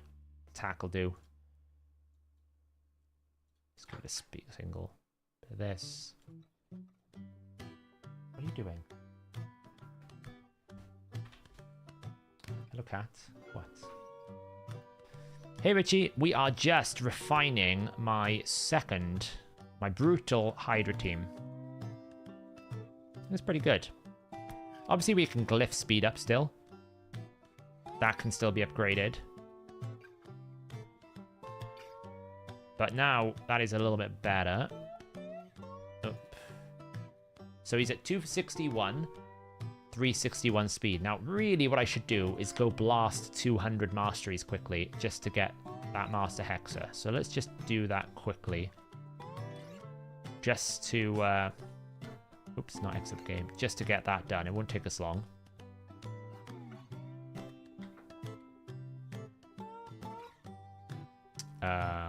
Vlad.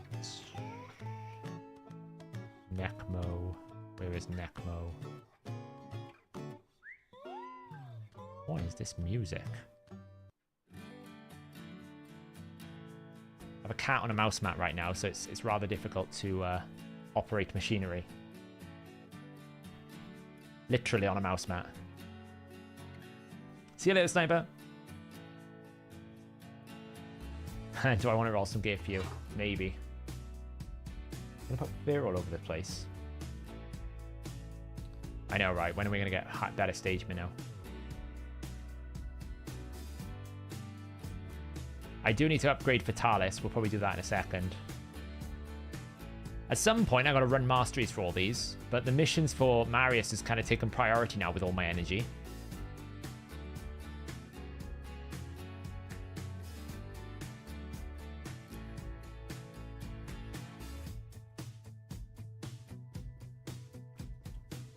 Fortunately, 200 red scrolls won't take too long.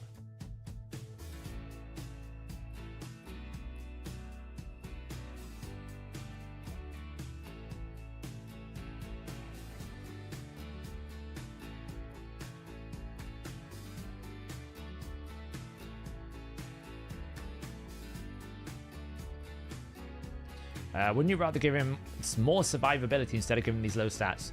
Brutal doesn't hit me that hard when I've got decreased attack and ally protection out, so I can actually afford to make them quite squishy to get more damage. You know, the name of the game is damage in Hydra. I don't really want to like sacrifice damage if I don't need to.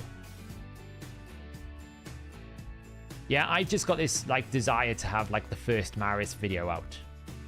I don't know whether it's going to be achievable or not because it's very RNG heavy. Like the last parts, some of the RNG in this, like you got to get 80 Eternal Essence from Iron Twins. If one person gets like super lucky with Eternal Essence on a Sunday, that's just a lot, you know?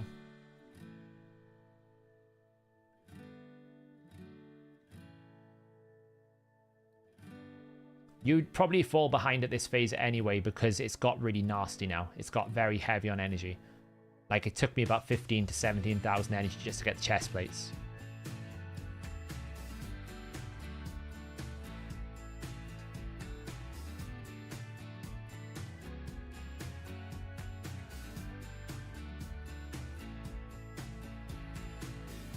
I don't even know how I build.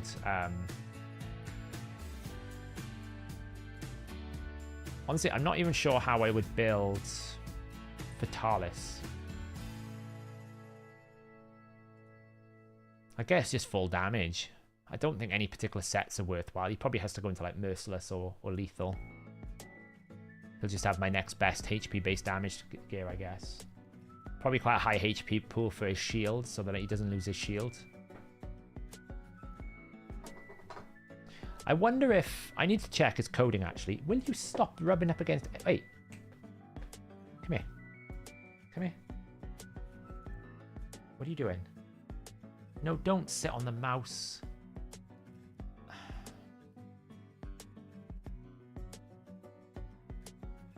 Well, he's going to be killing the Sand Devil for me, so...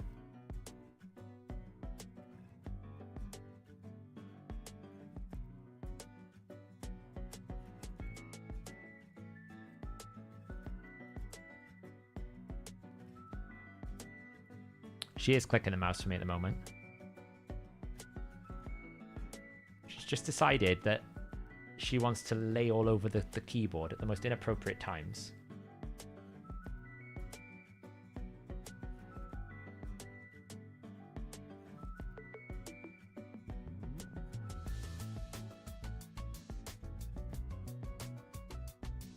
I wonder how Saf's Cat and the Tony is doing. I haven't looked in a while. Was leading the leaderboards at one point.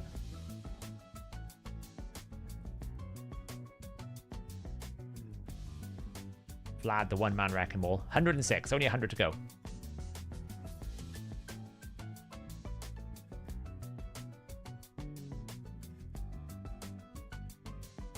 I don't know if I can maneuver it. I currently can't really move beyond like this little bit with the mouse pointer. See, this little mouse pointer is all I can do because the cat is like enveloped the desk.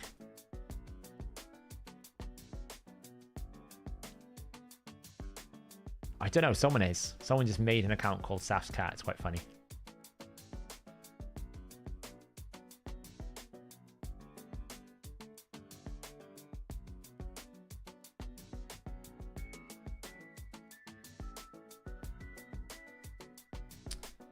Oh lord. Isn't it fun watching Minotaur? 124. I mean, I really should get Hex as well, like Sniper as well, but I'm not going to get both. I just want to get the extension of decreased attack. But I should get the Sniper as well for Hex, but I feel like an AoE A1 Hex is much more consistent than a like one AoE. And with Ugo and him, we should be keeping Hex up much more consistently than we were before.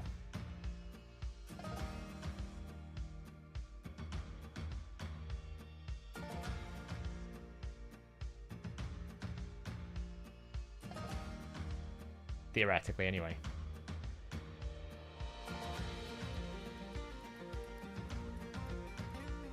Just press R.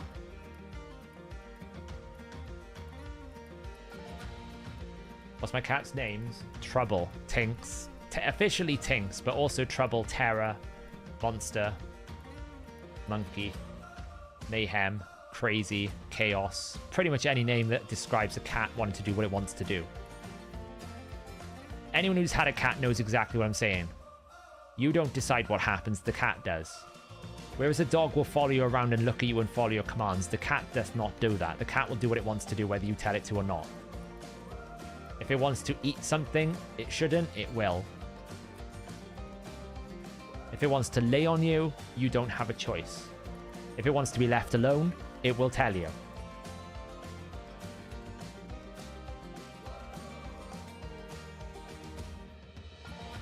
Yes, they're very easy to care for because they'll pretty much look after themselves, but then when they want something, they'll tell you.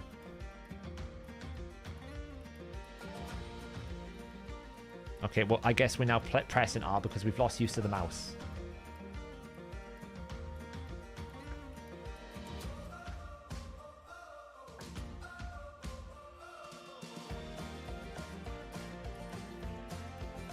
Yeah, my arm is very scratched up.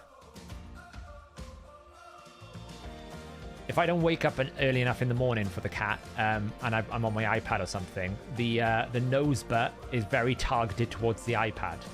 And it will literally go bang and knock the iPad off my hand to go, wake up, I want food.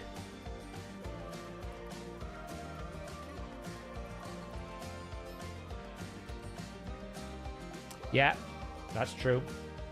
Although mine does think it's a dog sometimes. Like when I come home, it greets me at the door. It's very weird sometimes.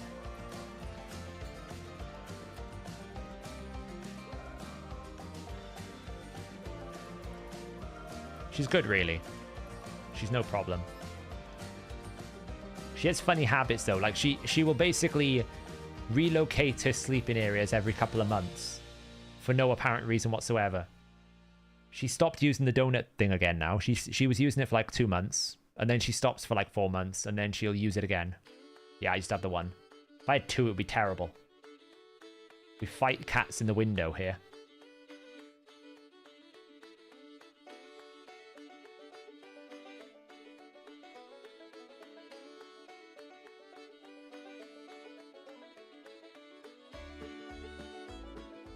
Mine's figured out with the treat drawers, though, so she'll come up next to me and literally sit next to me and meow to say, I want treats. Right, we're done.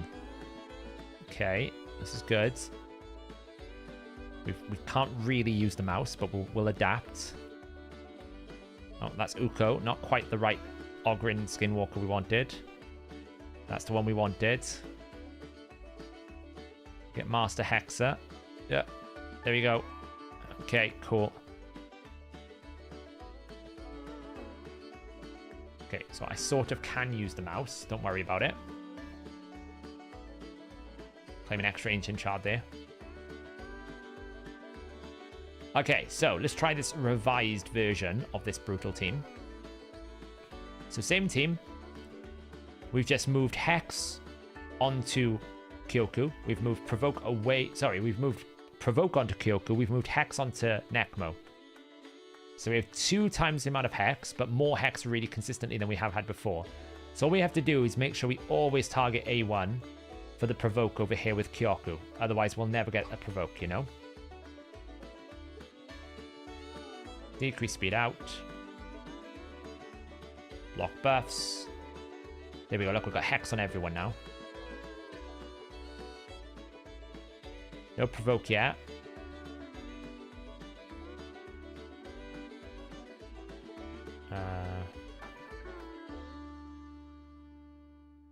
We do need to get another Provoke. It's the only downside now is because she's not in the lead. Hey, stop it.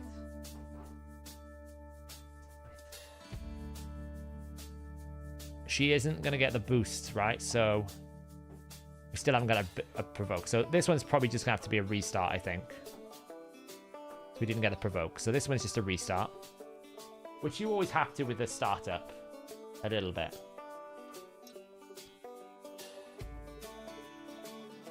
Yeah, mine plays catch.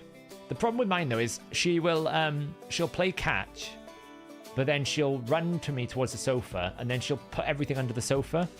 So I have to, like, stop her from hiding, like, all the toys under the sofa, and then every so often I have to come along and do a big clear out. Hey, stop chewing that.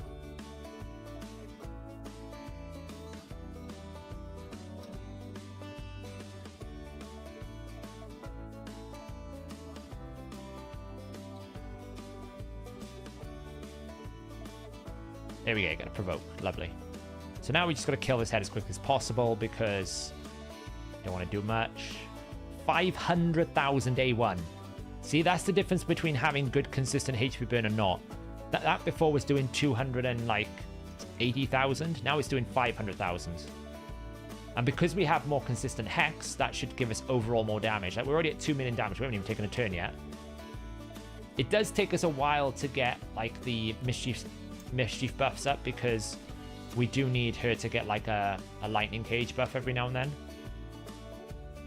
She is in a blood shield, which does help.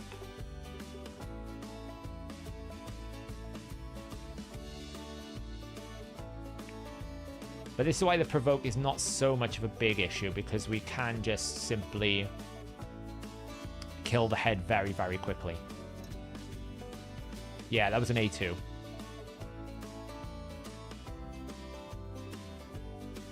So we can just kill this head really fast, get it out of the way.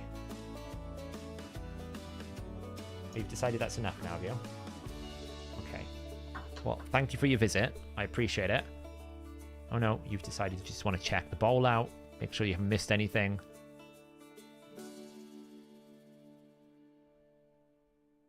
So we should kill that head just with Cruel. There we go. Okay, so now we just need to get a burn up on that head because we are due a 200%. Didn't get a hex, but that's fine. We've got decreased attack on a 3 turn. Oh well, we're just going to go for it. 1.3 million, not bad. That wasn't a 200% one actually, so that's not so bad. Nice. Burned out. Decreased speed. Lovely.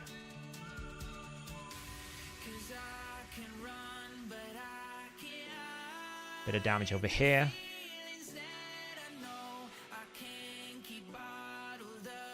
So, just done a bit loud. Because we've got Reflex and we've got Pedrai, we are able to do a back-to-back one, which means we get another 1.2 million. I was hoping it was going to be the 400%. It wasn't. This should give us weaken. Lovely. Now, what I should be doing really is trying to hit this head down to reset the cooldown, the turn meter. Which is what I might do next now. I might actually try and kill this head on the left. To basically reset the turn meter and keep that decapitated head up a bit longer. So I'm going to use an ally attack on the head on the right. To chunk it.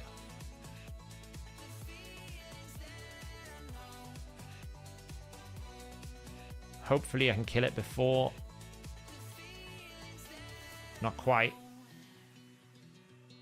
Now we do. So we reset it now. So we get back around to this. Bit more damage. I'm sure we must be at a 500% right now. Okay, I think this is a 200%. Stars align moment.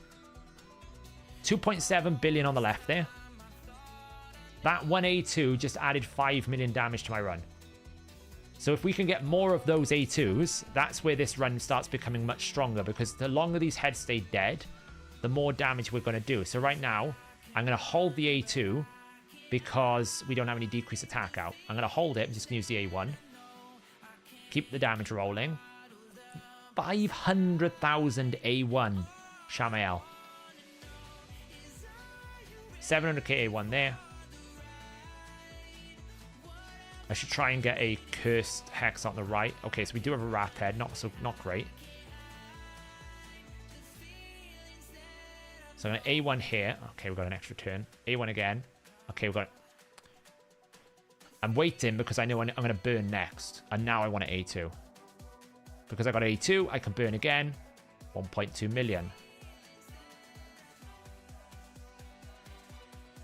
Decrease speeds. Ally attack.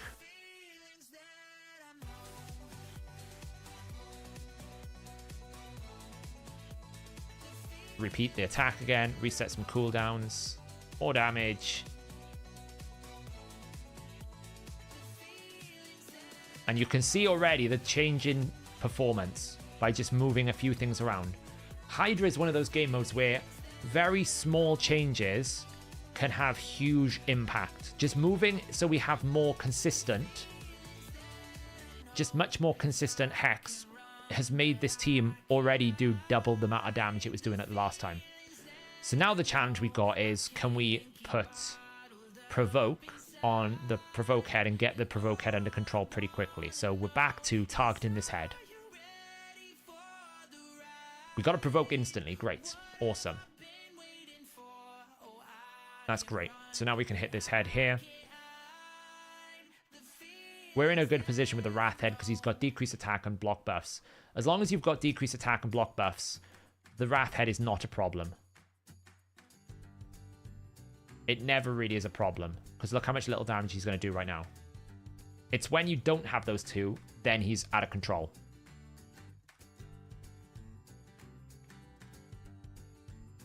So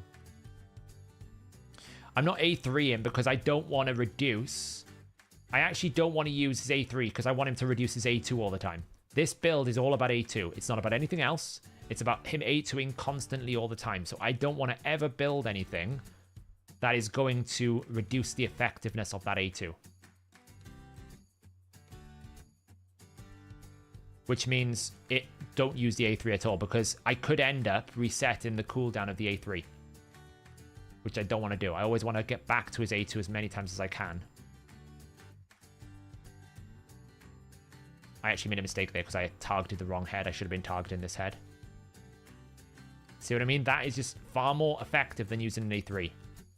But I could end up being a really bad situation here because I basically focused on killing the head when I shouldn't have. So now I need a Provoke. I didn't get it. It's going to be a cleanse. It's a cleanse jobby. No, they don't work multi-hit anymore. Whoa, it was a big hit. I'm chunking it, but I don't think I'm going to chunk it quick enough. No. Okay, that's fine. It's not the end of the world. We can at least curse and provoke through the poison cloud, so that's not so bad. I can probably get another like provoke here if I'm lucky.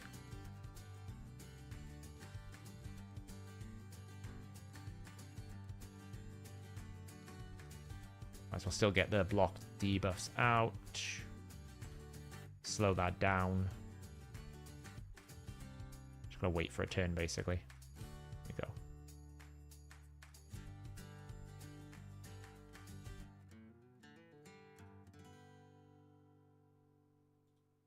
Weak hit, unfortunately.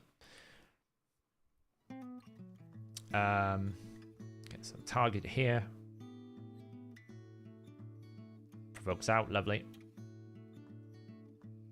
Decrease attack is out. So the damage slowed down a little bit just because of the poison cloud and just like the setup of the boss. Like you can see there, without decreased attack, ally protection, this hurts a lot more. But we do have 2 forms of healing, well, 3 forms of healing in Padraig, Necmo, and Ugo. We also have 2 cleanses in Ugo and Padraig.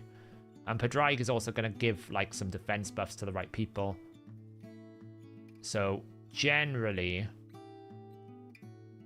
we're okay. We've also got Leech as well, which helps. So hopefully I'll have a cleanse now with Padraig, which I don't have, which is annoying. I don't have that either, so we might as well just get this going. And Torment Head also is a damage reducer. So if I don't have the Torment Head out, I'm losing damage. Oof, I almost took a bit of a nasty whack there.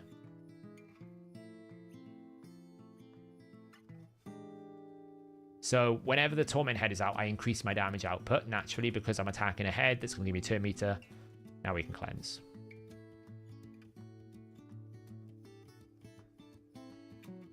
Let's get block buffs back out.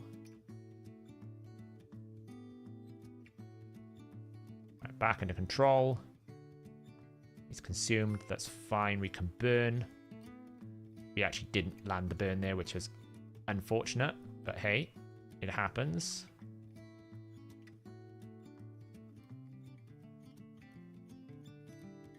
Is there a good chance to put Hex for Hydra? Basically, anyone with an AoE A1 is very good for Cursed. Anyone who has multiple AoEs is also very good for Cursed. We are taking a bit of damage here. I do need to get like healing back under control.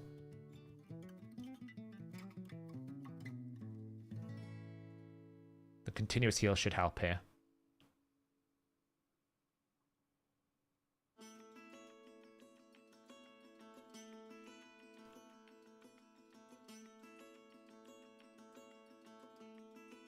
Okay, I think we're back under control now.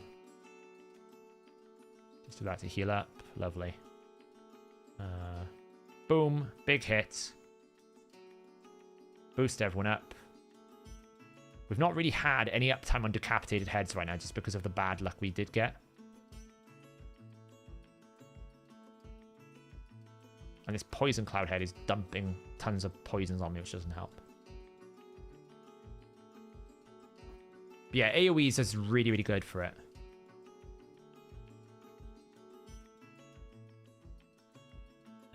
Let's just pump some damage into here. Look at that crazy damage output. What would really make this team just super good is having a block buff that was just not affinity, not subject to so much affinity checks. Ugo is just such a long wait to get back round to, you know, what you need. Like, such a long cooldown.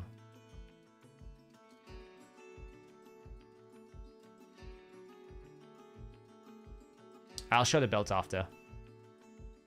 I guess as we're pushing this, we might as well do the full key. Get one key out of the way for once. Oh, 3.4 million. We didn't have the burnout either. Unfortunate. The nice thing about Rathalos in this build is you don't need so much dependency on decreased defense either. So, because Shamael, for example, is going to ignore 100% defense, and Rathalos ignores 100% defense on the A2. So my requirements for a reliable AoE decreased defense is significantly lower than, you know, if I was to go everywhere else. I've also got a backup A1, so I've always got, you know, pretty good reliable coverage.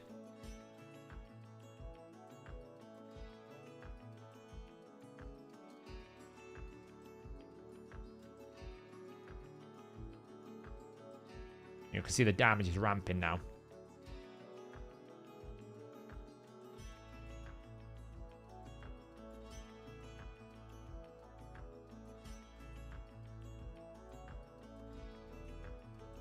You know, you're starting to see the build work when we get into this like pattern with decapitated heads. We get burns out more consistently. It's always going to be a bit rough if you get like a bad setup like I had before, where we just had a bit of poison cloud issues, and we just didn't land the provoke. That's always going to happen sometimes.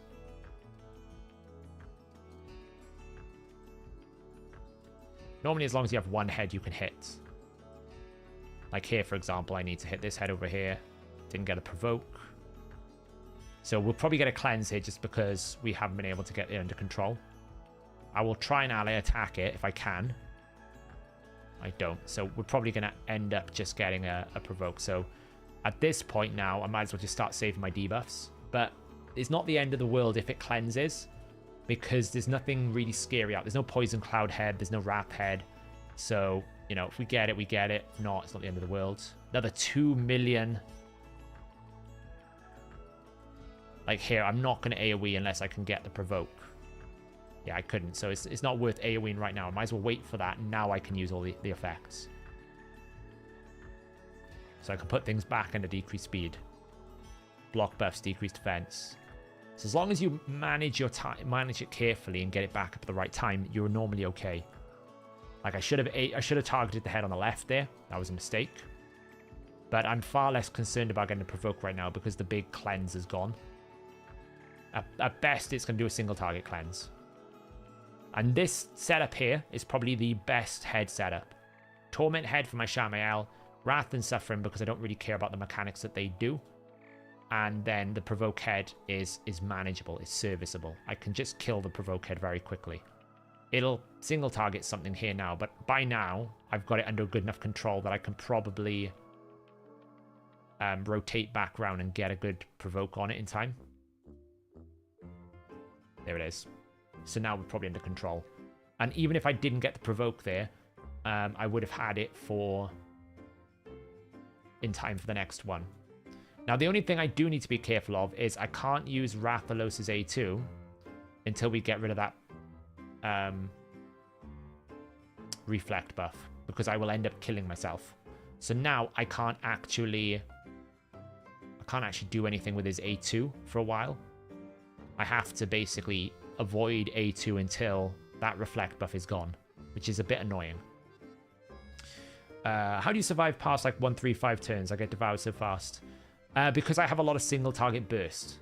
Padrai gives me access to a lot of single target burst. Because I've got ally attack. So like this, for example, look how quickly I'll chunk this head on the left. So that's how I can do it.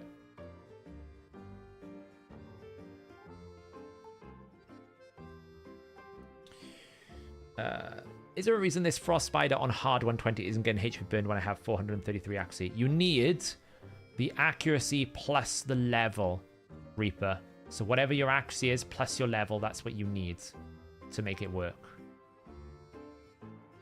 The level of the boss, that is. So if I think you need like 350 plus 250, I think it's like 600 you need.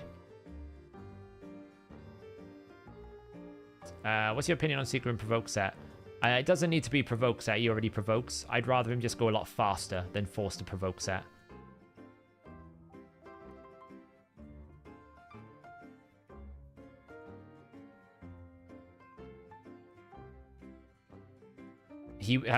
Reflect will proc through life barrier if I use my Rathalos A2. It definitely will, trust me. I have killed many a champion on a Reflect buff. It definitely does work. Ooh, that's nasty. Well, it's a bit frustrating. It's rare that he steals a block bet damage.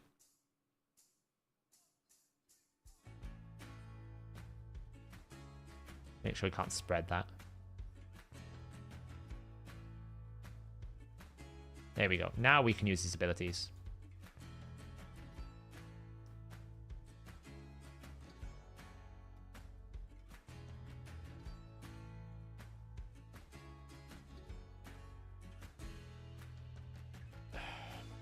It's always fun when that happens, isn't it? Can't even do anything for it for a while. 3.2 million. The annoying thing is he's got block damage, so I would have got my champion out there with Hex, but I can't do anything until he loses the block damage. Oh man, I forgot as well, it's Torment Head.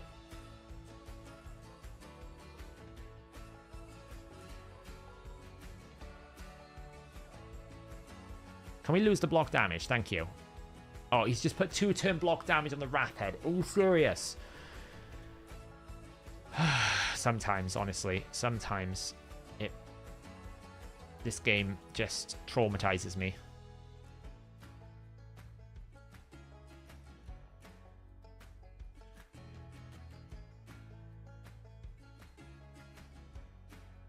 Of course, it's the Wrath Head, so I can't actually... it's the Shatmael, so I'm going to get feared as well until I get Shatmael back. Alright, we're good now.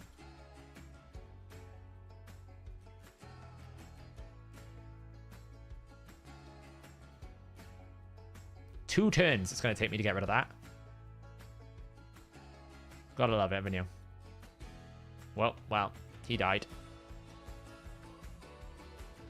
KCS.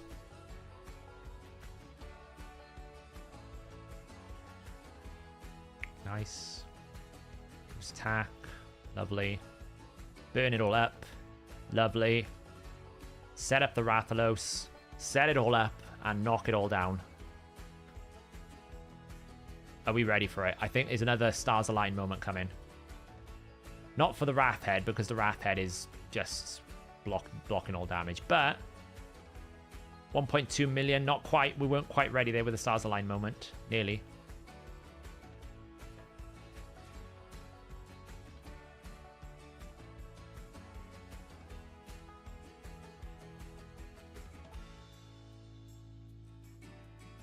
all the damage that is getting blocked on that Rathalos is painful.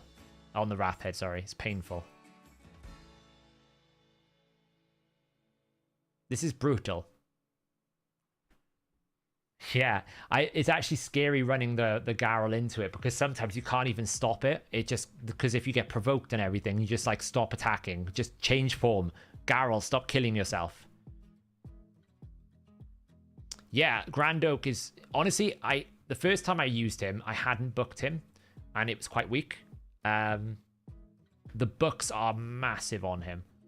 The amount of, the better, you get so much more value out of it. It's just so much better. So here now we need to basically get Provoke back out. We didn't get it.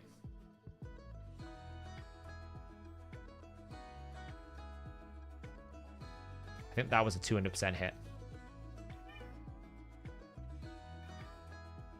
It's going to cleanse, and there's nothing I can do.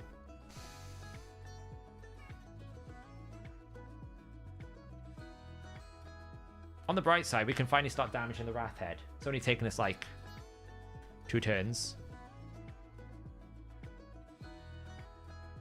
It's going to cleanse, I think. Let's just not risk that because I think it's going to cleanse. Yeah. It's a shame. What? Hello. It is a shame. But, I mean, it cleansed at the best possible moment because I can probably just get most of my debuffs back out, like decrease attack, block buffs, you know. Okay, we don't quite get block buffs right now, but we can get rid of that.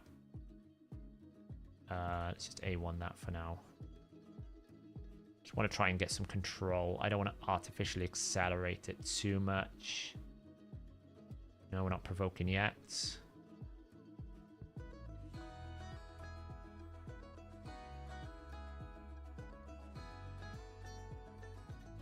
Please provoke. There we go. Right, now we're safe. Because I can block buffs now. And we hit the Wrath Head. Of course we can. 2 reasons. Because I don't have a increased crit damage in this team. And the second reason is because I've got him in a Merciless and Reflex build.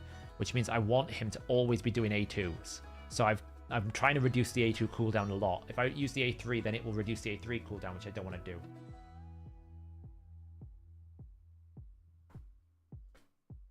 Yeah, there's an they optimize the show turns. What? Oh, you've run out of food. Okay, well, we'll get you some food in a moment.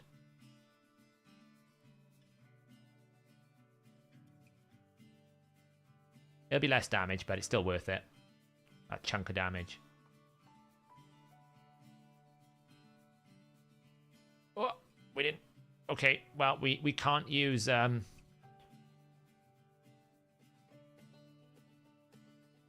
We can't use the A2 until the Reflect is down, but the Reflect shouldn't take long. Get rid of that. We can still ally attack, though.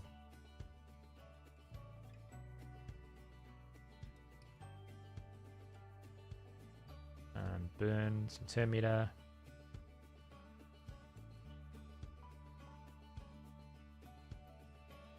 So we're back on A1 duty for a while until we can wait for that Reflect to go. We've almost killed that head on the right. And this is what I was saying about, like, this is what I was saying about the decapitation bonus. I'm not too worried about decapitation because I kill the heads very quickly. The thing about decapitation, the head counter doesn't process when they're dead. So if you can start getting to a moment in time where it's almost like I can kill these heads very quickly and keep them dead, then your run times, the amount of turns you can take with your champions, are going to increase dramatically. So it is a bit of a thing of like getting to a point in time where you are able to just keep killing heads very quickly. That's why you're starting to see a lot of people transition more towards this high single target burst ally attack measure. Because if I can ally attack and kill heads very quickly, it extends my fight, it extends everything else, and I'm okay. He is in the super duper get me back to my abilities build, yes. Not quite the full one because we don't have a refresh ring. And he's in a very subpar amulet, but, you know. You work with what you got.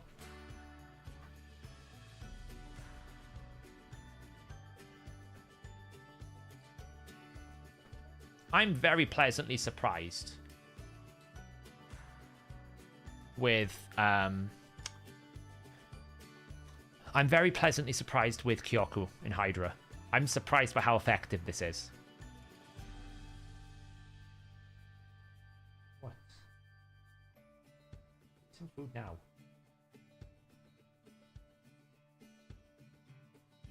Yeah, I need more reflex gear. I need more merciless gear as well. Can the login be used in some rotations? I'll have a look. See if it's in any stage 9. It'll only really be stage 9 we care about. I have to feed you in a moment, aren't I? Yes.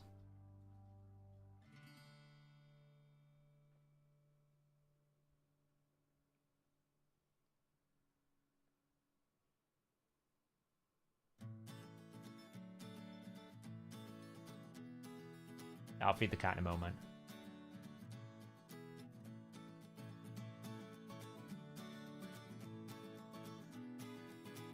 Oh, big hit. Block buffs. Yay! Ugo didn't weak hit and everyone get provoked. It's fine. It's fine. Everyone's been provoked.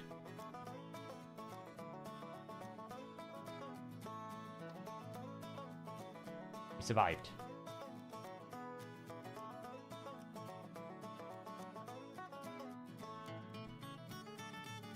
We killed that head. Get decreased speed out.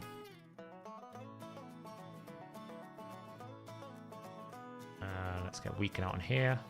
Lovely. Let's just attack this head on the left.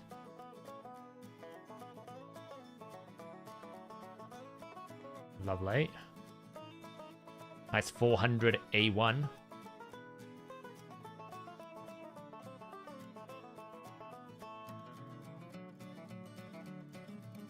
Need burnout again.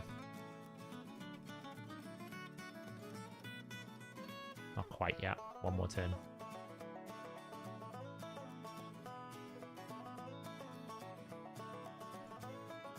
Stop the poison cloud. Beautiful timing. Reset someone's cooldowns. You always kind of want like the resetting of the cooldown to happen on Hooray 2. Okay, well we'll just do that. Get burnout. Okay, that head on the left is primed and ready for some serious damage. I think I got one more turn before the stars align. I did. Yeah, that's cool. Okay, this is the moment. Surely.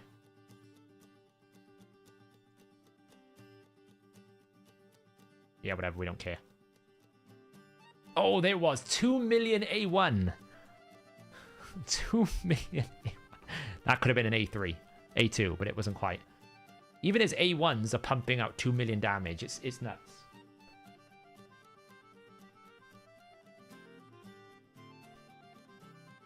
I don't like Relentless anymore. I would rather more instant hit power than more turns. And basically, the way the area bonuses works now with all these different merciless sets and different combinations, you're far better off getting up to 100% true damage than you are trying to cycle extra turns. Relentless is still valuable for someone like Pedreig or Mikage if they can give your team agency, but I actually don't even value Relentless on Necmo anymore like I used to because I don't want him taking useless turns. That's the thing when you take extra turns. You often will take useless turns. And you don't want to do that. Whisper's different because every one of her abilities hits really hard. It's just the problem with Whisper is she's very expensive to put in a team. So trying to fit her in a team is very hard. Okay, now Provoke. So now we're on a mission to kill the Provoke head. Oof. This configuration is okay once we get a good consistent decrease attack out, but before decrease attack it's quite a lot of damage. because the poisons are going to hurt. Yeah, Michinaki, you're much better off building Michinaki with lethal ignore defense and just trying to basically kill it and use his passive to great effect rather than trying to force a an extra turn into him, because his passive will kill heads very quickly. And again, if you kill the head can't do anything to you. So that's the big deal. The faster the heads die, the better. You know, if I can kill this head twice as fast with having this better, stronger gear than extra turns from Relentless, then I don't have to worry about provoke sets half as much. I don't have to worry about cleansing half as much. And that's a big deal. I don't have to worry about the Poison Cloud head.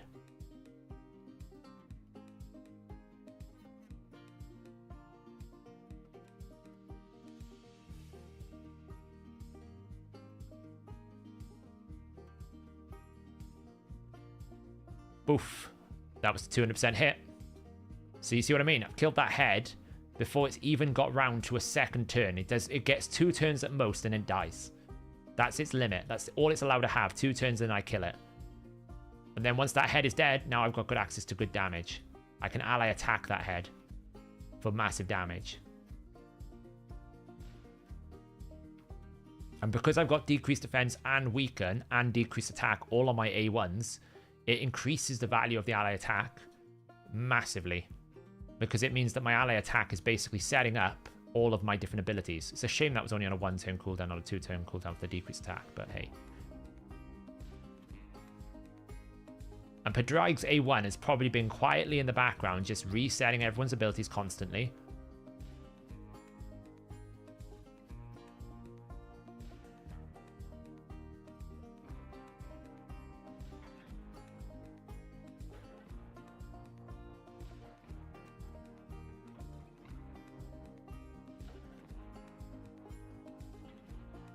Some damage in there.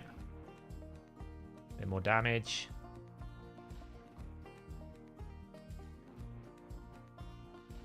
Nice little thing about Kyoko's passive as well. She will give me a 15% heal every time I need it. So she's also providing a little bit of internal healing and an increased defense buff against some of these nastier, you know, scenarios. Like right now I'm just going to cleanse because I'm going to save it because I want to kind of... Okay, never mind. I'm going to kill it. There's a decreased attack out. Killed that head. Whack this head for a bit. Didn't get weakened, that's a shame. Nice. Block buffs. Decreased attack. Okay, so when the burn comes out now, we should be in a good situation.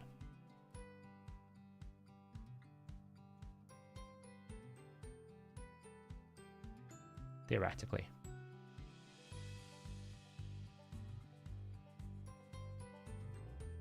Nah, we'll do it. Wrong decision. Should have waited.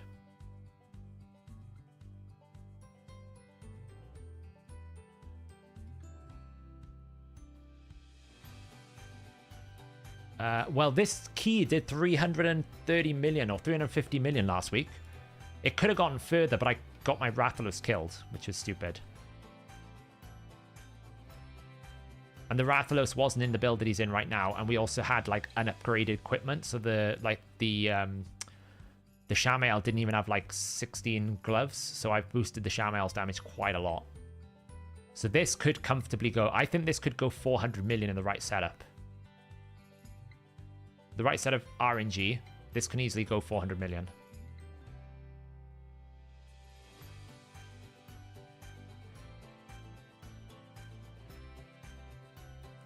Like, right now, that provoke is awful.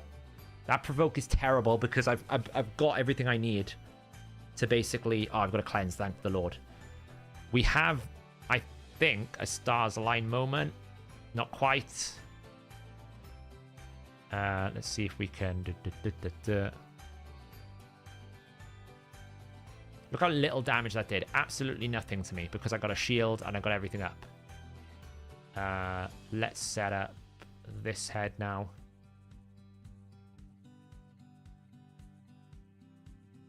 Some debuffs.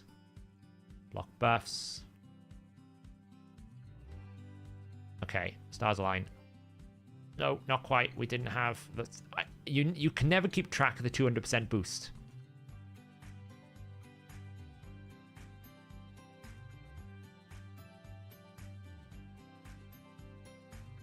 Which is frustrating. Oh, we got it again. This is the one. No, it's not. Where's his 200 boost? Ah. Damn it.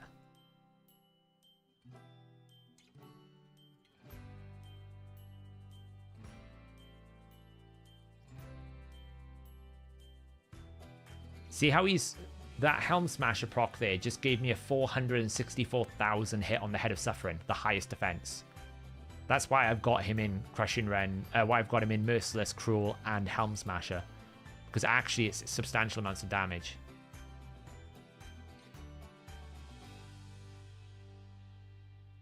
Okay, we are in a bit of a spot of bother.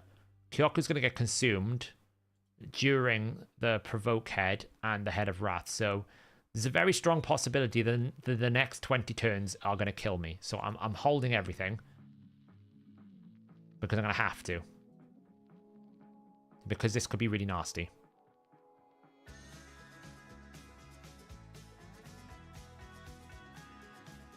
Oh, that was the stars align moment. That's actually really clutch timing because we're going to get consumed. That was the stars align moment. There's no point doing that right now because we haven't got Duke's attack on 2 people. We can do that now. Boost. Drop turn meter. Oof. That's consumed. Torment Head. Great. Get me out of consumption.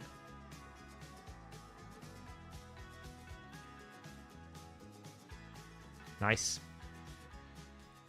That attack to get me out of consumption. Great. Now I can start trying to get some control. And then we're going to get food, cat some food. We're going to hit like turn 120 and then I'm going to get the cat some food before she freaks out.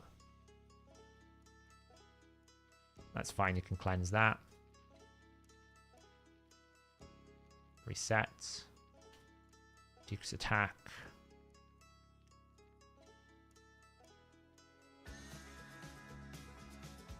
Duke's attack out. Lovely. You get 4 burns. Beautiful. So this is where you really want this to do massive amounts of damage. Didn't get Provoke, but at this moment in time, I'm not too worried about Provoke because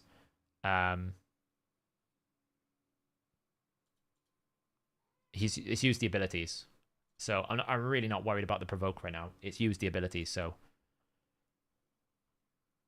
I'm still going to hit it with Kyoku, but if I don't get the Provoke, I'm far less stressed about it. Oh, we go again. 3.2 million. Woo. This is the get me back to my skill build. I can do back-to-back A2s. And once you start doing back-to-back A2s, the damage really kind of goes mental.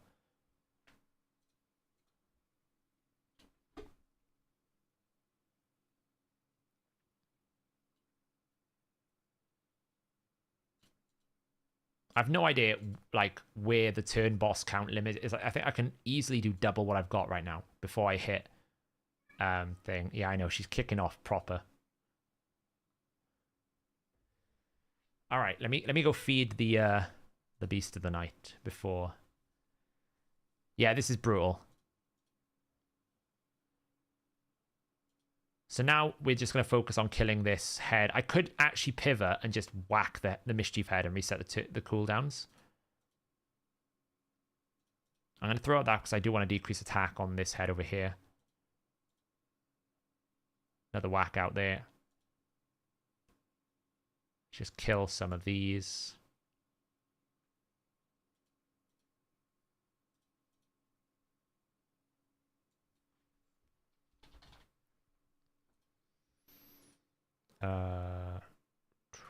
Boom. That's Great. Now I want to do that. All right. Okay, I'm going to go feed the cat before we have a death on our hands.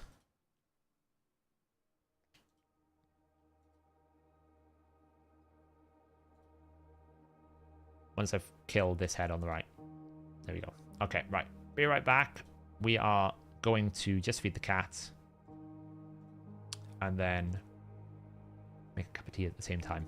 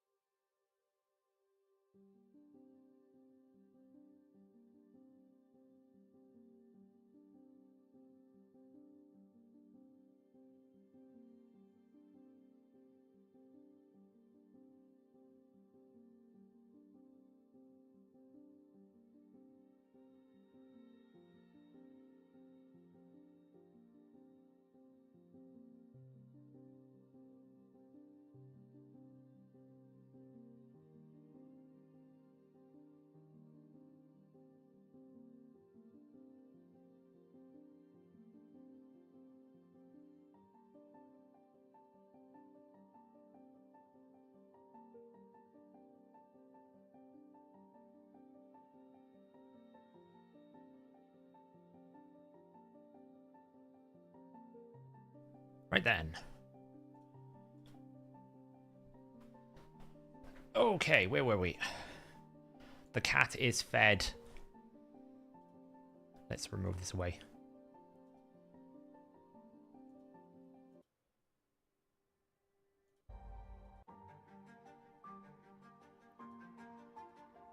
Okay.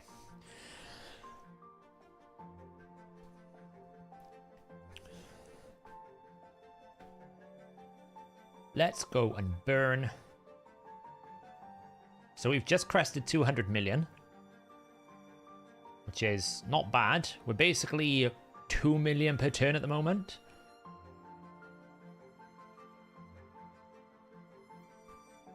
Yeah, I don't have access to the test server. I'm not a content creator according to Playroom. So that was a 500,000 A1.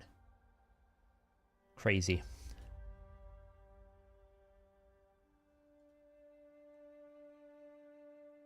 Oh man, I hate that provoke. That provoke is always stressful.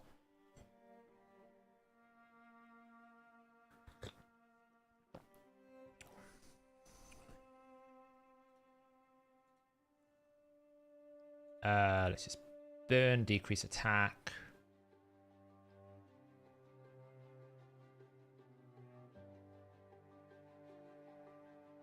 Okay, so we now need to get provokes on the head on the left, like yesterday. We're also gonna get poison cloud, so let's hope for a provoke. Yes, there we go, lovely. How does Shamael do so much damage? So he's in Merciless, Cruel, and Helm Smasher. So his A1 is like 83% ignore defense at the moment. It means that I get a lot more A1 damage. His A2 damage is always going to have a ceiling that you can't exceed other than just getting more crit damage, right? This is as most as I can get his A2 to do. Whereas the A1 can keep going. There's no real hard limit with the A1. I'd like to get rid of this Wrath head now.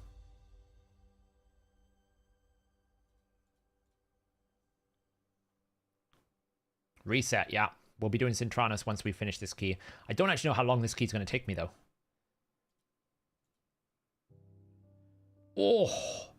I just did 1.4 million to a living ahead.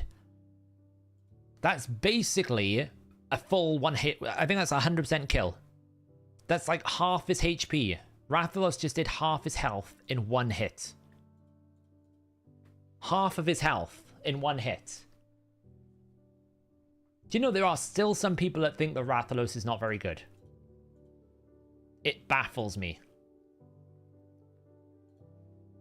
It really baffles me the amount of people that think he's not that good.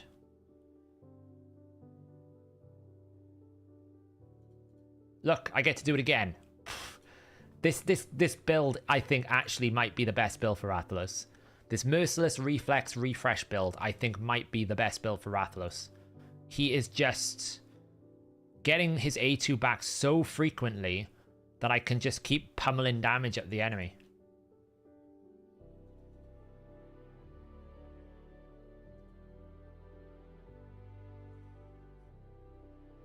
I just reduced the cooldown again. Oh man, I wasn't paying attention. We didn't have a provoke. That's a bit stupid of me. Oh well. We got a provoke now. Yeah, he's in Merciless. He's in 4-piece Merciless port, 4-piece Reflex. So he's not in Ignore Defense Merciless. He's in 4 pieces of Merciless for the cooldown reducing.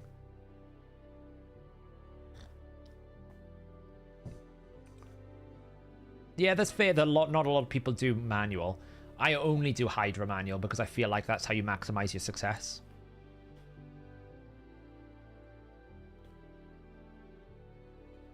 Let's get rid of some of these poisons.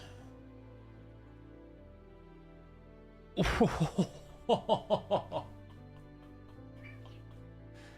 you see how much damage that was? You know how much damage it was because of how much it chunked the head on the left that had nothing up other than it didn't even attack it.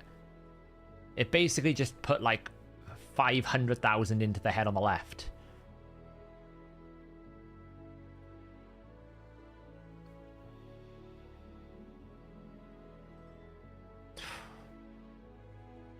Okay, get block buffs back out. Lovely. Decrease speed. Lovely. Chunk. Oh, we got ally attack. Ally attack. The other thing about Padraig, which, you know, will fly under the radar, is his passive, because he is the fastest champion in my team, his passive is constantly giving my Kyoku increased defense, my Shamael and my Rathalos increase attack. So it means that one Shamael is getting 3 buffs much more consistently, and I always have peak performance in terms of damage. Rathalos, I'm never in a situation where I'm like, well, if I don't use Rathalos right now, like I'm going to be doing like 50% less damage. Rathalos is always under increased attack. It's, even though it's one turn, it's absolutely like phenomenal. Like, I haven't got lasting gifts on him at the moment, and it's every single time I want to attack, I've never been at a deficit, which is, you know, quite big.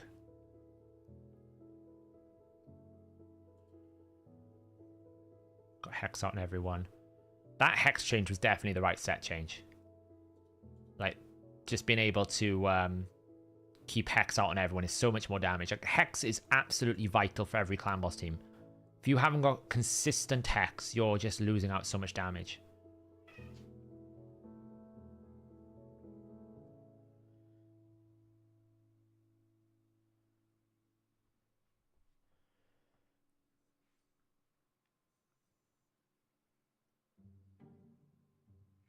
Eventually, we're going to stop crossbow shooting.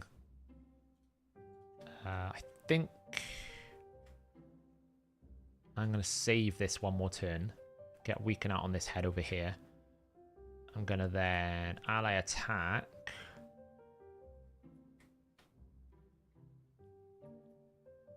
So now I've got decreased attack out on everyone. Then we're going to do this. We're going to do that. Reset the duration. Oh, this could be big. This could be big. If we get the right moment here. Because we're going to have decreased attack out on, and a burn. This could be huge. We need to get cursed out on people. So we really need good Hex RNG. We had bad Hex RNG. Okay, put Hex out on here.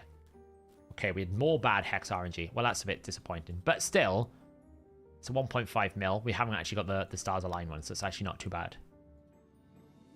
It's actually not a major problem. Let's get weaken out on here. Does block revive? Yes, it does.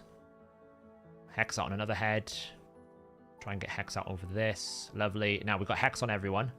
Now we kind of want an A2.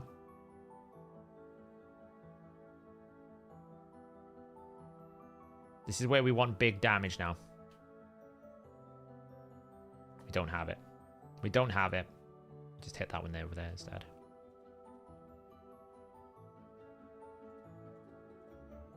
Get weaken out over here. Okay, 1 respawn. 2 respawn. Not so bad. Block revive. Lovely. Perfect.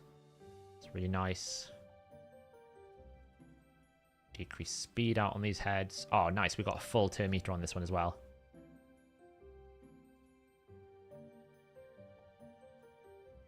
We'll hold that a second. Get weaken. Okay, we didn't get weaken. That's unfortunate. Block revive on a Hydra would be great, I know. Keep them dead, decapitated.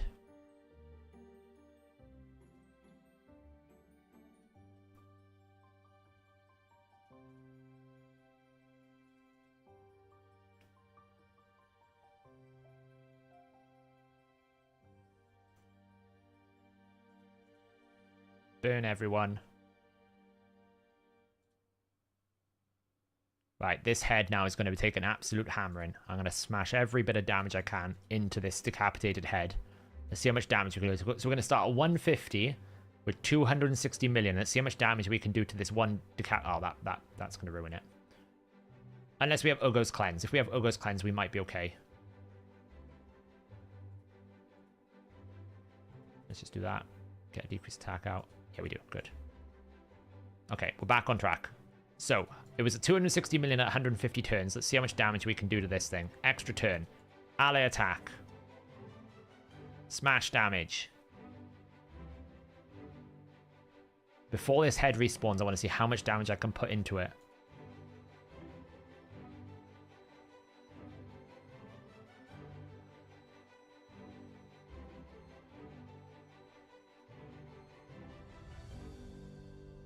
That's annoying.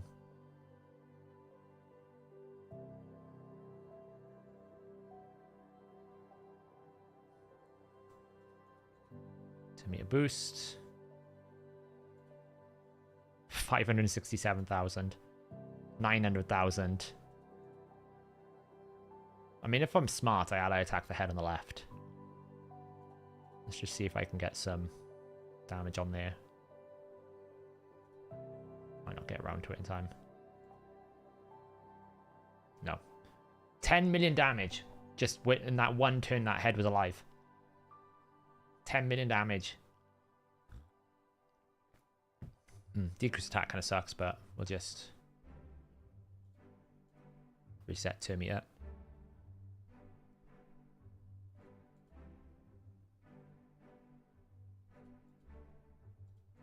Decrease speeds. Get weaken out on this head over here. I'll attack that head.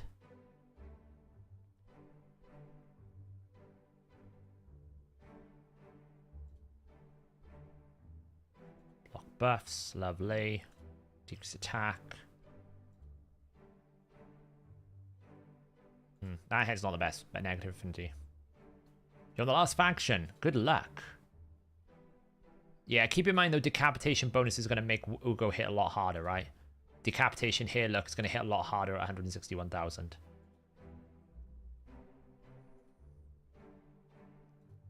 Okay, full damage. 830, not bad. What is up with you? You're full of it. This into more of this. Keep hitting the decapitated head. You always want to have at least one decapitated head you can, like, bully. That's the way I like to look at it. Find one head, punch it to, like, 1,000 bits, and then find another one. Do I build damage on everyone? I kind of do. But only on people that actually can do damage, right? I'm not building on people like... I kind of tried to build damage on Pedrig, but he really can't do damage, so... Obviously, my main two damage dealers here are Shamael and Rathalos, right? Those are the two main damage dealers.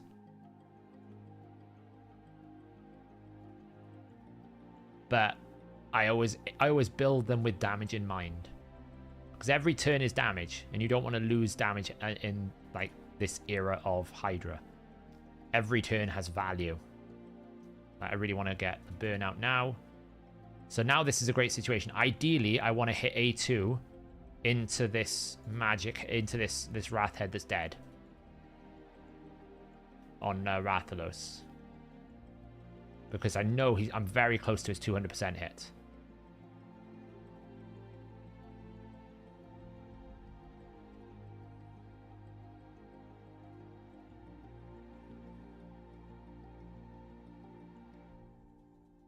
Pump in some 400k. Weaken's fine as long as I don't get decreased attack or provoked. Just beat hard Doom Tower for the first time. Nice, Reaper. Sarath has been decimated. Oh, I don't have it. There was the 200%. See, if I had it, that would have been huge.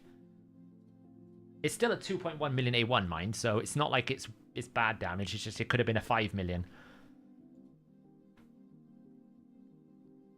Well, we're about to hit 300 million at the rate we're going. We haven't hit turn count yet. We're about to hit 300 million, and I haven't even hit turn count.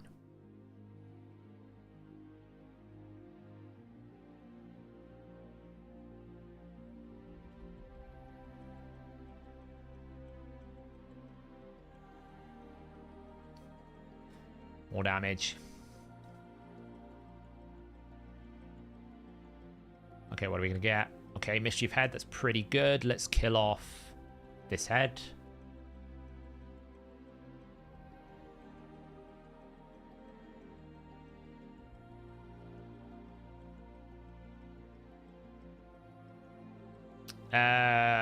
Yes, he does. Because you've used a skill even if the skill didn't activate. I know it's dumb, but that's the way it works. Leech. Nope. Okay, decrease speed. Nice. Cleanse, boost turn meter. Woof. Whoa. Since we've made the change, burning the enemies is so much easier. I'm keeping it up a lot more consistently, I've noticed.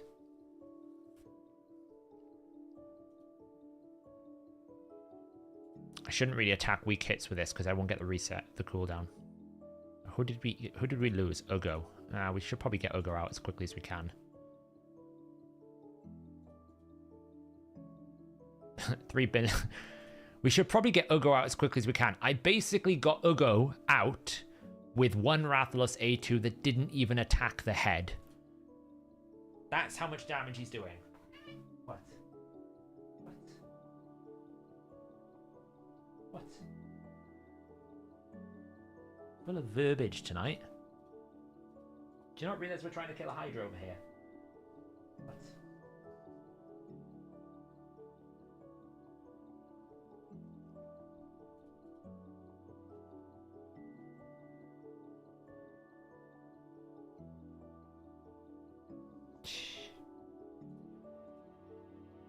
Rathalos is in 4-piece Reflex, 4-piece Merciless. In the Super Duper Get Me Back to My Ability build.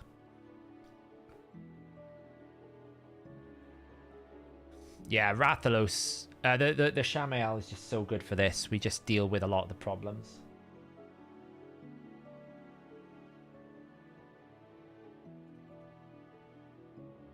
Well, we've crested 300 million. I mean, this could go 500 if this is the rate that it's going, surely. Like, there's no limit to this team at this rate. Like, we still have not hit turn limit. So if we hit turn limit by like 400 million, this could do 500 million. Yeah, turn count is the limit. You know what I meant is, this team is not really struggling at all to stay alive. I don't think the fusion is a good idea. I think Necmo's the best build here. Now that we've moved him into Hex, because I think we do need the leech and we do need these features. Like right now, I can burn. On the right head here, we can put leech out so we get a bit more debuffing. Oh, I should have done decreased speed there, but it's alright. Kyoku. I know, it's crazy, right? Nobody would have thought Kyoku's great for Hydra. But she turns out, that was a crazy hit. That could have been a Stars Align moment if I had better setup. Turns out she's pretty good at this job. And she's giving me ally protection, increased defense passive.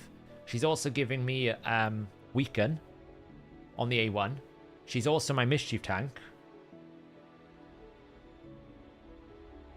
So she's kind of doing a lot.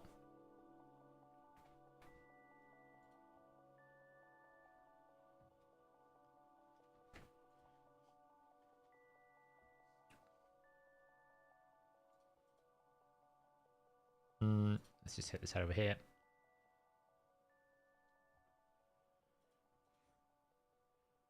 I should probably move her off Helm Smasher and move her into War Master now, though, or Giant Slayer. She might even be in Giant Slayer, actually. Can't remember. These heads are not great because I didn't get block buffs on the Wrath head. Oh, we've hit turn limit. So we hit turn limit at 321 million.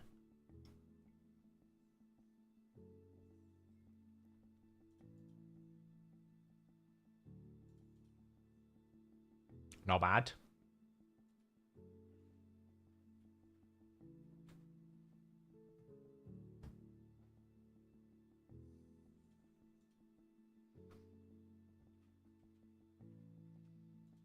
Let's attack this head. This is brutal, yeah. This is going to be weak. Oh, 3.5 million. It wasn't a weak hit. That was lucky.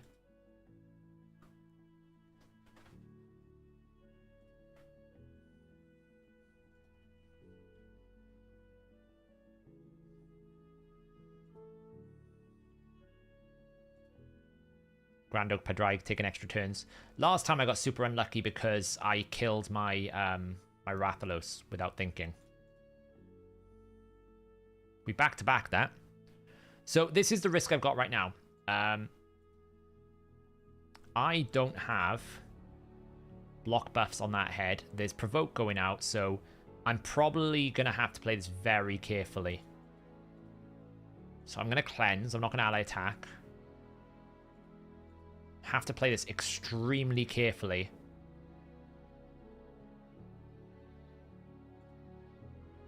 Because of this. Should be okay. As long as I play this super carefully. Get the healing out.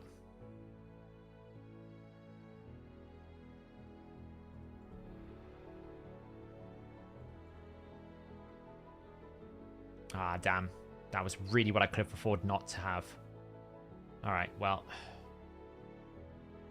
Still okay.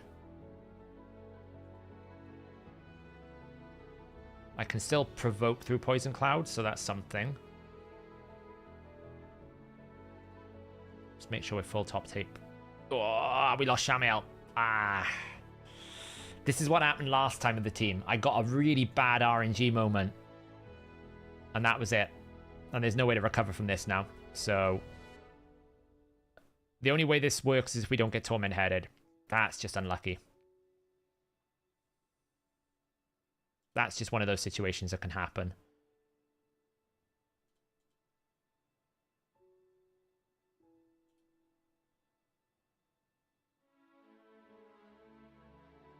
Where I just can't quite get them in the safe zone. Especially if Shamael jumps ahead of the ally protection. Oh, well. It's still a really good damage key. It's just not going to be 400 million now. Because we will pick up a Torment head. You know, and that, my Ugo is getting smashed a bit. So, that is not helping. She hasn't even got heal. Damn it. I need an extra turn. Didn't get it. She's dead. She be dead. Unless I've got cleanse, she is deado. Oh, I've got cleanse. Oh, that's huge. And an extra turn. That is huge. Get War Master. Ugo, please War Master. Okay, we did. Nice. Okay. We're holding on. It's very, very dangerous, but we're holding on. Heal. Nice. Okay, we're back up on track. That was just an awkward transition. I wasn't paying attention to the provokes. Luckily, we've got that back on now. One. Can I get block buffs? Yeah, nice.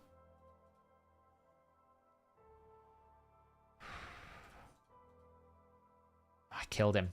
Ah, this rat, it was just this last setup. I just could never get control of the Wrath Head. It's just cost me all my damage. I just could never get back control of the Wrath Head. Ah, it's a shame. Still, it's a very good key. It could have gone further. We just had such a bad transition there. That's frustrating, that is. Because it was going so well.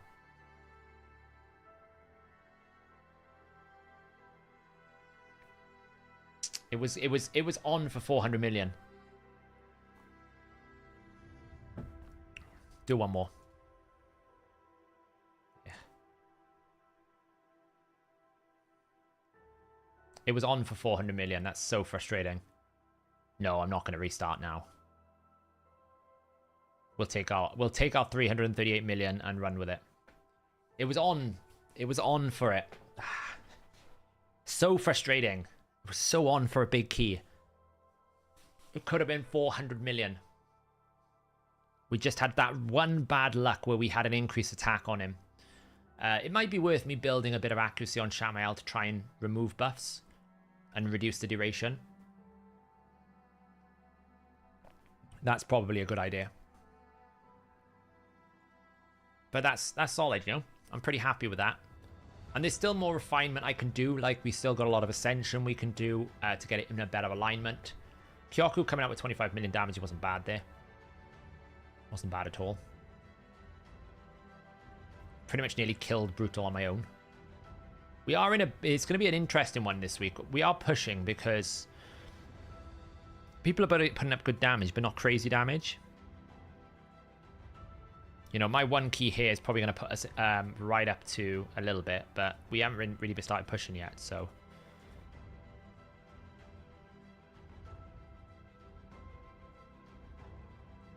Right then, let's do some progress missions. What's my daily login? Oh, an ancient shard.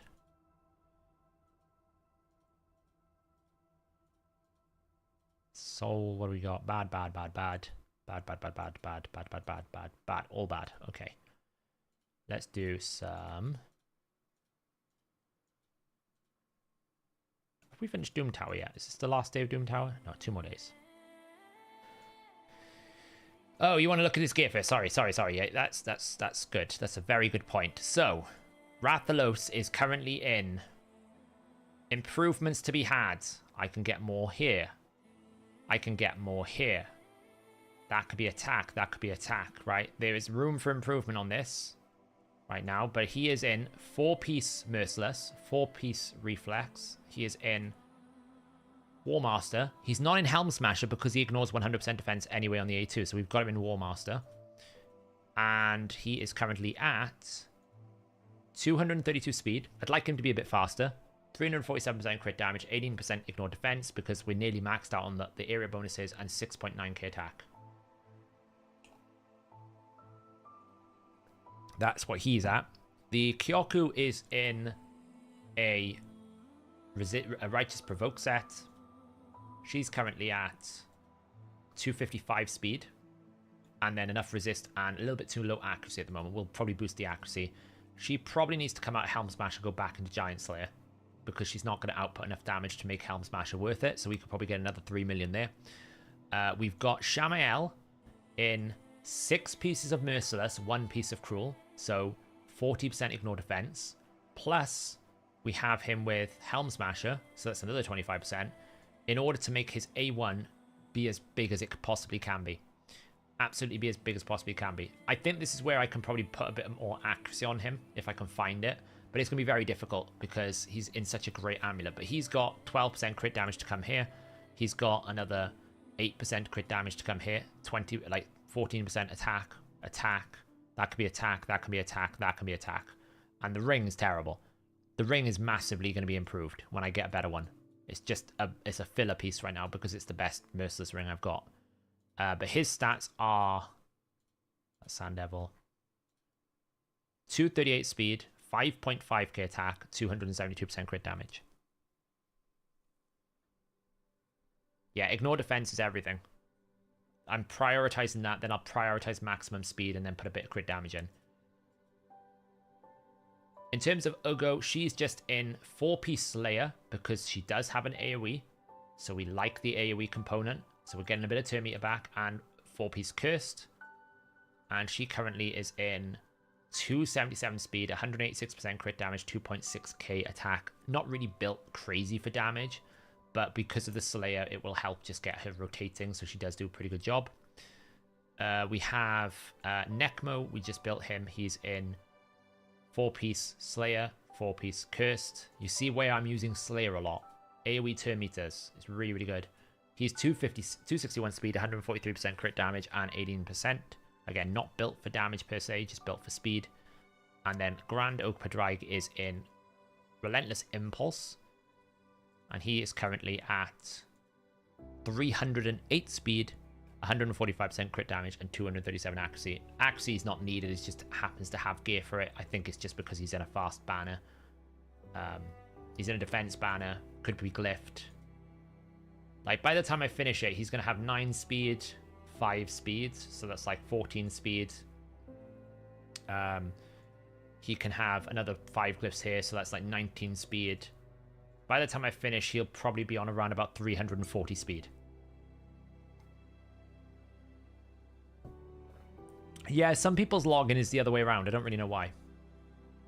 Masteries wise, I've gone and put him in War Master, and then I've gone for like a little bit of excess healing because he does heal quite well. Cycle of Magic and Laura Steel. Laura Steel is always very good for like any stat bonuses, specifically like Slayer sets and Merciless sets. You get a lot of stats, so it really adds value for Laura Steel if you can get it. So yeah, that's the builds. Pretty happy with that. It's getting there. It's moving in the right direction. Right, Curse City. Let's go and do some more stages here. Now I can go 1, 2, 3, 4, 5, 6, 7, 8 and try and get to this key over here. Where is the key actually?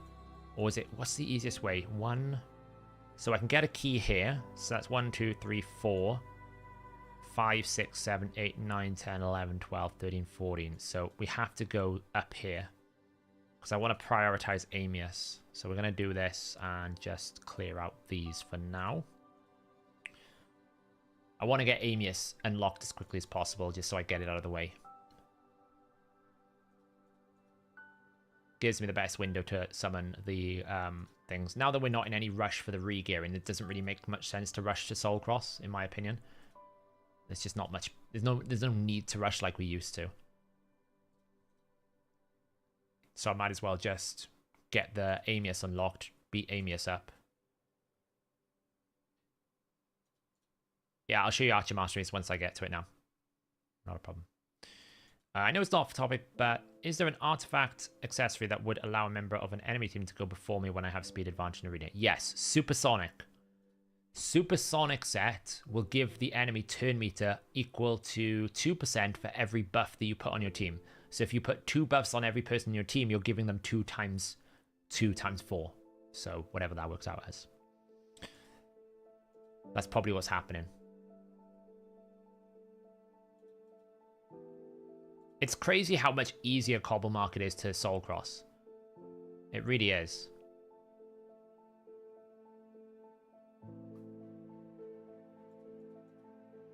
I think the re-gearing is a bit too late.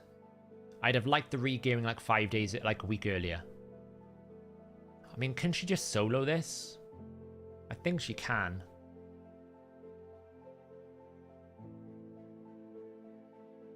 I'm pretty sure she can just...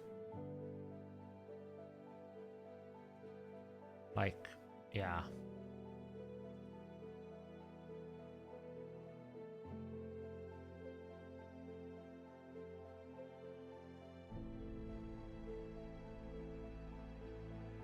I'm pretty sure Garl can just solo this. See what I mean? It's like, it's laughable compared to how difficult other stages are, how easy it is on Cobble Market.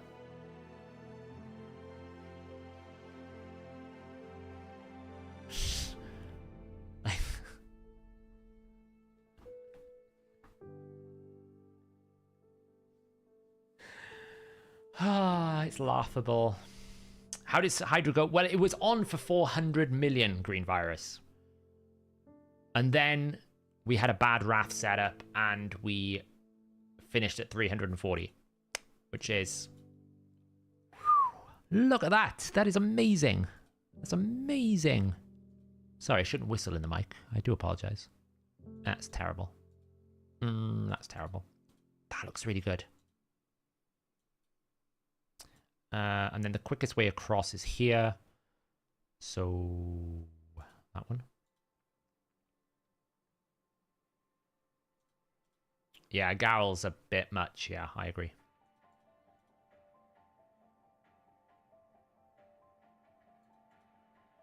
It's like there's no middle with Cintranos. Either it's stupidly easy or it's stupidly hard. There is no like equal challenge. That's what I find. Like here, for example, I can just probably throw in some randoms.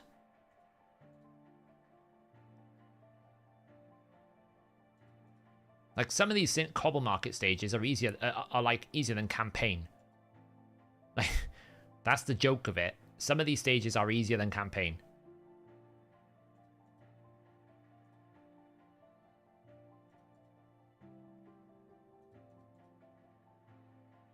Oh. I didn't bring burn, did I? My bad.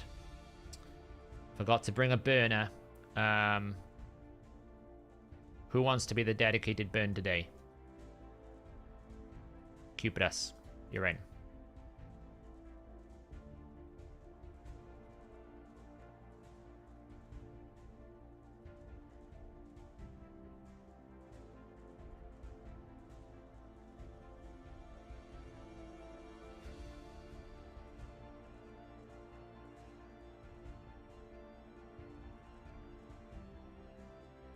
That might be okay.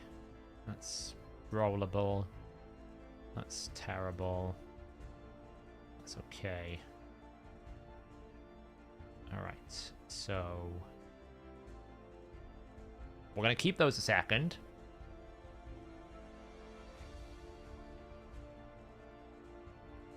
Because we're going to grab this. Then we're going to awaken our mans. That's why I held on to it.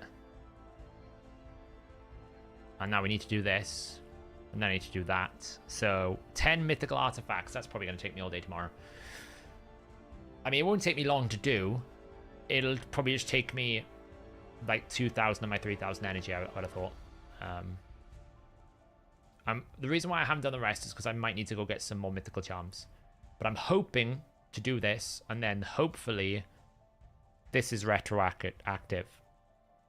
Like, some of these are retroactive because I'm top on, not so much Spider, but Classic I was top 10, I think, I want to say. But I won the Sand Devil one, so hopefully it's like there. But you know, the thing about this is it's super fast to do. It's like 10-second runs, so I'll blow through the energy very quickly, but hopefully I should get the 10 really quickly. No, not at the moment. I need to figure out how to add the 3 stars. It tells you the teams, but it won't tell you if it's 3-starred or not.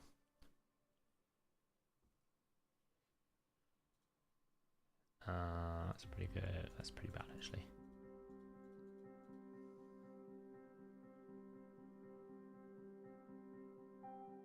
Oof, you can do it, CS. I have faith.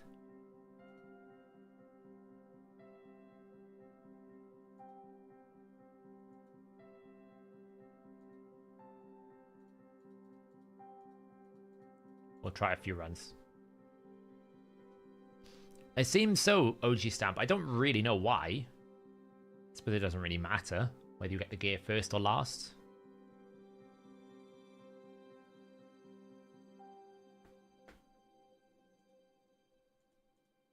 You just know that within the first 5 or 10 runs of this, there's going to be a mythical artifact that's going to pop out. Yeah, basically, in terms of rolls, max HP, burn, activate, finish. That's the roll. So as long as you've got the rolls there, they'll same thing, right? So Newt is doing max HP, Akimtum is killing the spiderlings, Drang is basically burning, and then we've got activate. Drang's in here because he's 100% burn. So, but this could cost me a lot. The annoying thing is, I don't want to be doing it outside of Dungeon Divers, but Iron Twins is at Force, and that's the first objective of the next group. So if I can do it today, I can get onto Group 3 and catch up. So I'll show you now, no brainer.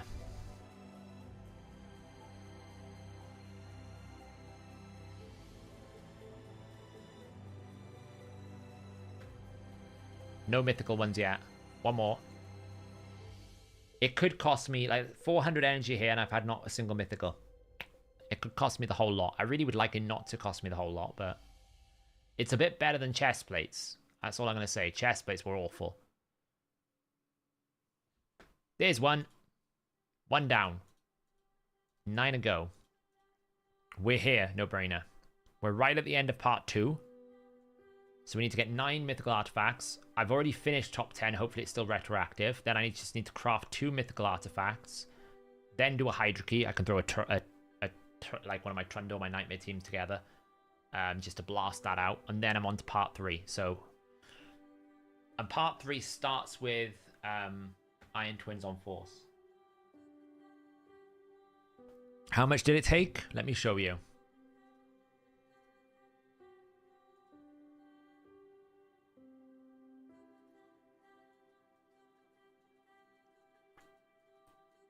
That's how much it took. That's how much energy it took.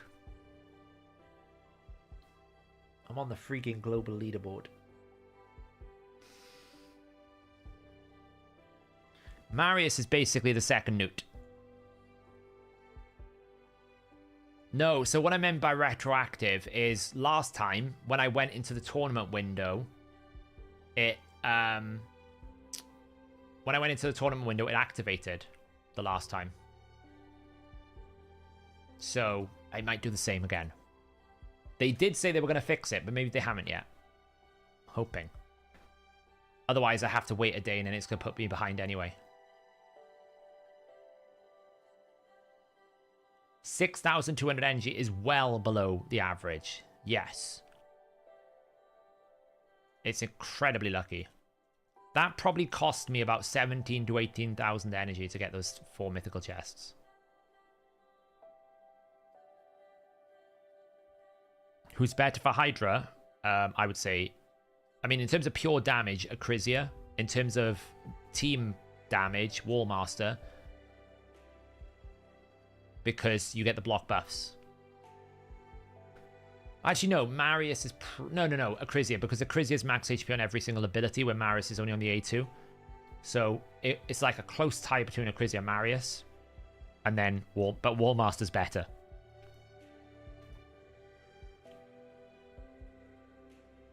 No, I got 4.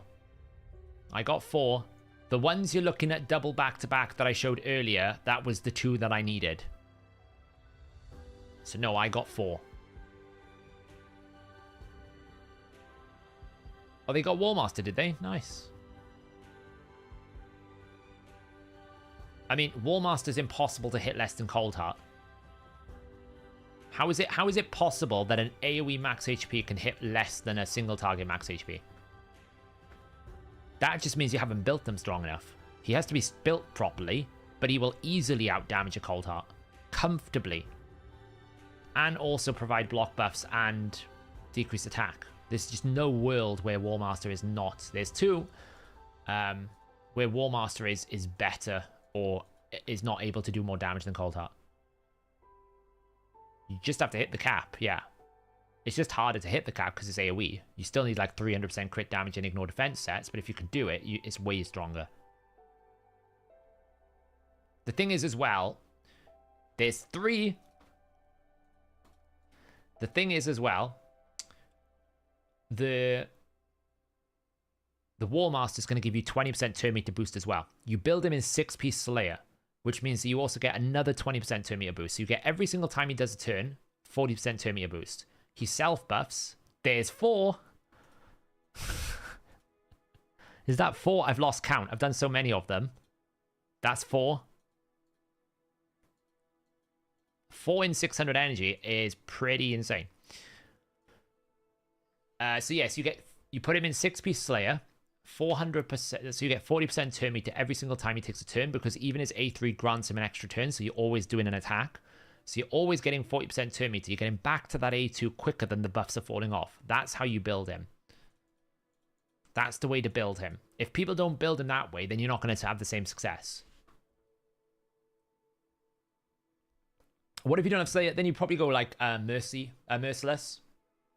You'd need to have Ignore Defense. You absolutely need to have Ignore Defense. Otherwise, you're never going to hit cap. Like, it's impossible to hit cap without Ignore Defense with an AoE. It's just not possible.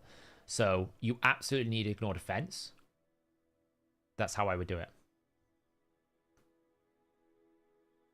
But Slayer is preferable for him because he's fully AoE, so he's always going to land it, you know? This can happen sometimes, but it doesn't affect the run, because we normally can execute him with Walking Tomb Drang. Sometimes if the Spiderlings just resist a few too much, we'll execute it with Walking Tomb Drang, so Soul Reap finishes it off for us. I'll show you the builds after I do this now. 9-piece Slayer is a bit weird. You could put a 9-piece on him as well, but 6-piece is minimum. 9-piece is doing very weird things with max HP on Hydra. I need to dig into it and do more testing. Oh, that's a really good banner there. So team builds here. Just to show you quickly. So Drang is in just random gear. The key thing is turn order. So he's at 278 speed. Newt is built for Fire Knight more than anything, so he's at 307 speed. He's actually in swift parry, because You don't need Ignore Defense on Newt to hit cap because he's a 10% max HP anyway. So it's very easy to hit cap with him. So I'm hitting cap at like 231% pretty much. So it's not too much of a problem. Sissia is just in decent gear at 266 speed.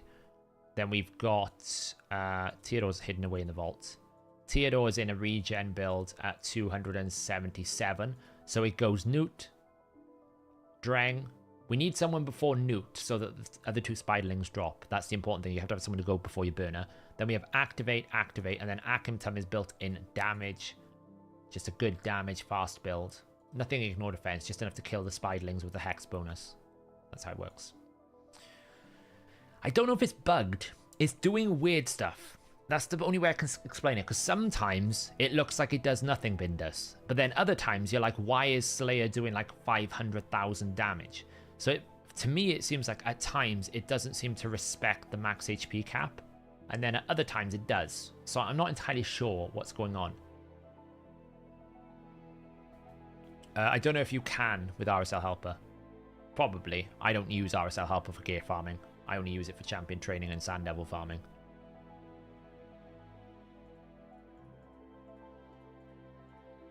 We're on a bit of a dry spell here. We high rolled for the first ones.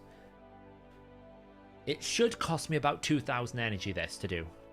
I don't mind running it either because it's silver, so it's not it's energy that I'm burning, but you know. It is what it is.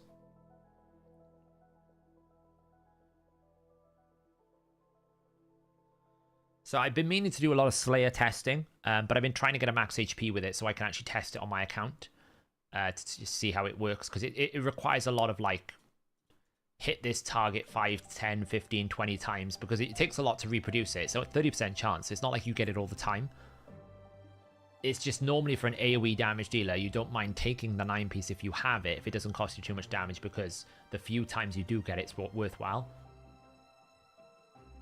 But it does take a while. Like I've got it on Cupidus, and I've been there sometimes just like pummeling away at a target and I can't get it to activate. It also does weird things in the way that it targets, because the AoE is actually an AoE. So it means that if it does proc, it will always proc based on the defense of the target in the lead position. So that's another consideration. It's like, well, if the target in the lead position has a lot of defense, it doesn't do half as much damage if the target in the lead position has not a lot of defense.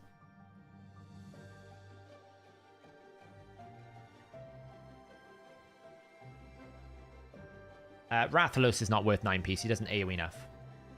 The 9-piece is only really worthwhile if you have very, very consistent AoE. Like, Trunda is okay because she has such a high AoE ceiling on the second hit, it's worthwhile. Wallmaster is perfect for. And if you're not a damage dealer, then 4-piece is really, really good. Because he's killing the Spiderlings.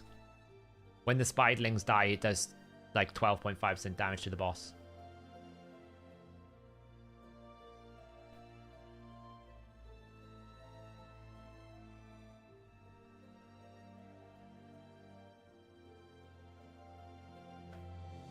Oh, we're on a bit of a dry spell here.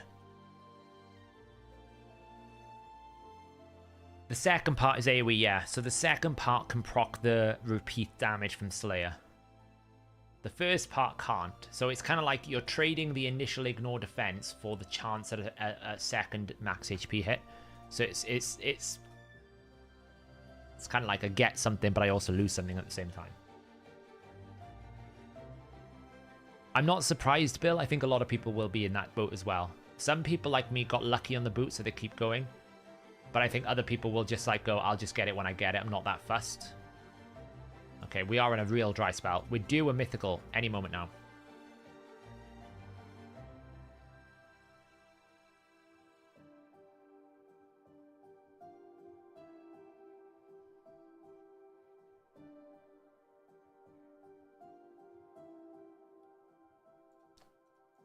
Come on, mythical. I'm not a content creator, unpaid. Gotta understand this. I'm not a content creator. I just make YouTube videos. That's not content creation. It's more I don't trust RSL Helper not to break Green Virus. That's why I don't use it for gear farming. I only use it for basically repetitive motions like, you know, repeat this until I hit next max HP, or repeat Sand Devil.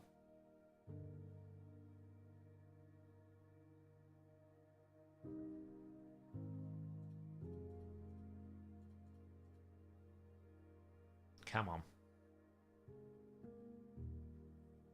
I feel committed. This has been the problem with the missions track, okay? I start it, and then I get in this position where I'm like, I'm committed now, so I might as well keep going. I've just burnt like 1500 energy, and I'm like, I might as well just keep going.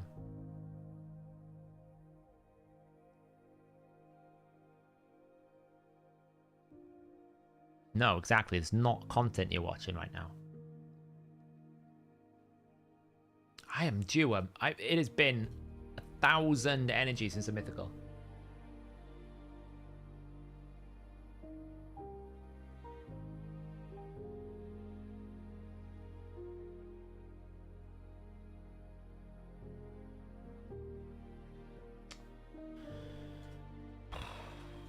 Rough, rough, rough.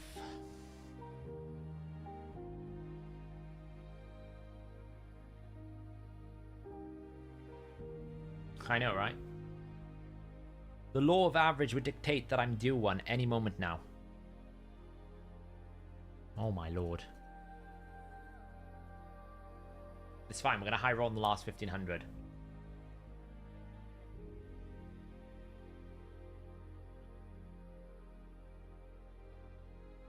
It's calming my soul from all this bad RNG. Oh, Lord above. That's actually quite a good ring, though. That's quite a good banner. I don't really know anymore, Jordan. It doesn't really make much sense anymore.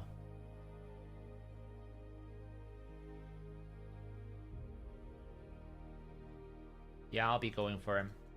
I'll pull my sacreds. Bleed my account dry.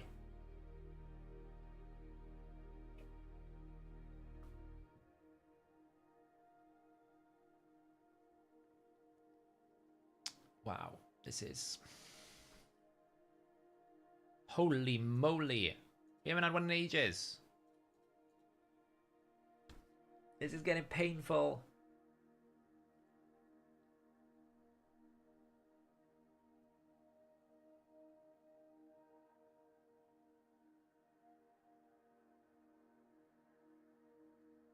Oh my god. That's quite good. Yeah, I'll be on Amius next reset as well, yeah.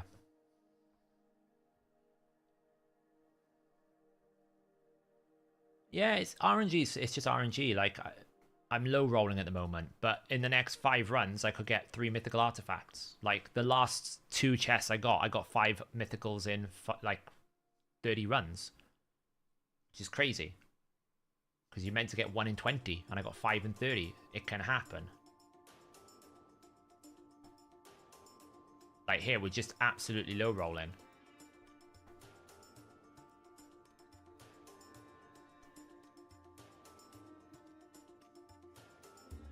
I mean, don't get me wrong, it does hurt to use this kind of energy outside of a Dungeon Divers. But thankfully, we've only got like 1 Dungeon Divers left, and that's on Saturday. So, it's not the end of the world. I don't think she's in one of my future comps at the moment, but we'll see. Well, you got to remember in Slayer, he's going to be getting 40% turn meter every turn. So essentially, he's running with a 40% speed buff on permanently. If that's any sort of indicator, no-brainer, right? So I would say, considering, well, it's going to be 20% difference. So it's whether or not like 75 speed is equal to 20% turn meter. This is insane. I haven't had one in ages now.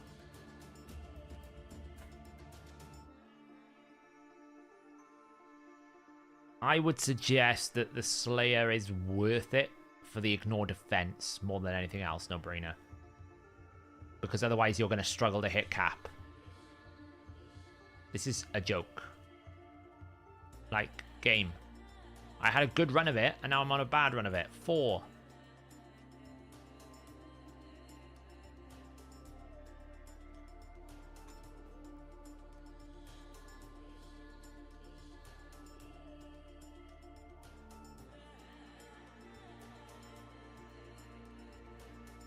But yeah, I would suggest the 6-piece giving you 30, was it 30% ignore defense is probably worth it than the Relentless anyway. He doesn't really need Relentless because he gets an extra turn regardless, so he's pretty, like, his rotations are very fast. At least I think, anyway. I don't think you need as much.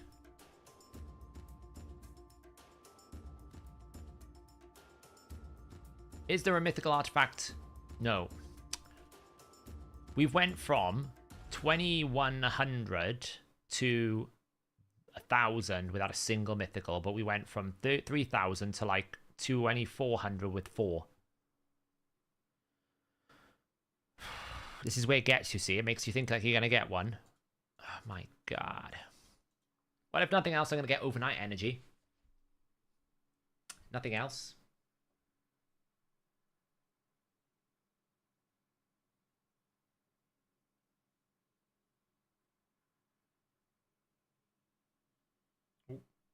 Ooh. This is where it gets interesting. Is it going to fail? And the answer is... nope. Good old execute. Where is the mythical artifacts? Where are the mythical artifacts? Where are they? Where are they?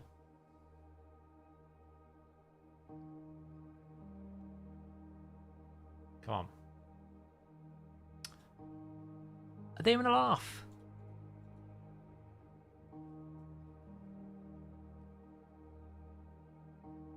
How would I rank the max HP nukers? Probably, in terms of use in a team, not just damage, but just use, I would go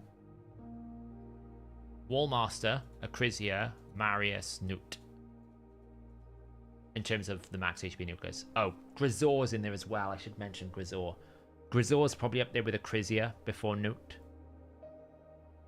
I think Wallmaster's the best one now. Purely because his block buff's potential. This mission, man. Like, you get decreased attack, block buffs, and you also get max HP double hit. It's really, really strong. And it's more the rotational aspect, so you can get back to that block buff very quickly.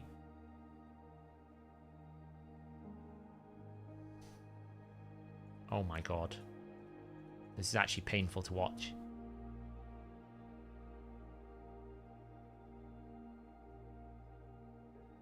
The Acrisia is a bit better than the Marius because all of her abilities are max HP. Yes, finally.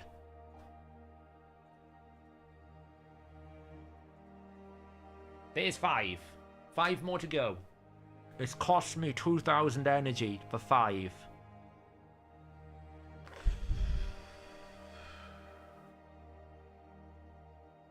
Oh my god. 2,000 energy for 5 it's cost me. Well, about 2,200 actually. Yeah, for Hydra. I mean, Harima is... Marius is probably goes Newt Marius everywhere else. Because obviously it's number of hits, right? Outside of Hydra, Marius will cap everything. 6! That's right. Because the only reason why Marius loses a bit of value in Hydra is because of the AoE penalty. So...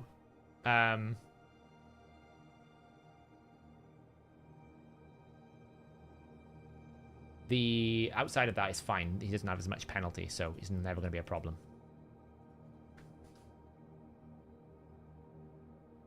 6 out of 10. The 3,000 on average should be enough. 3,000 on average should be enough. I'm pretty sure on average it should be, because it's like 1 in 20. So I need 200 runs. And 200 times 20 is 4,000. Okay, so it's just a little bit under. 3,000 should give me about 7 on average. And so far, we're about there, you know? We're 6 from about 3,000, so I might have to burn a bit of gems to get the last 1,000 energy in.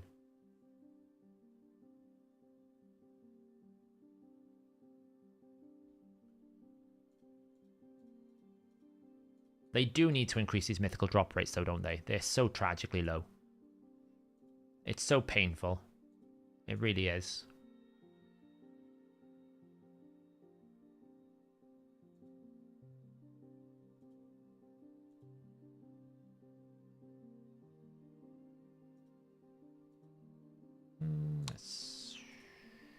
Okay.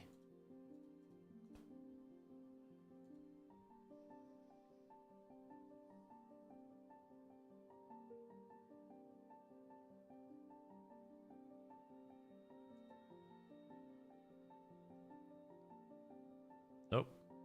Someone lived.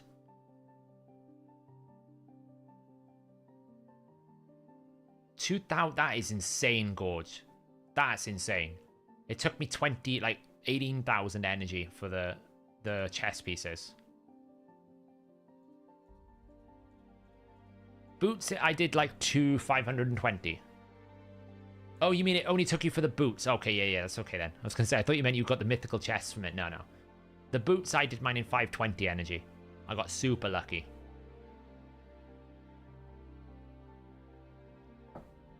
We're at 6 so far. I think we can get one more before we run out of energy.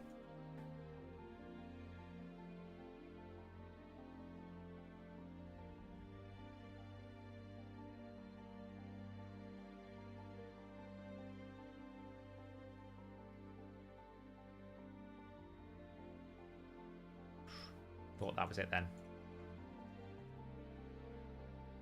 Yeah, 520 was crazy lucky. But I paid for that luck with the mythical chest because that took me 17,000, so. Yeah, the second newt is what I'm going to be dedicating Marius to. Every team that you see 2 newts, Marius is going in the same position because he'll do exactly the same job. So I'll effectively have a double newt team, and pretty much every boss then will become 10-second jobs. Apart from like Ice Golem maybe Dragon as well. But most other bosses will be 10-second jobs.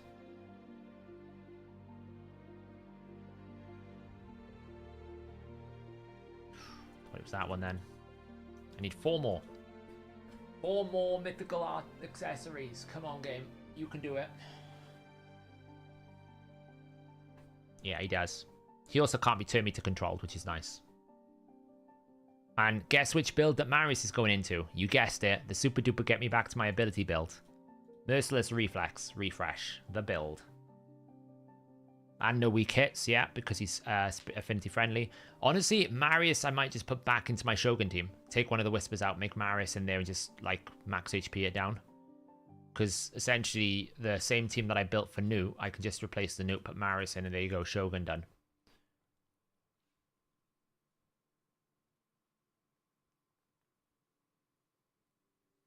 Why not 9-piece Slayer? True, I could actually. Yeah, maybe that's better. Maybe that is better. You are correct, yeah. Yeah, actually, yes, because I'll need him for the ignore defense anyway for Hydra, so for sure. For sure I'll need him for Hydra. I don't actually know if he's going to make it into my Hydra team because he's pretty expensive to put into your Hydra team.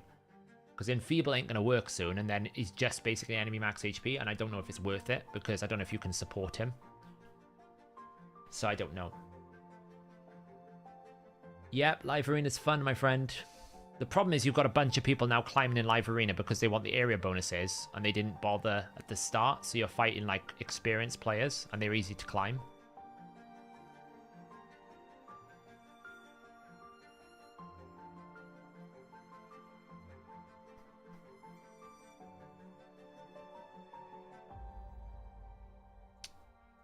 Are we going to get one more before we run out of energy?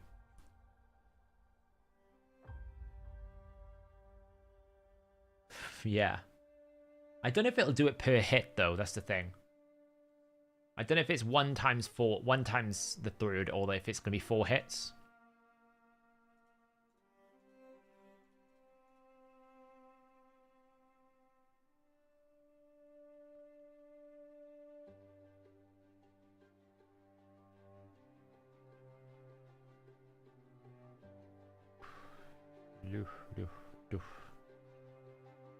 I think we're going to run out of energy before we get another mythical. Well, that is burning 3,000 energy outside of Dungeon Divers or a Spider Tournament just for a mission. What is wrong with me? This is like, I've completely thrown efficiency out the window. That's no longer in the same vicinity. Well, let's do a refill.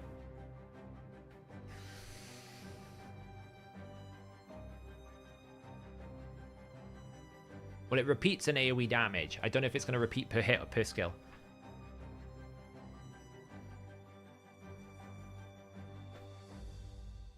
Yeah, I'm not really building him necessarily for Hydra. I'm using him more I want him more for the teams where I can build double newt. The double newt teams make him much more interesting. You know, I can probably run a Fire Knight team with double nuke, if that makes sense. Like break the shield, nuke it with double newt. So Marius and him. All those teams now become possible when you get a Marius. So I can probably reduce my Fire Knight turn down to maybe a minute. And because he's got Enfeeble as well, we can kill waves quicker. Oh, man. One more refill. Yeah, if you've got 2 newts already, you can do triple newt. 90%.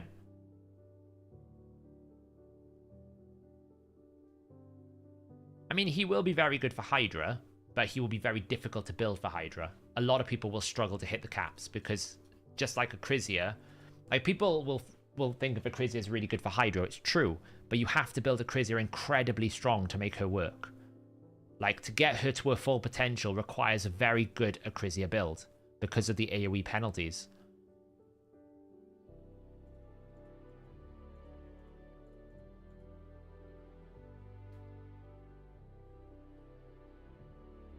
Yeah, there's a break point with him, really.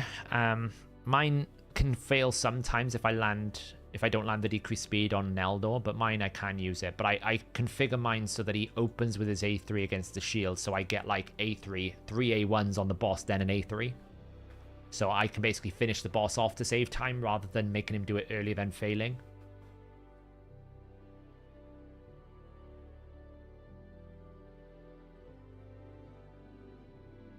Okay, well, we could keep going and burn even more of our resources to do this. Oh, look, it's a refill. We might as well use the refill. Go find Classic Arena, use that refill.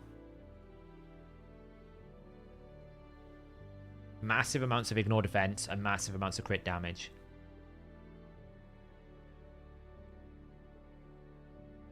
That's what you need for Marius. If you want to hit cap with Marius, you're going to need somewhere in the region of 310% crit damage with a good 30 to 40% ignore defense.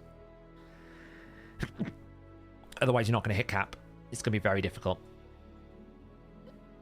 You could probably hit cap on most of the heads, but not on the Suffering Head, which is where you really want to hit cap because it's the most amount of damage.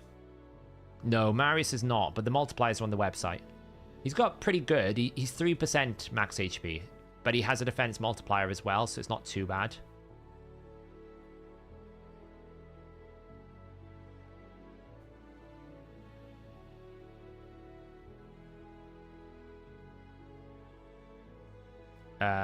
No, Grisor's 10%. Grisor and Newt are 10% max HP. Acrisia's 5%. Wallmaster's like 3.5%.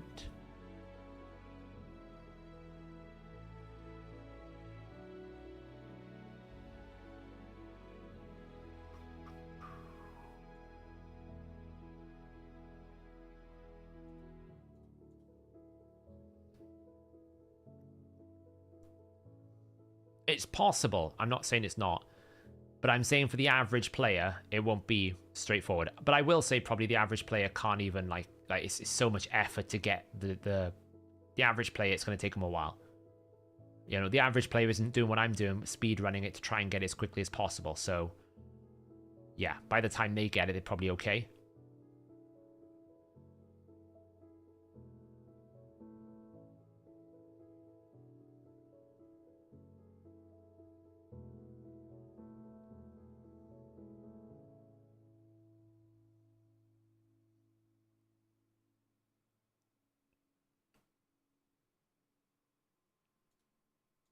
Go.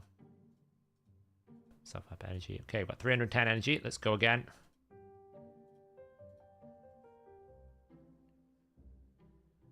Yes, exactly.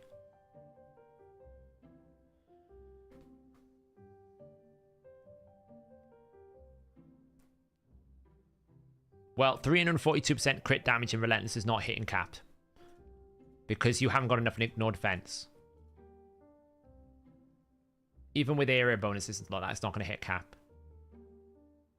Now, you might be fine with that, because actually, you might be getting extra turns, so that's okay. But for someone like Marius, where not all of his abilities are max HP... Woohoo! 7! With someone like Marius, where not all of his abilities are AoE, you actually don't want to go that Relentless route, because you want to hit cap on the ability that's actually doing max HP. So you'd either want to go like Merciless Reflex to try and recycle his A2 more often, or you'd want to go full Ignore Defense so that you get the maximum potential out of his A2.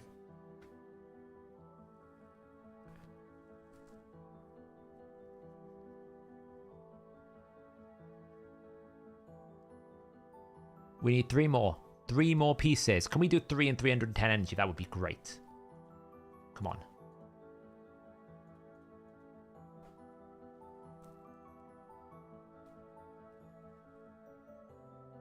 Five times they blink and you'd lose the energy.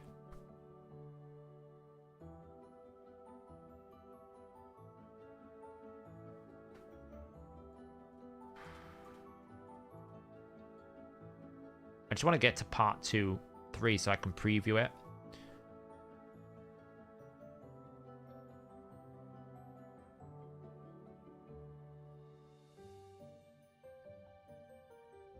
These missions are the worst ones though. These like get mythical artifacts. They're so expensive.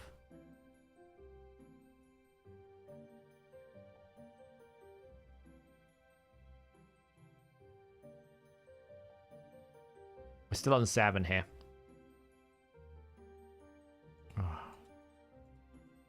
That's bad. Yeah, why not? We have to farm 20. That I think at that point I'll just do it when I do it. That's like, it gets stupid at this point. Like 10 is bad enough. Honestly, I feel really bad about burning like 4,000 energy today. Or the amount of energy I've burned today I feel really bad about, so. Possibly Black Dragon. It would make sense. Yeah, when it's specific slots, it's crazy. If it's just any, it's not so bad. You can, like, I probably got over 20 on the dragon running, trying to get the specific ones that I needed. But it's just the drop rates are so poor.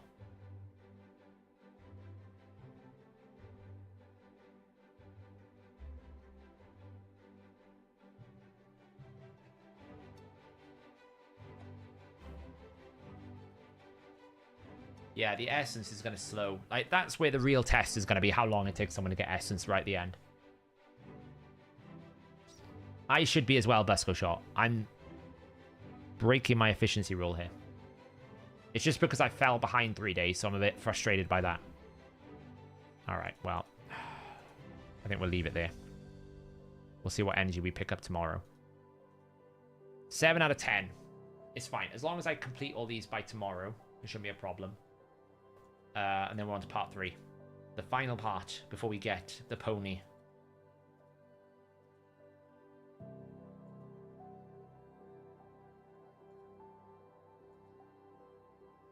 I mean, he's also an increased defense and increased accuracy on all allies, so that's not too bad, actually. It's kind of good. It's kind of useful.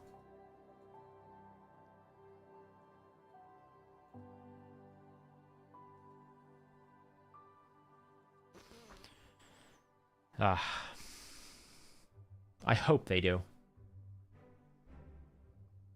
Well, the Force Twins is today. That's what I'm saying. The Force Twins is today. That's why I need to get it done today, ideally. Ideally, I need to get it done. So there's a bit of energy that I can get on, like, stage 108. So it's like, today's the day I really want to get it done, ideally. If he's in Slayer, I would use it because it's an extra turn anyway, JKL. It's an extra turn regardless, so it doesn't really matter.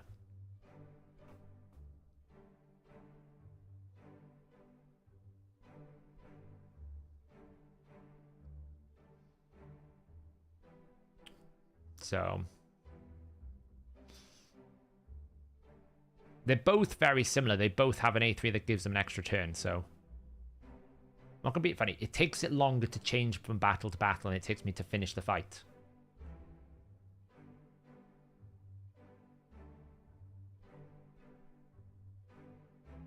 Who do I get instead of times 10? Probably another Bistophus. Knowing my luck. Or just to rub it in my face, a second newt. Just to make it hilarious, you know? You've spent like 20,000 energy today trying to get all these missions done. It's like, here, have the second newt that you wanted. Do I have the accessories? I'll have a look now. Probably. I don't know if I have it for 9 out of 9, but if for nothing else, I can do 6 out of 6. 6 out of 9.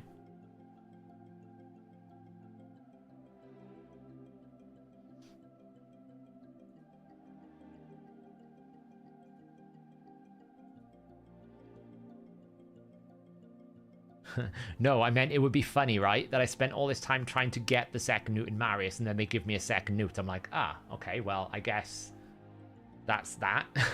That's now a triple.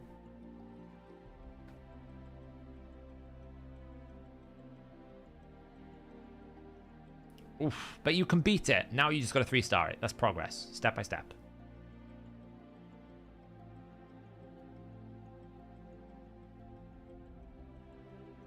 Boom. Boom. Nearly there. I think the next one's energy.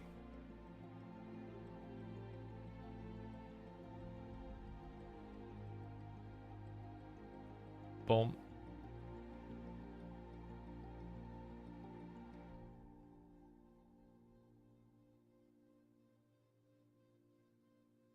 Oh, the next one must be energy. It's like going to be like 150 energy we can use. Won't be enough to get me 3 mythical artifacts, but you never know. You never know, it might get us 1.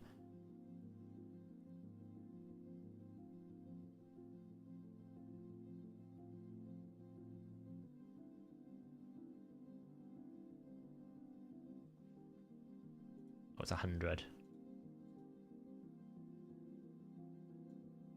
Alright. Who do I want most? Falmouth would be great. Harima would be great. Firol, also great. Kaimar would be great. Hefrak would be great. There's so many non-voids that would be really good for my account. Ah, see, I knew it was coming. There you go. I knew it. That's 8. 8 out of 10.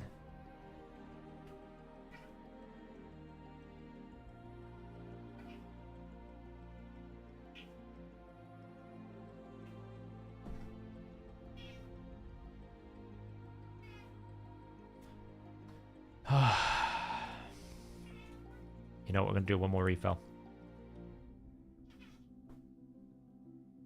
Well, the problem is it could cost another, like, 2,000 energy to get the last 2. I've lost track how much energy I use now. I must have used like 4,000 energy so far. So I'm due another one. I'm either on average or just above average. Just below low roll, you know? Just a little bit low rolled.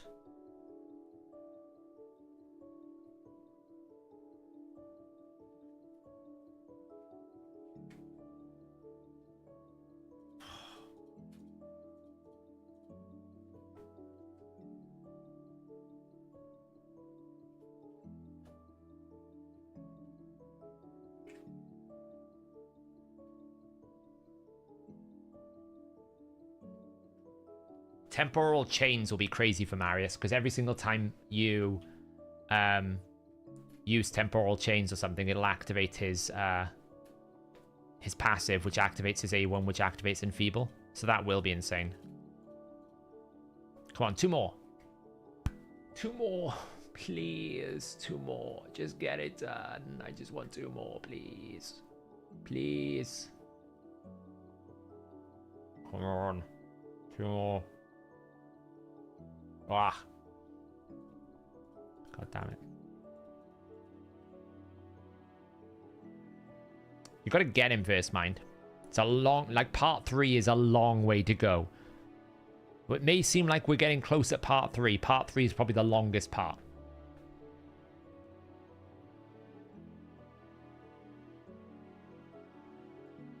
No matter what, you can't get Void this week. Yeah, I can. Oh, no, because I'm going to be way behind because of that. No, I can do magic tomorrow. Viperia. I can do magic tomorrow, right? It goes... Or is it going to go spirit?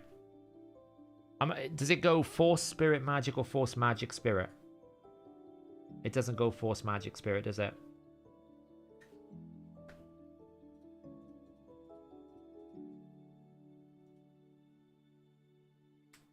What's the next ones? Let me have a look. Have I just wasted a load of energy I could have saved?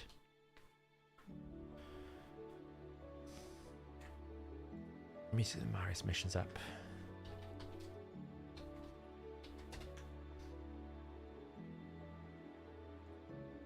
Oh, wait, that's group 1. Hang on. Group 3. Oh, I've wasted a load of energy. Why didn't anyone tell me this? I should have just held this for the dungeon divers. I've absolutely benefited nothing from this because I can't progress for the Sunday one anyway. Ah. I just wasted all that energy. I should have just waited till Saturday. Because I can't do the Sunday one anyway.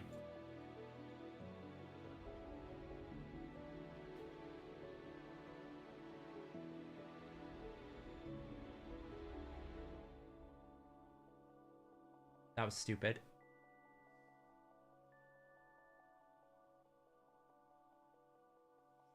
That's annoying. I just wasted all that energy. Because I've still got to do the dungeon divers. Because I've got to do every event, you know? So,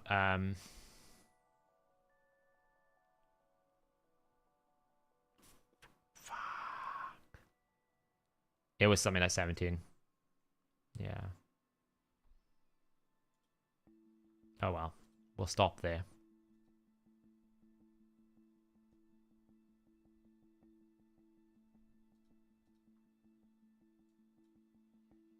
Yeah, because I've still got to do champion training. I've still got to do... Artifact enhancement's fine. But, like, we still have... I mean, I will get it done probably tomorrow. Yeah, like today, just to finish it off, but...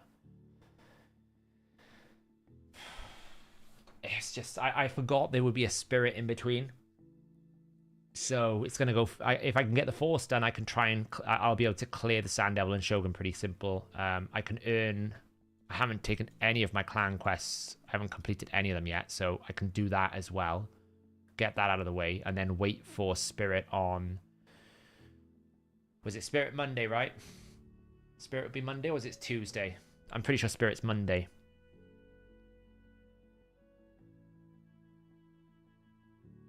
So Monday, then I'll be able to do Sand Devil and Shogun's Grove over a bit of energy. Then Tuesday, Wednesday will be the magic.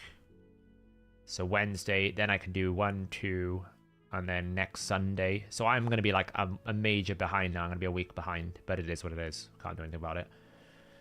I've got plenty to get all my artifacts to level 6. That won't be a problem.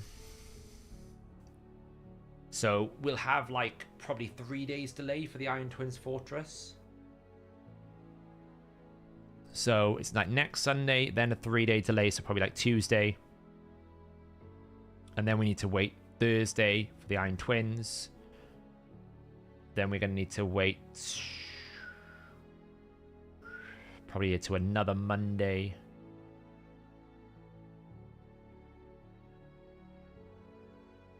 Okay. Yeah, there's probably like at least another month in this. At least. Absolutely at least another month. Oh my god, there's 2 essence quests. That's insane. There's two eternal immortal essence quests. So we got to earn 40 and earn 80.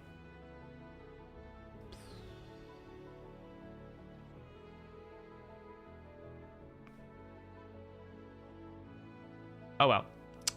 We'll get to group 3 and then we'll start chilling, I think. There's not much we can really do about that. That's just going to take some time, you know.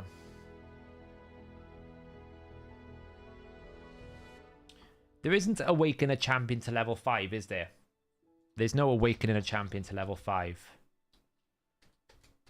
There's 4, there's 2, so I might as well just awaken our mans now to level 5. Just get it out of the way. Give him his Axie boost. Oh, that's frustrating. I should have waited with all of that. It's going to make Dungeon Divers a bit more expensive now. But hey ho. You learn something new every day.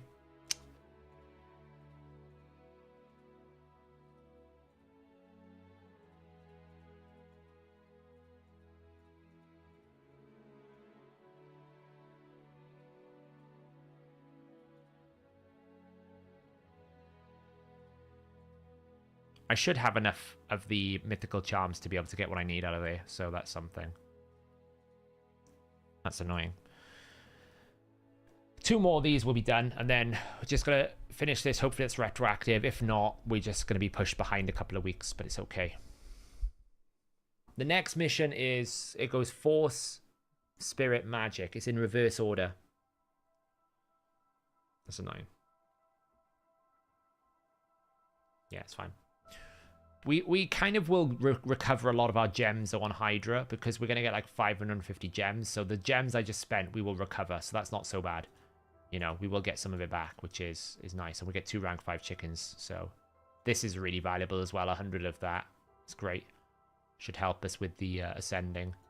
But hey, you know, we got a Hydra key done. Pretty happy with that. 1,000,000 damage. It could be improved, but it's pretty good so far. Pretty happy with that. Yeah. Anyway, guys. Gonna leave it there. It was a pleasure as always. Let's do a live arena for the show. For the road. Mr. Kruz, you are the final victim of tonight's gem craziness. You will now face my 5-star Amans, not my 4-star, my 3-star. Oh. Fair enough.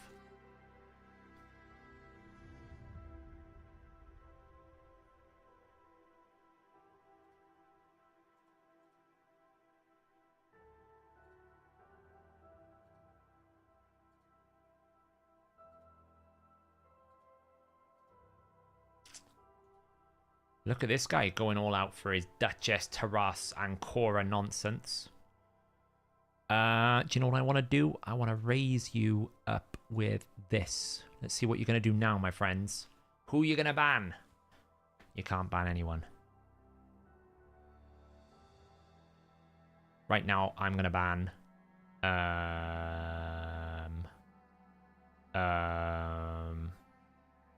I don't know who to ban, actually.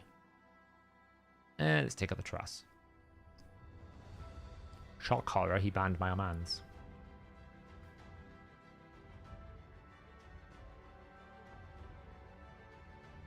Yeah, not many people care to really stop that.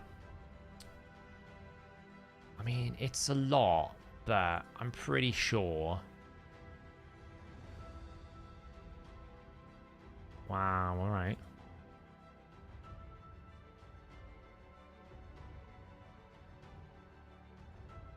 These like 4 reaction or something. This could be bad.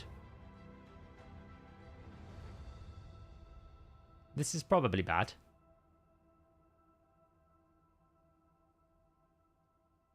There's hope. We need a one-shot miracle. Okay, well, that really didn't do it, did it?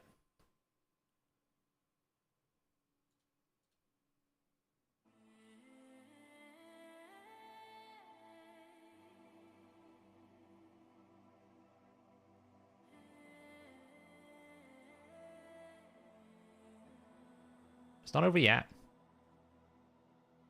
It's over now. Wukong for the victory. Okay, well. That was kind of crazy how, like, much reaction that guy had. That was just, like, kind of nuts how much shield and reaction he had there. It's just, you know, alright. I lost the increased attack on Garl, which kind of hurt his damage, and I didn't have any buffs on Garl, right? So it's really a bad Garl team to put it into. But we probably wouldn't have got enough damage.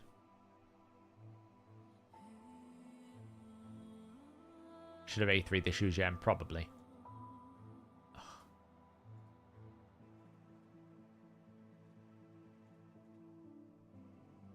Most likely. Lan the Clever. Let's see how clever Lan is.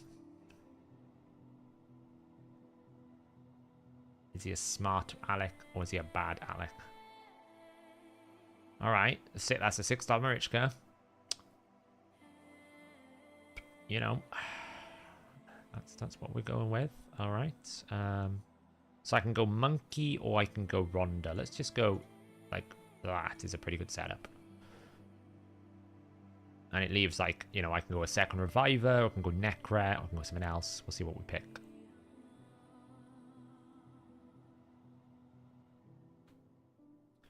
Rotus is so coming out here. It's probably going to be like Rotus Ultimate Death Knight to finish it off. Why is that a Brimstone, Marichka? I'm really confused. Finish the pick. Pick your champion. Okay, well, he's gone full Tarichka.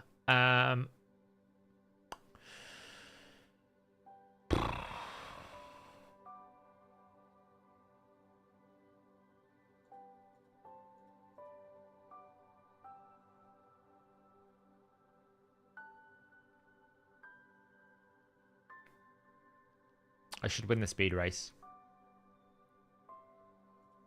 Yeah, I'll win the speed race. Or just Wukong it. As long as I haven't got like multiple stone skins, I should just be able to Wukong his an E3 and kill the rest. If it's a stone skin and E3, we're in trouble.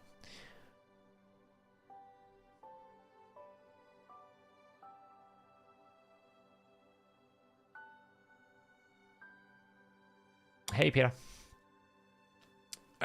It's not a stone skin in E3, so we're gonna go boom, boom, boom, boom, boom, and we're gonna go goodbye, team. Oh, he's got swift parry. Oh.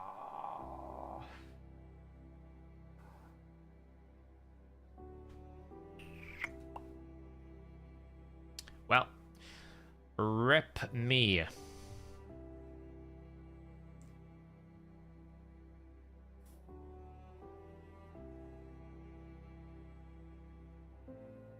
Oh, I'm so dead. I'm so dead. I'm so...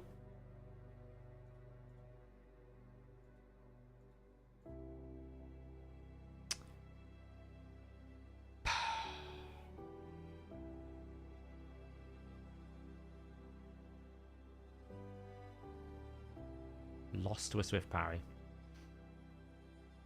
Oh, don't tell me I've hit the 3 in a row. We've hit the 3 loss in a row. Damn. Well, I mean, that wouldn't have mattered because the concept is if I kill his E3, I one-shot the team. The A3 is not going to help me there. Right, that's just a swift parry RNG. It's just... Whether he kills me the next turn or kills me the turn he killed me on, it wouldn't have mattered.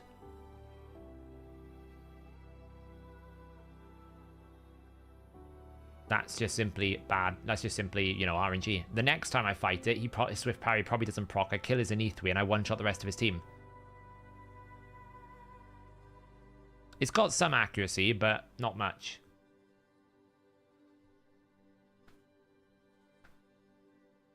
But even if I sheeped him, it wouldn't have helped much. I still would have lost to the Taras.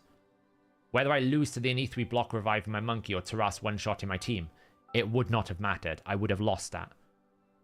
The only way I killed it is if I killed his entire team with A2, then repeated it with the A3.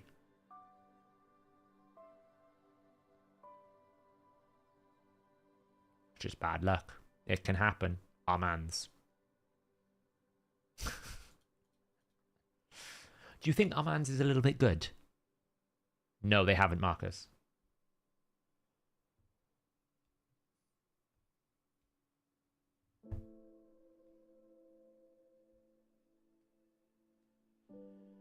Man, there are so many high-star souls. It's actually shocking how much, like, 6-star souls there are for these champions now. It really is.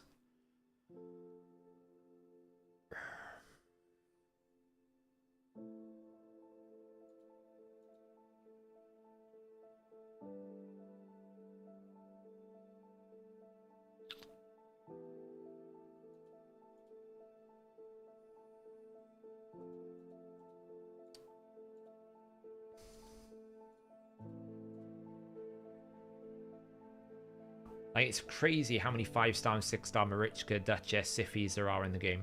It really is.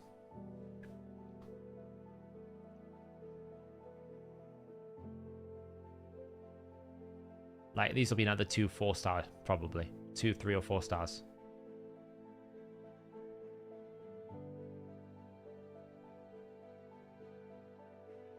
If he picks. Oh. So he's gone full defense, full stall.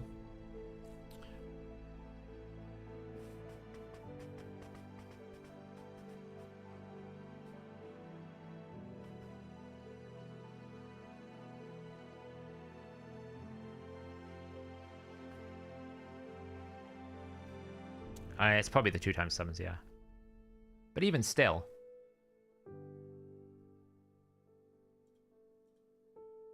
Now, this is going to be difficult because why did I pick... This is it. He picked 2... He picked 2 Force champions into a Magic Rota, so it's going to be really difficult.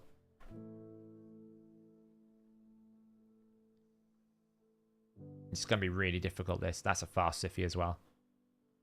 Huh. Rip you.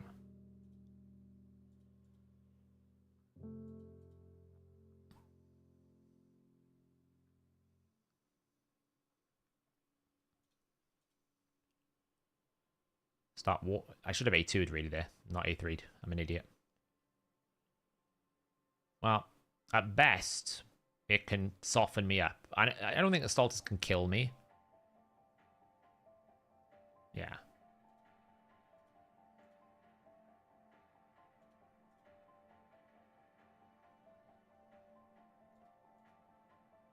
Nice. Reset.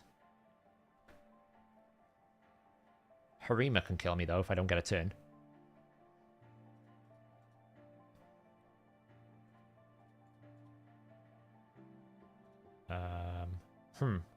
Let's try our luck. Weak hit.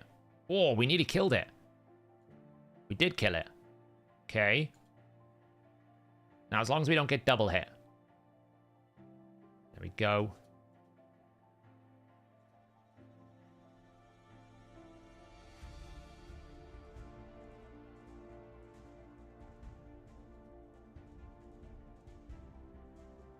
The sheep has come back from the other universe and all of its team is dead.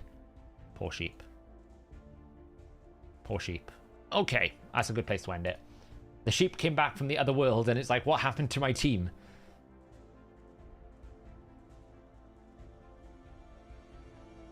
Not bad. Alright guys, we're going to leave it there. That was a good fun. It was a pleasure as always. We are grinding ahead. We've done 1 Hydra key. That is a first for me to do a Hydra key on Thursday. Normally it's like Tuesday, last minute mad dash to try and get a Hydra key in, so pretty good to do that. We will be back Monday.